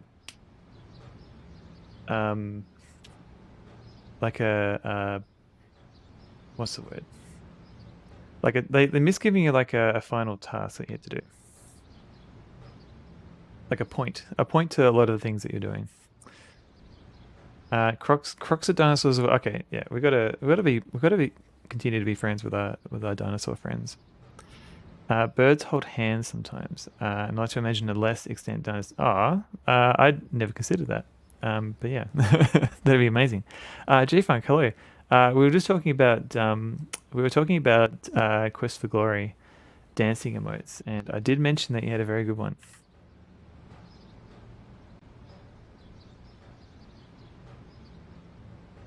This one in particular. You missed the Quest for Glory chat? You did. I'm sorry, G-Funk. We've moved on. We're now talking about dinosaurs. Crocs branched off prior to the establishment of the dinosaur lineage. Common ancestor, yes. Dinosaur, not quite.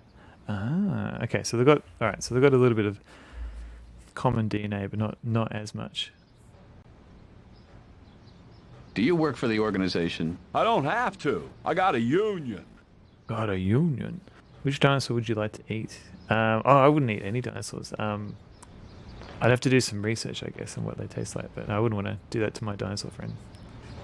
The VGA one's a bit different. Yeah, it. I don't know. There's a lot. Yeah, because the VGA Quest of Glory 1, it kind of loses a bit of its charm compared to the EGA one.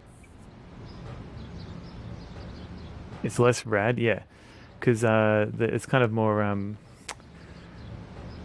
They've tried to go for like a realistic look. Dinosaurs eat you, not the other way around. That's a good point, Tapia.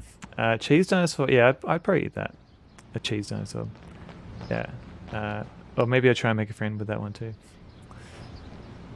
Can't go past the belly dancer of the Conquest of Camelot. Oh yeah, true. Man, I haven't played that on stream yet either. The term Dinosaurus. Hello, Ed Beaver. It's hardly properly defined in terms of biological determination, though, is it? I don't know. I don't know much about how that works. Dinosaur never met an elephant gun or a landmine. That's true.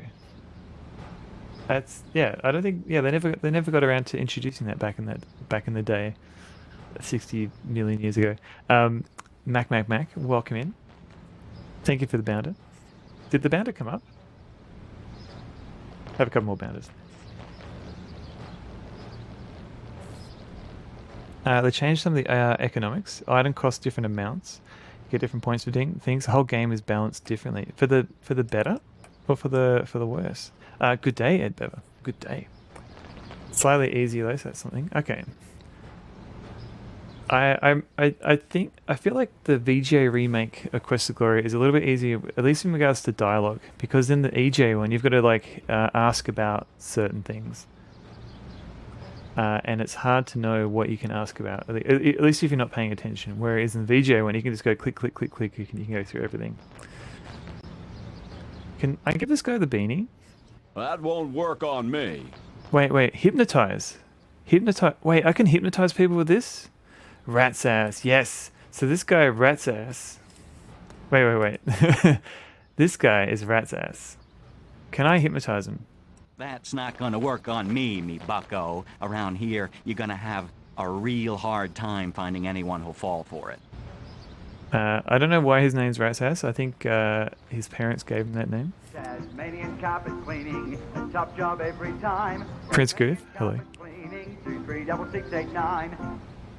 Thank you for the Taz. You admit that the VGA games are easier to locate the clues to continue the game, but you still call EGA home. I just have a lot more fun with the keyboard movement. I feel like Sierra games kind of lose something in the VGA versions. We had a big box with old floppies. One said Heroes Quest and had the EGA version. Another said Quest of Glory and had the VGA version. It took you longer than it should to figure out this is the same game. Yeah, Heroes. You probably already know, but Heroes Quest. Well, Quest of Glory was very briefly called Heroes Quest until they got sued by the board game manufacturer. Apparently, I think Fractal My Mike, he's got an original box version of Heroes Quest as well. And I think he was gifted that, and he's quite proud of that. Quite happy with it.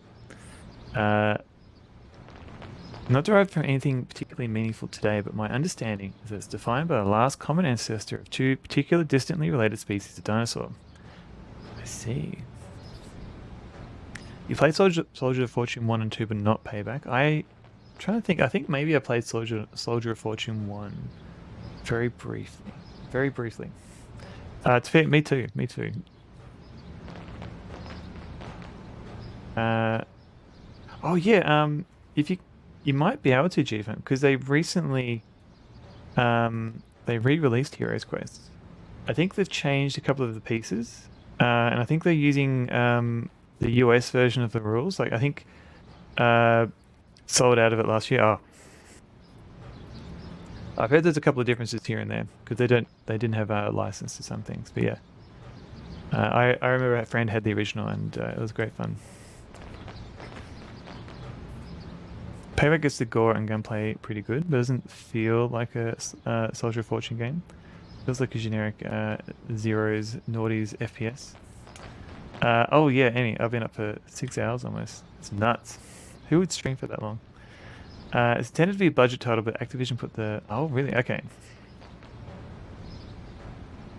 You're sad when you learned how to call it, stop calling it Heroes Quest. I mean, I think in the end, Quest of Glory is probably a better name. Whereas Heroes Quest kind of blends in, you know, with the Space Quest and the King's Quest and Police Quest and stuff. It kind of doesn't stand out as much. Whereas Quest of Glory is like, yeah, it's its own thing.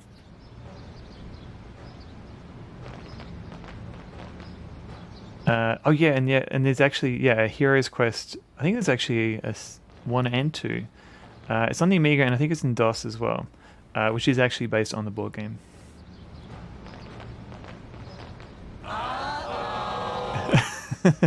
Thank you, Tim. Way better title. Yes, yeah, exactly. Valiant Shares. Yeah, it fits in, but also it doesn't really stand out. Whereas Quest of Glory definitely does. There's an Easter egg in Quest for Infamy. Ooh, I haven't played Quest for Infamy or Heroine's Quest or anything like that. I haven't got around to those yet. Can this guy... Sorry. No, I'd love to help, but I'm not in the organization. Okay. So, alright, I've got a magic beanie that can hypnotize people. I'll get there, G-Funk. There's only like 100 million games to play. I'll get there. Alright, so I can't... Alright, let's go try and hypnotize some people. Okay. Hypnotize. Your little beanie won't affect me. I'm psychic, you know. Ah, can we swap the beanie with the hat? Okay, no. Okay, let's get out of here.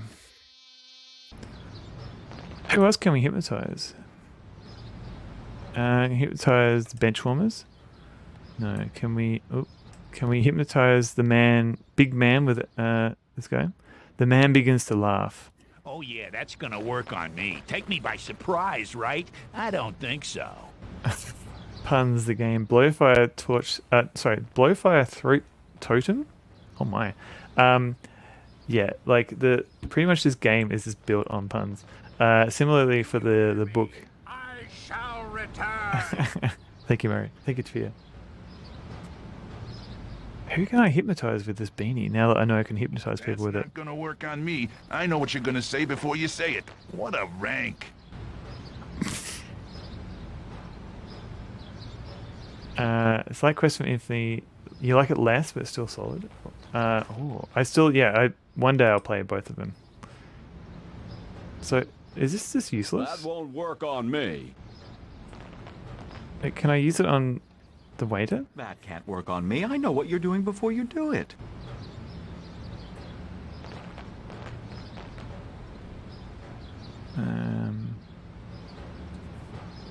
Oh, you played it? So they're both inspired by Quest of Glory. Is that correct, or am I misremembering what I've read about them? Okay, let's try and hypnotize her. She giggles for a bit. That's funny. Thank you, sir. That's a quaint notion. Okay, can we hypnotize these dudes? Hey, won't work on us. Our minds are like iron traps. Impenetrable. Impervious. Imperceptible. Yeah, that too. That too. The thug looks at Alfie's beanie stupidly and turns back to his quiet contemplation. You either bored him or confused him. Alright. So there's nothing we can do here.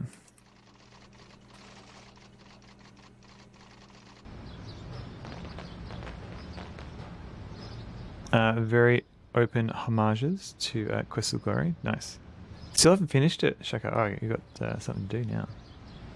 Can I use the time machine now? You already know how to do the thing to make it go to Callahan's roof, and you're not ready to do that yet. You have to find Dr. Duplicitous. Okay, so we can't use the time machine yet. Alright, right, Sass. What do you want from me? What can I do? Harassment voucher? Why do you have to have this signed? Why don't I just trust you that you did it if you say you did it? Can I write it down?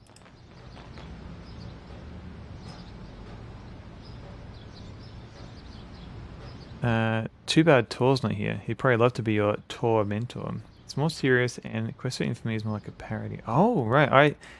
From the titles, I would have thought it was the other way around for not.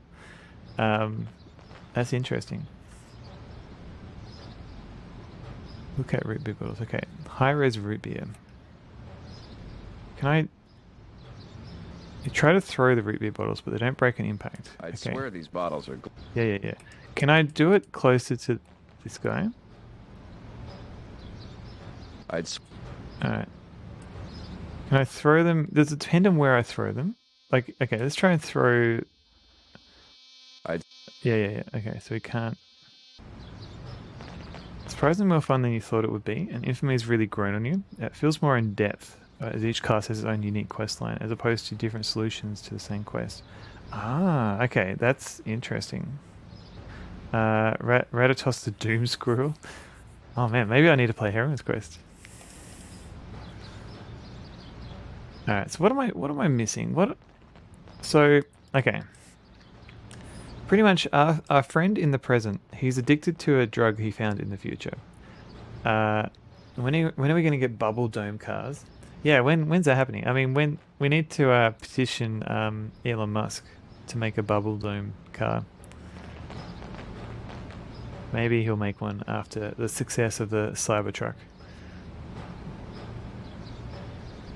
So we've gone to the future to try and find a cure to this drug, and we found out that there's no cure. Everyone's just addicted to it perpetually. This guy's going to bring us into the building if we can get his kidney back. So we've got to become a member of the organization in order to get his kidney. And in order to do that, we need to harass somebody, we need to get a uniform, we need to get a tattoo, we need to get sunglasses. I haven't even seen sunglasses anywhere. And we've got to get someone to vouch for us. And there's no one in there's no one that will sign our sponsorship card that is actually useful. Could we hypnotize this guy to think he's somebody else? Oh, yeah. Help! She's killing me! Oh, why don't you act your age? Whoa, this is new. A little dignity, why don't you? Now hold still, you keep moving away. What was that all about? Making good progress. Lars, not too much yet. I've got to a point where I think I've looked at everything I could look at, or everything I care to look at. So now I'm at the problem-solving bit. Some guy in a hat, you tried Quest for Infamy, but Steam killed your enjoyment of it. Had broken achievements. Because I know there's a few, because it's using AGS, isn't it? So it might be using like the standard Steam plugin for that, which I think Wadget Eye has worked on. I'm trying to think. Oh, maybe not. I think they use like a version of it for their games. You got the game on a different platform without achievements. So you might have to give it a fair go. You might have given it a fair go without the achievements. I see. Usually I don't pay that much attention to the achievements. Tafia, you're not a fan of the Cybertruck? What? Probably more people with those edges. Yeah, it's just not a great idea all around.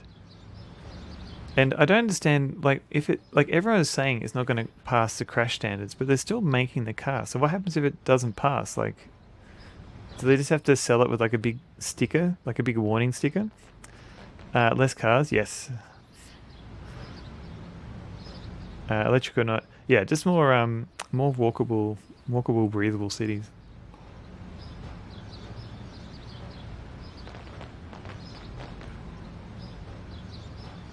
Pay for the compendium. Is there like a book? I didn't do it. Human-friendly spaces, please. Yeah, I agree. Valiant Cheers. Yeah, they'll lie. I don't know. It's still like it still has to be, I guess, tested by like independent committees, and they'll be like, they can see the sharp angles. They can test the car.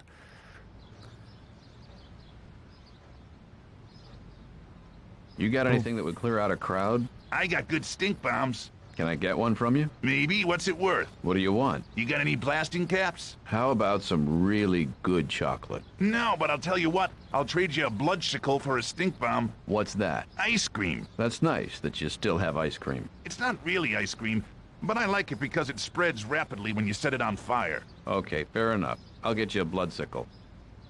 Ever get close to playing a game or hook you up? Ooh. Think you like intriguing. Alright, so go back to what you were doing. Don't lose a finger. Okay, so napalm flavored ice cream. Yeah, everyone should be driving a mule pulled carts.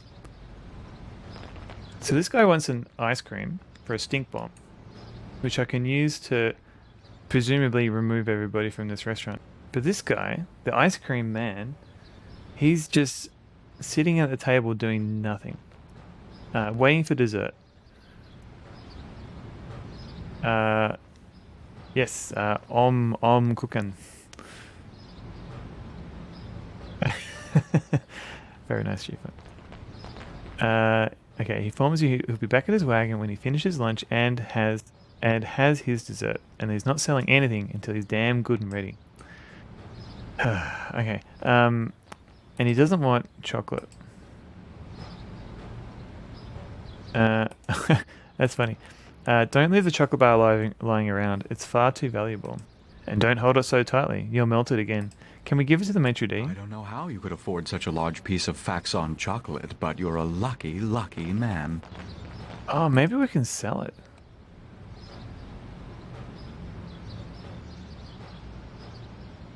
Thanks anyway, Zach. Jake. Okay, anyway, my doctor tells me I'm cacao intolerant. Don't that bite? Interesting. Okay, so there's actual...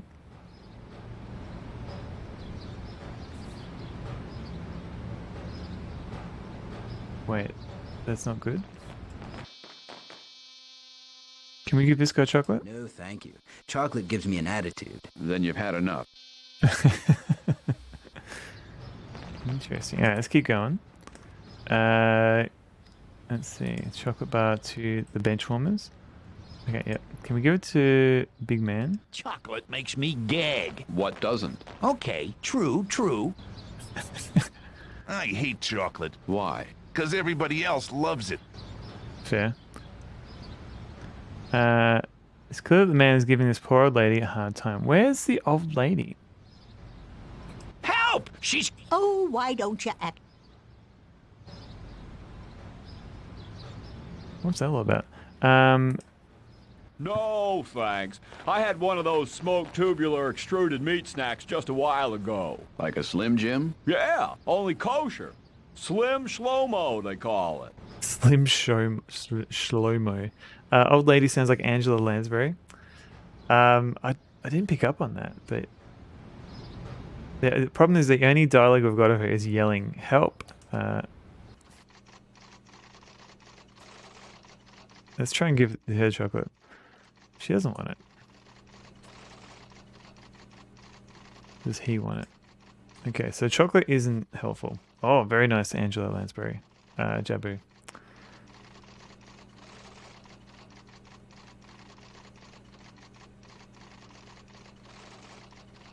Elan windows are breakable for safety reasons. Yeah, if I get stuck in a car, I want my windows to break so people can get me out. That Slim Shlomo guy is supposed to be like a James Stewart sounded like. I think, yeah, maybe. I think so. It's a revolving door, just like the one you battled in New York. Unless it's a decontamination chamber, like the one you battled in outer space. Yes, sir? Okay, I changed my mind. How's my hair? I'm trying to harass Perry Yace over at Olm Cooking, but he won't cooperate. I'm trying to harass Perrier over at Home Cooking, but he won't cooperate. That's too bad, Mr. Stonebender. Have you tried hurting him? Sort of.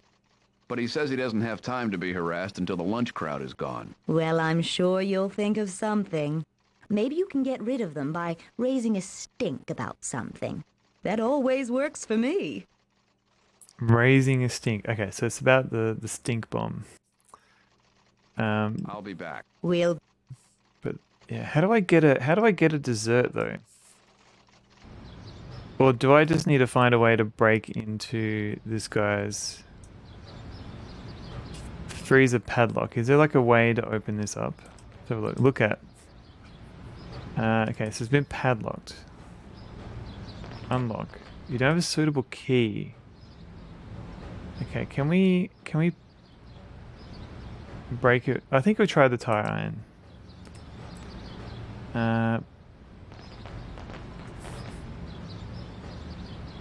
I think okay, so I tried the pencil in the wagon. No. I don't know, there must be something to do with this. Like, does this guy have a key? Like, can we get him to stand up or something?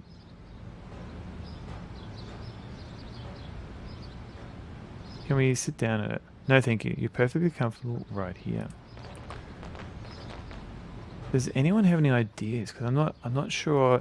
I think I might be stuck at the moment. What now? Okay, so we've done these. Okay. And then we've got this tattoo guy. Yes? How much are the tattoos? They start at 50. Don't be so... I was... Right. Okay.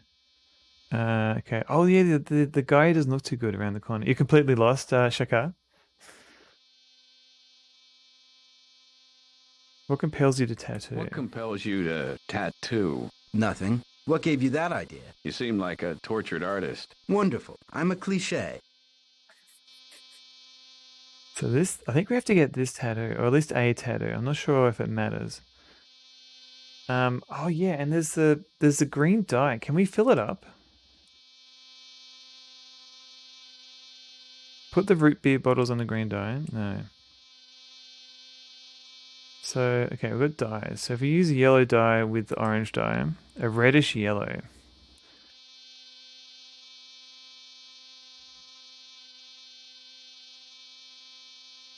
Bluish purple. Like, okay, so we can mix these colors, but I don't know what we're meant to do with this yet.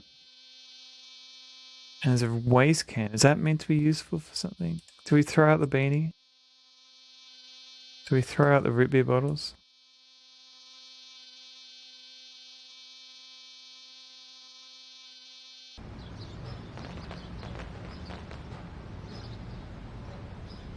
Take the windshield. Still attached to the car. Okay, blaze, yeah, let's have a look. No, wait. Man, those are... Wait, what? Look... Oh, hang on.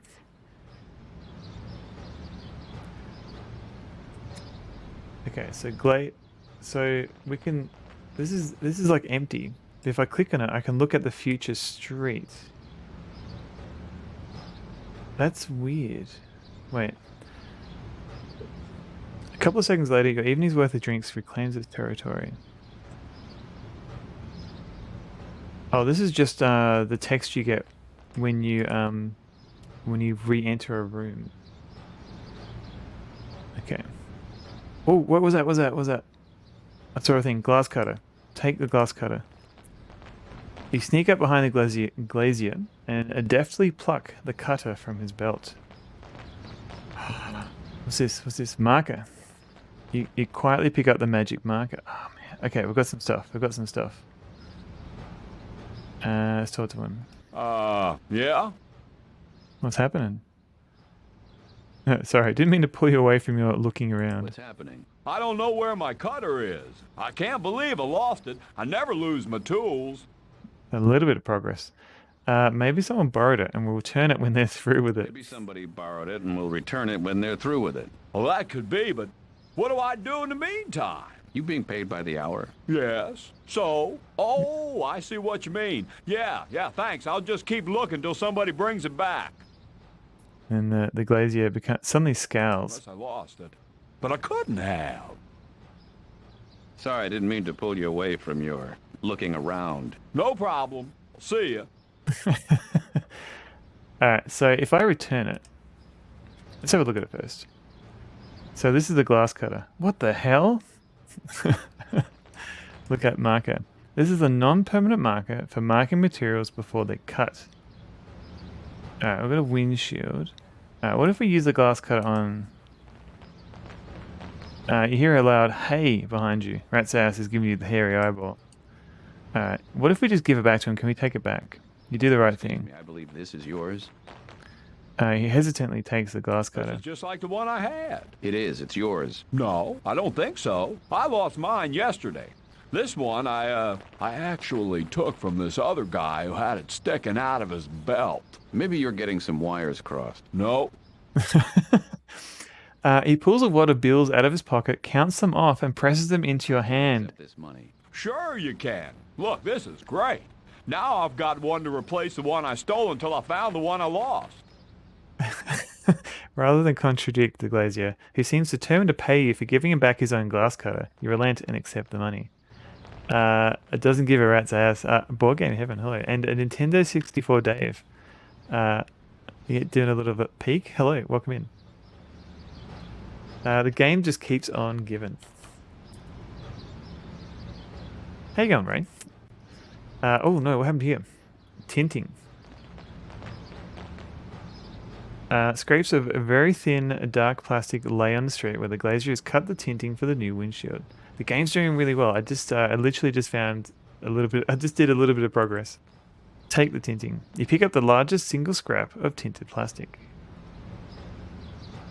You got a good sized scrap of tinting from the glazier. It's some good scrounging you did there. It's almost as good as the time you found the discarded 5x5 block of foam rubber in front of the upholstery place in Huntington. At least you think it was discarded. Take more? You already have the tinting. Okay, we've got some new items. Can I use the marker on the tinting? On the... wait. Wait, who's Christo? What are these? What is this? Big sheets of pink plastic. What does that even mean? What does it mean, game? Alright. Okay, let's go get a tattoo. Bye. It'll cost you that whole $30 in your wallet. Do you have anything cheaper? I was giving you a break. $50 is usually my minimum. This is for the thugs? Yeah. You don't want that design. I'll give you what you need. For $20? He just stares at you. All right. $30. You start to hand him the wad of money. When he pauses and looks straight into your eyes. Are you positive about this? Now that you mention it, I would like to put this off for a while. Just till I've psychologically prepared myself. Do it to it. Do it to it. Takes the money and puts it somewhere behind the counter. Ooh, maybe we can get the money back. Put your hand here. He takes your hand and, after swabbing it carefully with antiseptic wipes, goes quickly to work. So you're giving me what all the thugs get, is that it? Ow. You know, I thought this was going to hurt more than it does. It's actually not too bad. Ow. It's not a very colorful tattoo, is it? Ow. Half hour later. Christo was an artist who put pink plastic around islands as an art project in the 80s. How this friend of a friend of mine got his nipple tattooed, but it got infected, so eventually it fell off. Now, is that possible, or is it just an old wives' tale? Done. Ow. He inspects your hand carefully, holding up to eye level and sliding down the lines to check himself for accuracy. It's a great job, considering he did it freehand. The needle is thrown away. Hervé replaces it with the needle he's using earlier on the pair, pulls out his trusty fruit, and resumes practicing. You admire the job he did on the back of your hand, a perfect universal product code. Take any special care of it? Don't get it under any high-frequency lasers. They'll take it right out. Thanks. Sure. Okay, so we have a tattoo. I'm a universal product now. Trying to make you a tattoo artist laugh mid-inking. What a mad lad. We are the product. Ooh, a tattoo needle. Let's get this. Being careful not to stick yourself, you take the needle as a souvenir of your short, but indelibly etched in your memory visit to the Tattootoria. Alright, tattoo needle. The needle Hervé used to give you your tattoo gives you immense pleasure. What? Yeah, but remember, if you're not paying for it, if you're not paying for a service, that means you are the product. Apparently. Okay. Yeah, I don't know what's all that about.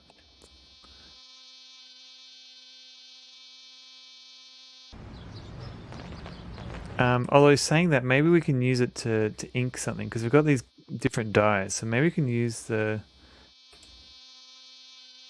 No, okay. Okay, indeed. So, oh wait, I can use a needle to pick the lock. Maybe. Hang on. Pick the freezer padlock with the tattoo needle. You carefully insert the needle into the lock and work it around. After a few seconds, there's a click and the padlock pops open. Is that the Opera House? It might be Valley Cheese. I think it's actually this is in New York, but they stole the idea of an Opera House for the future. With the lock picked, you're able to open the freezer door. As you do, the ice cream man bolts over to the restaurant, his face livid.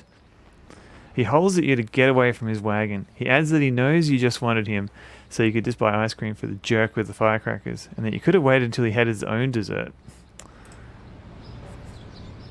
Yeah, thieves. The ice cream man is plenty upset with you, and when he notices you looking at him, he gives you the full-fledged scowl. You ask for a bludgesticle, and then realize you spent every last cent you had on the tattoo. Fortunately, the ice cream man picks up on the fact that you got chocolate, Faxon chocolate, he asks you. You tell him that, in fact, you have one of the 3 original bars of Faxon chocolate ever made, hand-molded by the woman who discovered the ancient grove that Faxon chocolate comes from. Not the scowl. Yeah, it looks like the one that they... it's from New Zealand, yeah. The New Zealand Opera House. He knows that you're telling the truth, and is extremely impressed. You give him a small taste of the chocolate, and he willingly gives you a bludgesticle. Oh my god, okay, a bit of a shaggy dog puzzle here, okay. Bludgesticle to the punk. I like how once I've solved a little bit of a puzzle, we're solving this whole chain of stuff. Alright, so you swap the bludgesticle and the bomb with the young punk, whose eyes light up. Isn't it nice to see that even in these days of jaded youth, ice cream still brings delight to a child? He practically inhales the ice cream and meticulously licks off the stick. You give him a small taste and the chocolate is totally gone. Yeah, hang on. He pulls out a match and lights the dry end of the stick. He cocks his arm back and flings the stick across the park. As it reaches the end of its arc, it bursts into flame and explodes when it hits the ground. Cars swerve, mothers scream, fathers weep, children applaud, and the punk giggles maniacally. See? That's why I wanted you to buy it for me. They won't sell them to kids my age. You evil fiend. Not yet, but someday I hope to be. You evil fiend. No, the chocolate's still here. Yeah, this is like a very valuable chocolate bar, so I think we're gonna hold on to it for a bit. Alright. Look at the stink bomb. Phew. It's not just a stink bomb. It's a stink bomb of your fondest childhood memories. So round, so full of promise. You can almost see the gagging and retching it'll cause people. Alright, stink bomb at the restaurant. Lands on the ground in front of Hom cooking and fills the block with a foul stench. So round, so stink. The maitre d' runs into the street, trying to get everyone to come back, or at least pay their bills. Ooh. Fun little animation. It was Sonneville? No, it could have been anybody, Valen Cheese. Could have been anyone. Perrier rushes back outside and quickly removes a bomb from the premises. Mon Dieu, please do not leave, Madame, Monsieur. The crowd at the restaurant has a similar reaction and they clear out immediately. Je suis... Ah, god damn it. God damn it. Alright, harass. Your lunch crowd seems to have cleared out. You owe us some money, I believe. You better pay up or else. Oh yes, it's harassment time, isn't it? Damn straight, mister. Very well, go ahead. If you don't give us our money pretty soon, we're gonna have to get tough.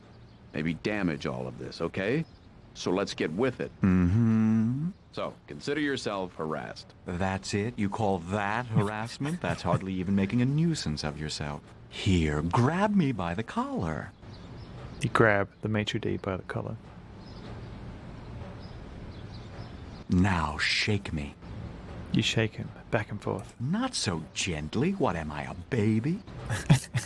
You shake him harder. Like that? It'll do. Now hit me. Do I have to? And you're in the organization. Come on. Okay, slap me then.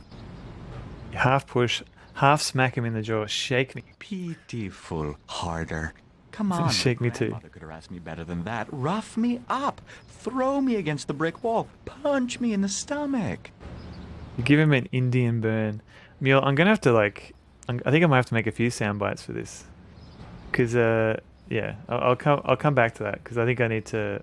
I'll make some notes. To do. I'm getting wet just thinking about it. Oh no, reach out and touch. Alright, you give him an Indian burn. No, like this. He hurls himself bodily against the wall, then throws himself across the table and onto the floor. He stomps himself a few times for good measure, necessitating a rather awkward contortion. Finally, he stands up and wipes a small trickle of blood from the corner of his mouth. That kind of thing. Now, do you want to give it a try? You give him a very hard noogie to the top of his head. Hopeless. That was the worst harassment in the whole glorious history of harassment. Okay, I'll have the money by tomorrow, yada yada yada. Now, if you'll excuse me. You're a great reach out and touch. How does one stomp one's self? Good question. Okay, you fulfilled your obligation. Okay, that's done. We need somebody to sign this card though. A sponsorship card for the organization. I am not a member. I cannot sponsor you. Alright, so this guy can't sponsor us. Sorry, no, I'd Can this guy sponsor us now? He's got the old lady harassing him. They seem nice, Valiant Cheese. Hello. Hello. I just want to see if you're alive. You're not in the organization by any chance, are you? Oh, yes, they have bingo. Would you sponsor me? I'd be honored. I think you'd make a very nice crook. Stand up and let me look at you. You obligingly stand and pirouette for the old lady. Yes, you'll do well. Oh, this is so exciting. Where do I sign? You give the old lady your sponsorship card, and she fills it out, smiling widely the whole time. There you are. You'll let me know how you're doing, won't you? I want to be able to tell people my protege is successful. And you come to me with any assignments you don't know how to handle, okay? Of course. And thank you. Goodbye, goodbye. Thanks, lady. What do we have left? The sunglasses. Okay, so I had a thought about the sunglasses. This guy has some glasses. They're lavender, not lilac. I know, I just couldn't think of. Okay, so could we put the tinting on the glasses? No. She's very lovely and she's very helpful too. I don't know, how do I, okay. Like, can I just ask him for them? Yes. Do you have any sunglasses? Do you have any sunglasses? What do I look like, a thug? You know where I can get a pair? I thought everybody used to have them in your time. Some people say there's still a sunglass hut in an underground mall that survived the Great Mall War of 22. Personally, I don't buy it. People believe what they want to believe. Great Mall War of 22.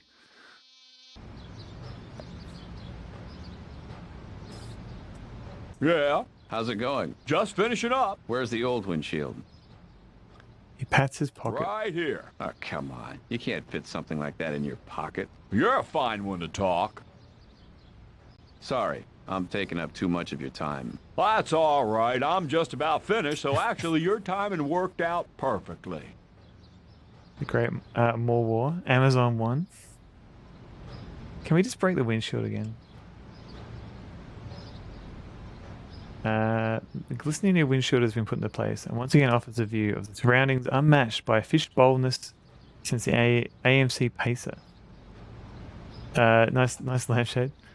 The Chief Bigfoot from Sam. Oh yeah, I guess they were both based on similar. I guess was it James Stewart character? Can we help this guy? Yes. I'll talk to you. No, I won't give you anything. Not in a million years. How long has it been since... Oh, this is different. How long has it been since you had a home-cooked meal? Has Charlie Manson made parole yet? Did universal health care finally pass? You're going to kick the V habit. Alright, let's have a look. Wasn't the car... Oh, Castor Quinn. Thanks for the follow. The car from Whatness World and AMC Pacer? Wayne's World. Oh, maybe. Oh, maybe. You could be right there, Cranky Old Goat. Castor Quinn, thank you for coming in and following. How long has it been since you had a home-cooked meal? I just told you, not in a million years. Or at least that's how it seems. See, I knew what you were going to ask before you asked it. Maybe I could get you one. Don't bother. I can't digest food anymore anyway. This guy needs a bit of help. Has Charlie Manson made parole yet? I already answered that. Not in a million years. In fact, he died years ago. And they still haven't let him out. Huh. Is this guy older than you? Yes and no. Because we're from the past, so I guess we're like several hundred years older than this guy. Unless you mean like, is he older than me in real life? Did universal health care finally pass? Oh wait, you just answered that, right? Now you're catching on. When are you going to kick the V habit? Like I said, not in a... Alright, cool. Not in a million years. I'll be back. No, you won't. Not in a million years. Oh, is he also Jake Stonebender? I don't know. The junkie's body is racked by a coughing spasm and he turns away. I don't think he is. I think we just got very similar fashion sense. Okay, can we give him the needle? Yeah, we haven't figured out what to do with the marker yet. Oh, maybe I have to use the marker and the tinting on the glasses. Hang on.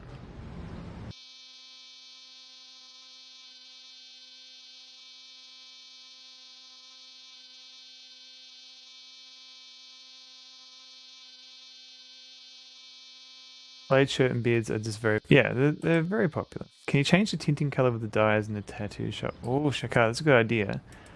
Some reason... Well, okay. So we have almost everything to join the organization. We've got a signed sponsorship card. We've got a harassment voucher. We've got a hair in a ponytail. We've got a tattoo. The only thing missing from our uniform is a pair of sunglasses. And that guy over there has glasses, but they're not dark. So yeah, I think that's why we need to change the tinting. Yeah, maybe let's just hand in what we've got. Maybe we can get some extra info from her. Okay. You'll need to meet the official standard appearance for a thug. The first level. For you, the appropriate accoutrement. Okay, good. We got that. I'll be back. We'll be here on... You got an idea? Yeah, go for it. If you've got a suggestion, let me give away these items, and I'll listen to your idea as well.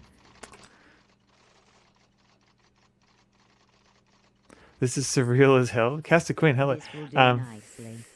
Do you have the other prerequisites completed? Not quite all of them. Well, you keep a hold of this until you do, okay? Okay. Okay. Stick it in your back pocket. Glad to have done that. If I give her this, yeah, it's pretty surreal, and especially, and you're just seeing this one part of the game. So in this section, we're in the future, but there's like For you if you let me eat your face. there's a section where we go into Transylvania. There's another one where we travel one day into the past to save chocolate. There's another section where we have to rescue talking dogs from the government. There's a lot of surreal stuff. Yeah. So tint the regular glasses with the tin foil maybe. Make sunglasses. Yeah. The tricky bit is I don't know how to get the glasses. So that's the bit I'm trying to work out at the moment.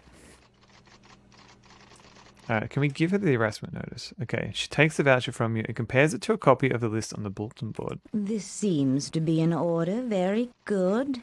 Did Mr. Ye make any payments to you directly? No. She stares at you for a moment and you feel a slight breeze on your brain. Very good.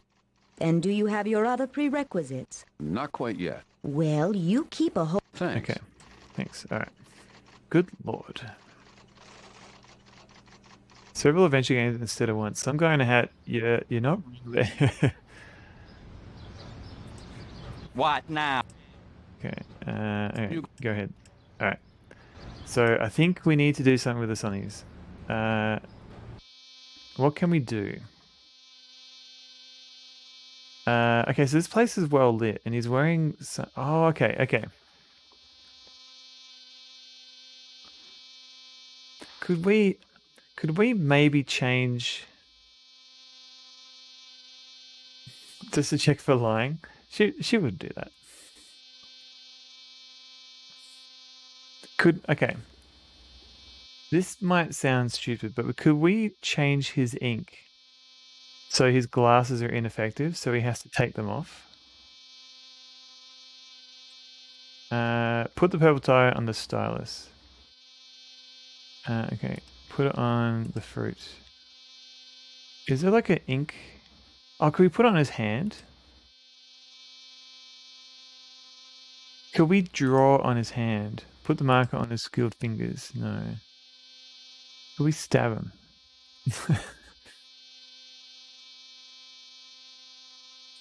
I feel like there's something. Okay, because there's this compressor and a cord as well. Maybe it has to be lilac, not purple. Oh yeah, hang on. So what is lilac? Well, I've still got to combine these. Tattooing gun, a sort of miniature jackhammer with a dye-injected needle at one end, is a wicked-looking device. The technology doesn't appear to have changed much since your time. Okay. Yes, I am very forthcoming with information you don't want. Thank you. Can we borrow it? I lose my license, and even though you're not a cop, I can't risk it. Okay, can we clean it? I know what I'm doing. No, I'm not carrying this brooding artist thing too far. Let's have a look at the fruit. Highly detailed work on the skin of this pear. Pear you have there. Yeah, well, I did a little... No, I mean the pear you're working on. You're doing a great job. Thank you. That's great. All right. Can we take it? These inks are not edible. I see. So it's okay to force the ink into one skin repeatedly with a hollow needle, but you wouldn't want to take any internally. Right. Okay. Copper, Seneveld, go to bed. You need to go to bed. Your impulse control called me, and it's tired. It's not working. You gotta go to bed. It's sleepy time. You've been gaming for 38 years. It's been 38 years. All right. It is after midnight, and I don't know. I feel like something here. There's something to do with the dye. Something to do with the compressor. There's a cord as well. I don't know why there's a cord here. Can we? There's something. We've got to do something with the marker. No fun allowed.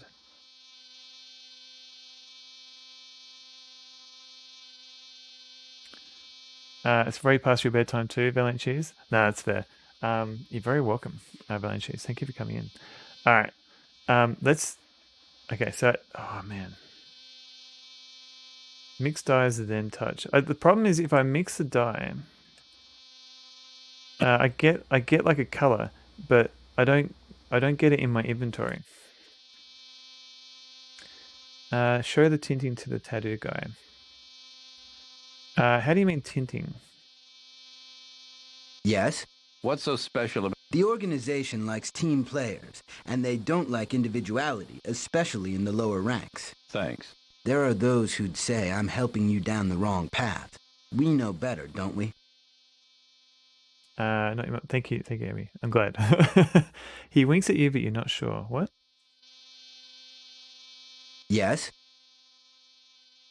How's business? How's business? Not that great, but it beats being stuck in the eye with a sharp stick. I would think it's very much like being stuck in the eye with a sharp stick. I don't do eyes. You need lasers for eye tattoos. Someday, maybe. Someday, maybe.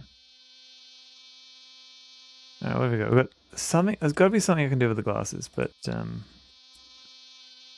we'll have to look at that next stream, I believe. So let's leave this room because it's very annoying.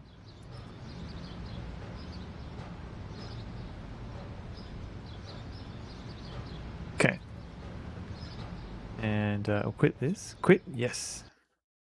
All right. So let's go into the final part of the stream.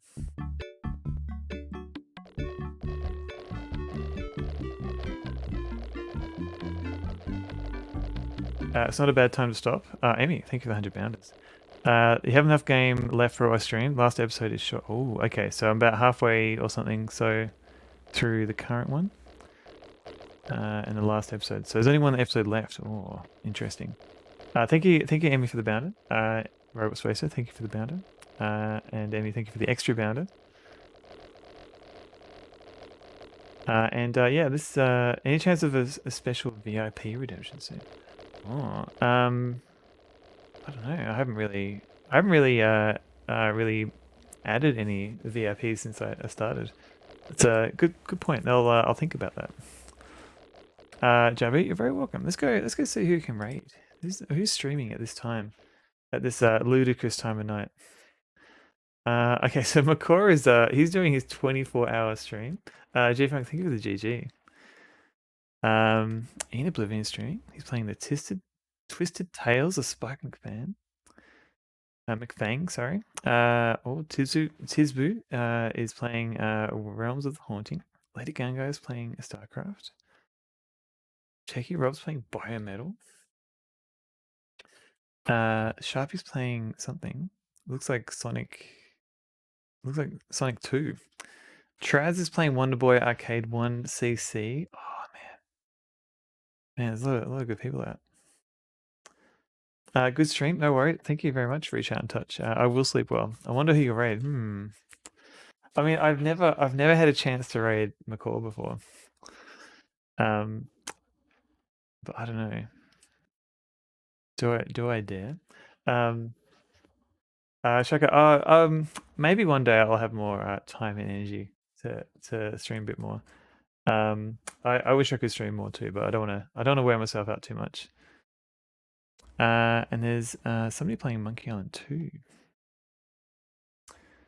Barney FF, you're very welcome. I will take care. Good night, Queement. Robot Space, you're welcome. Okay. I don't normally get to raid McCall, so I'm gonna raid McCall. And also, it is his birthday. Yeah, he's not usually streaming at the time when I finish. So, yeah.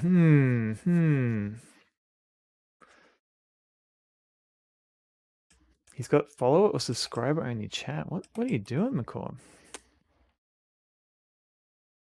Am I streaming the right? Am I rating the right McCall? What's happened? Is his chat so ridiculous that he had to do something? Had to limit his chat? Oh my god! What kind of flickery nonsense is this? All right. All right, let's go say hello to Record. He's a retro streamer. He's playing the greatest game of all time. To be fair, it looks amazing, if a little bit flickery. So if you wanna come along for the raid, please come along. I had a lot of friendly streamers come in for raiding. So Robot Spacer, thank you for raiding. Thank you for still being up. And Dr. CDCS and Fractal Mind Mike, you're probably both asleep. Even though you're in totally different time zones. Thank you also for raiding in. Happy birthday. Yeah, come along, say happy birthday to McCall. And I will see everybody on Wednesday. Hopefully I'll be finishing this game. And then we'll find another time traveling adventure game to play. So yeah, thanks everybody. I'll see you on Wednesday, and yeah, come along. So bye.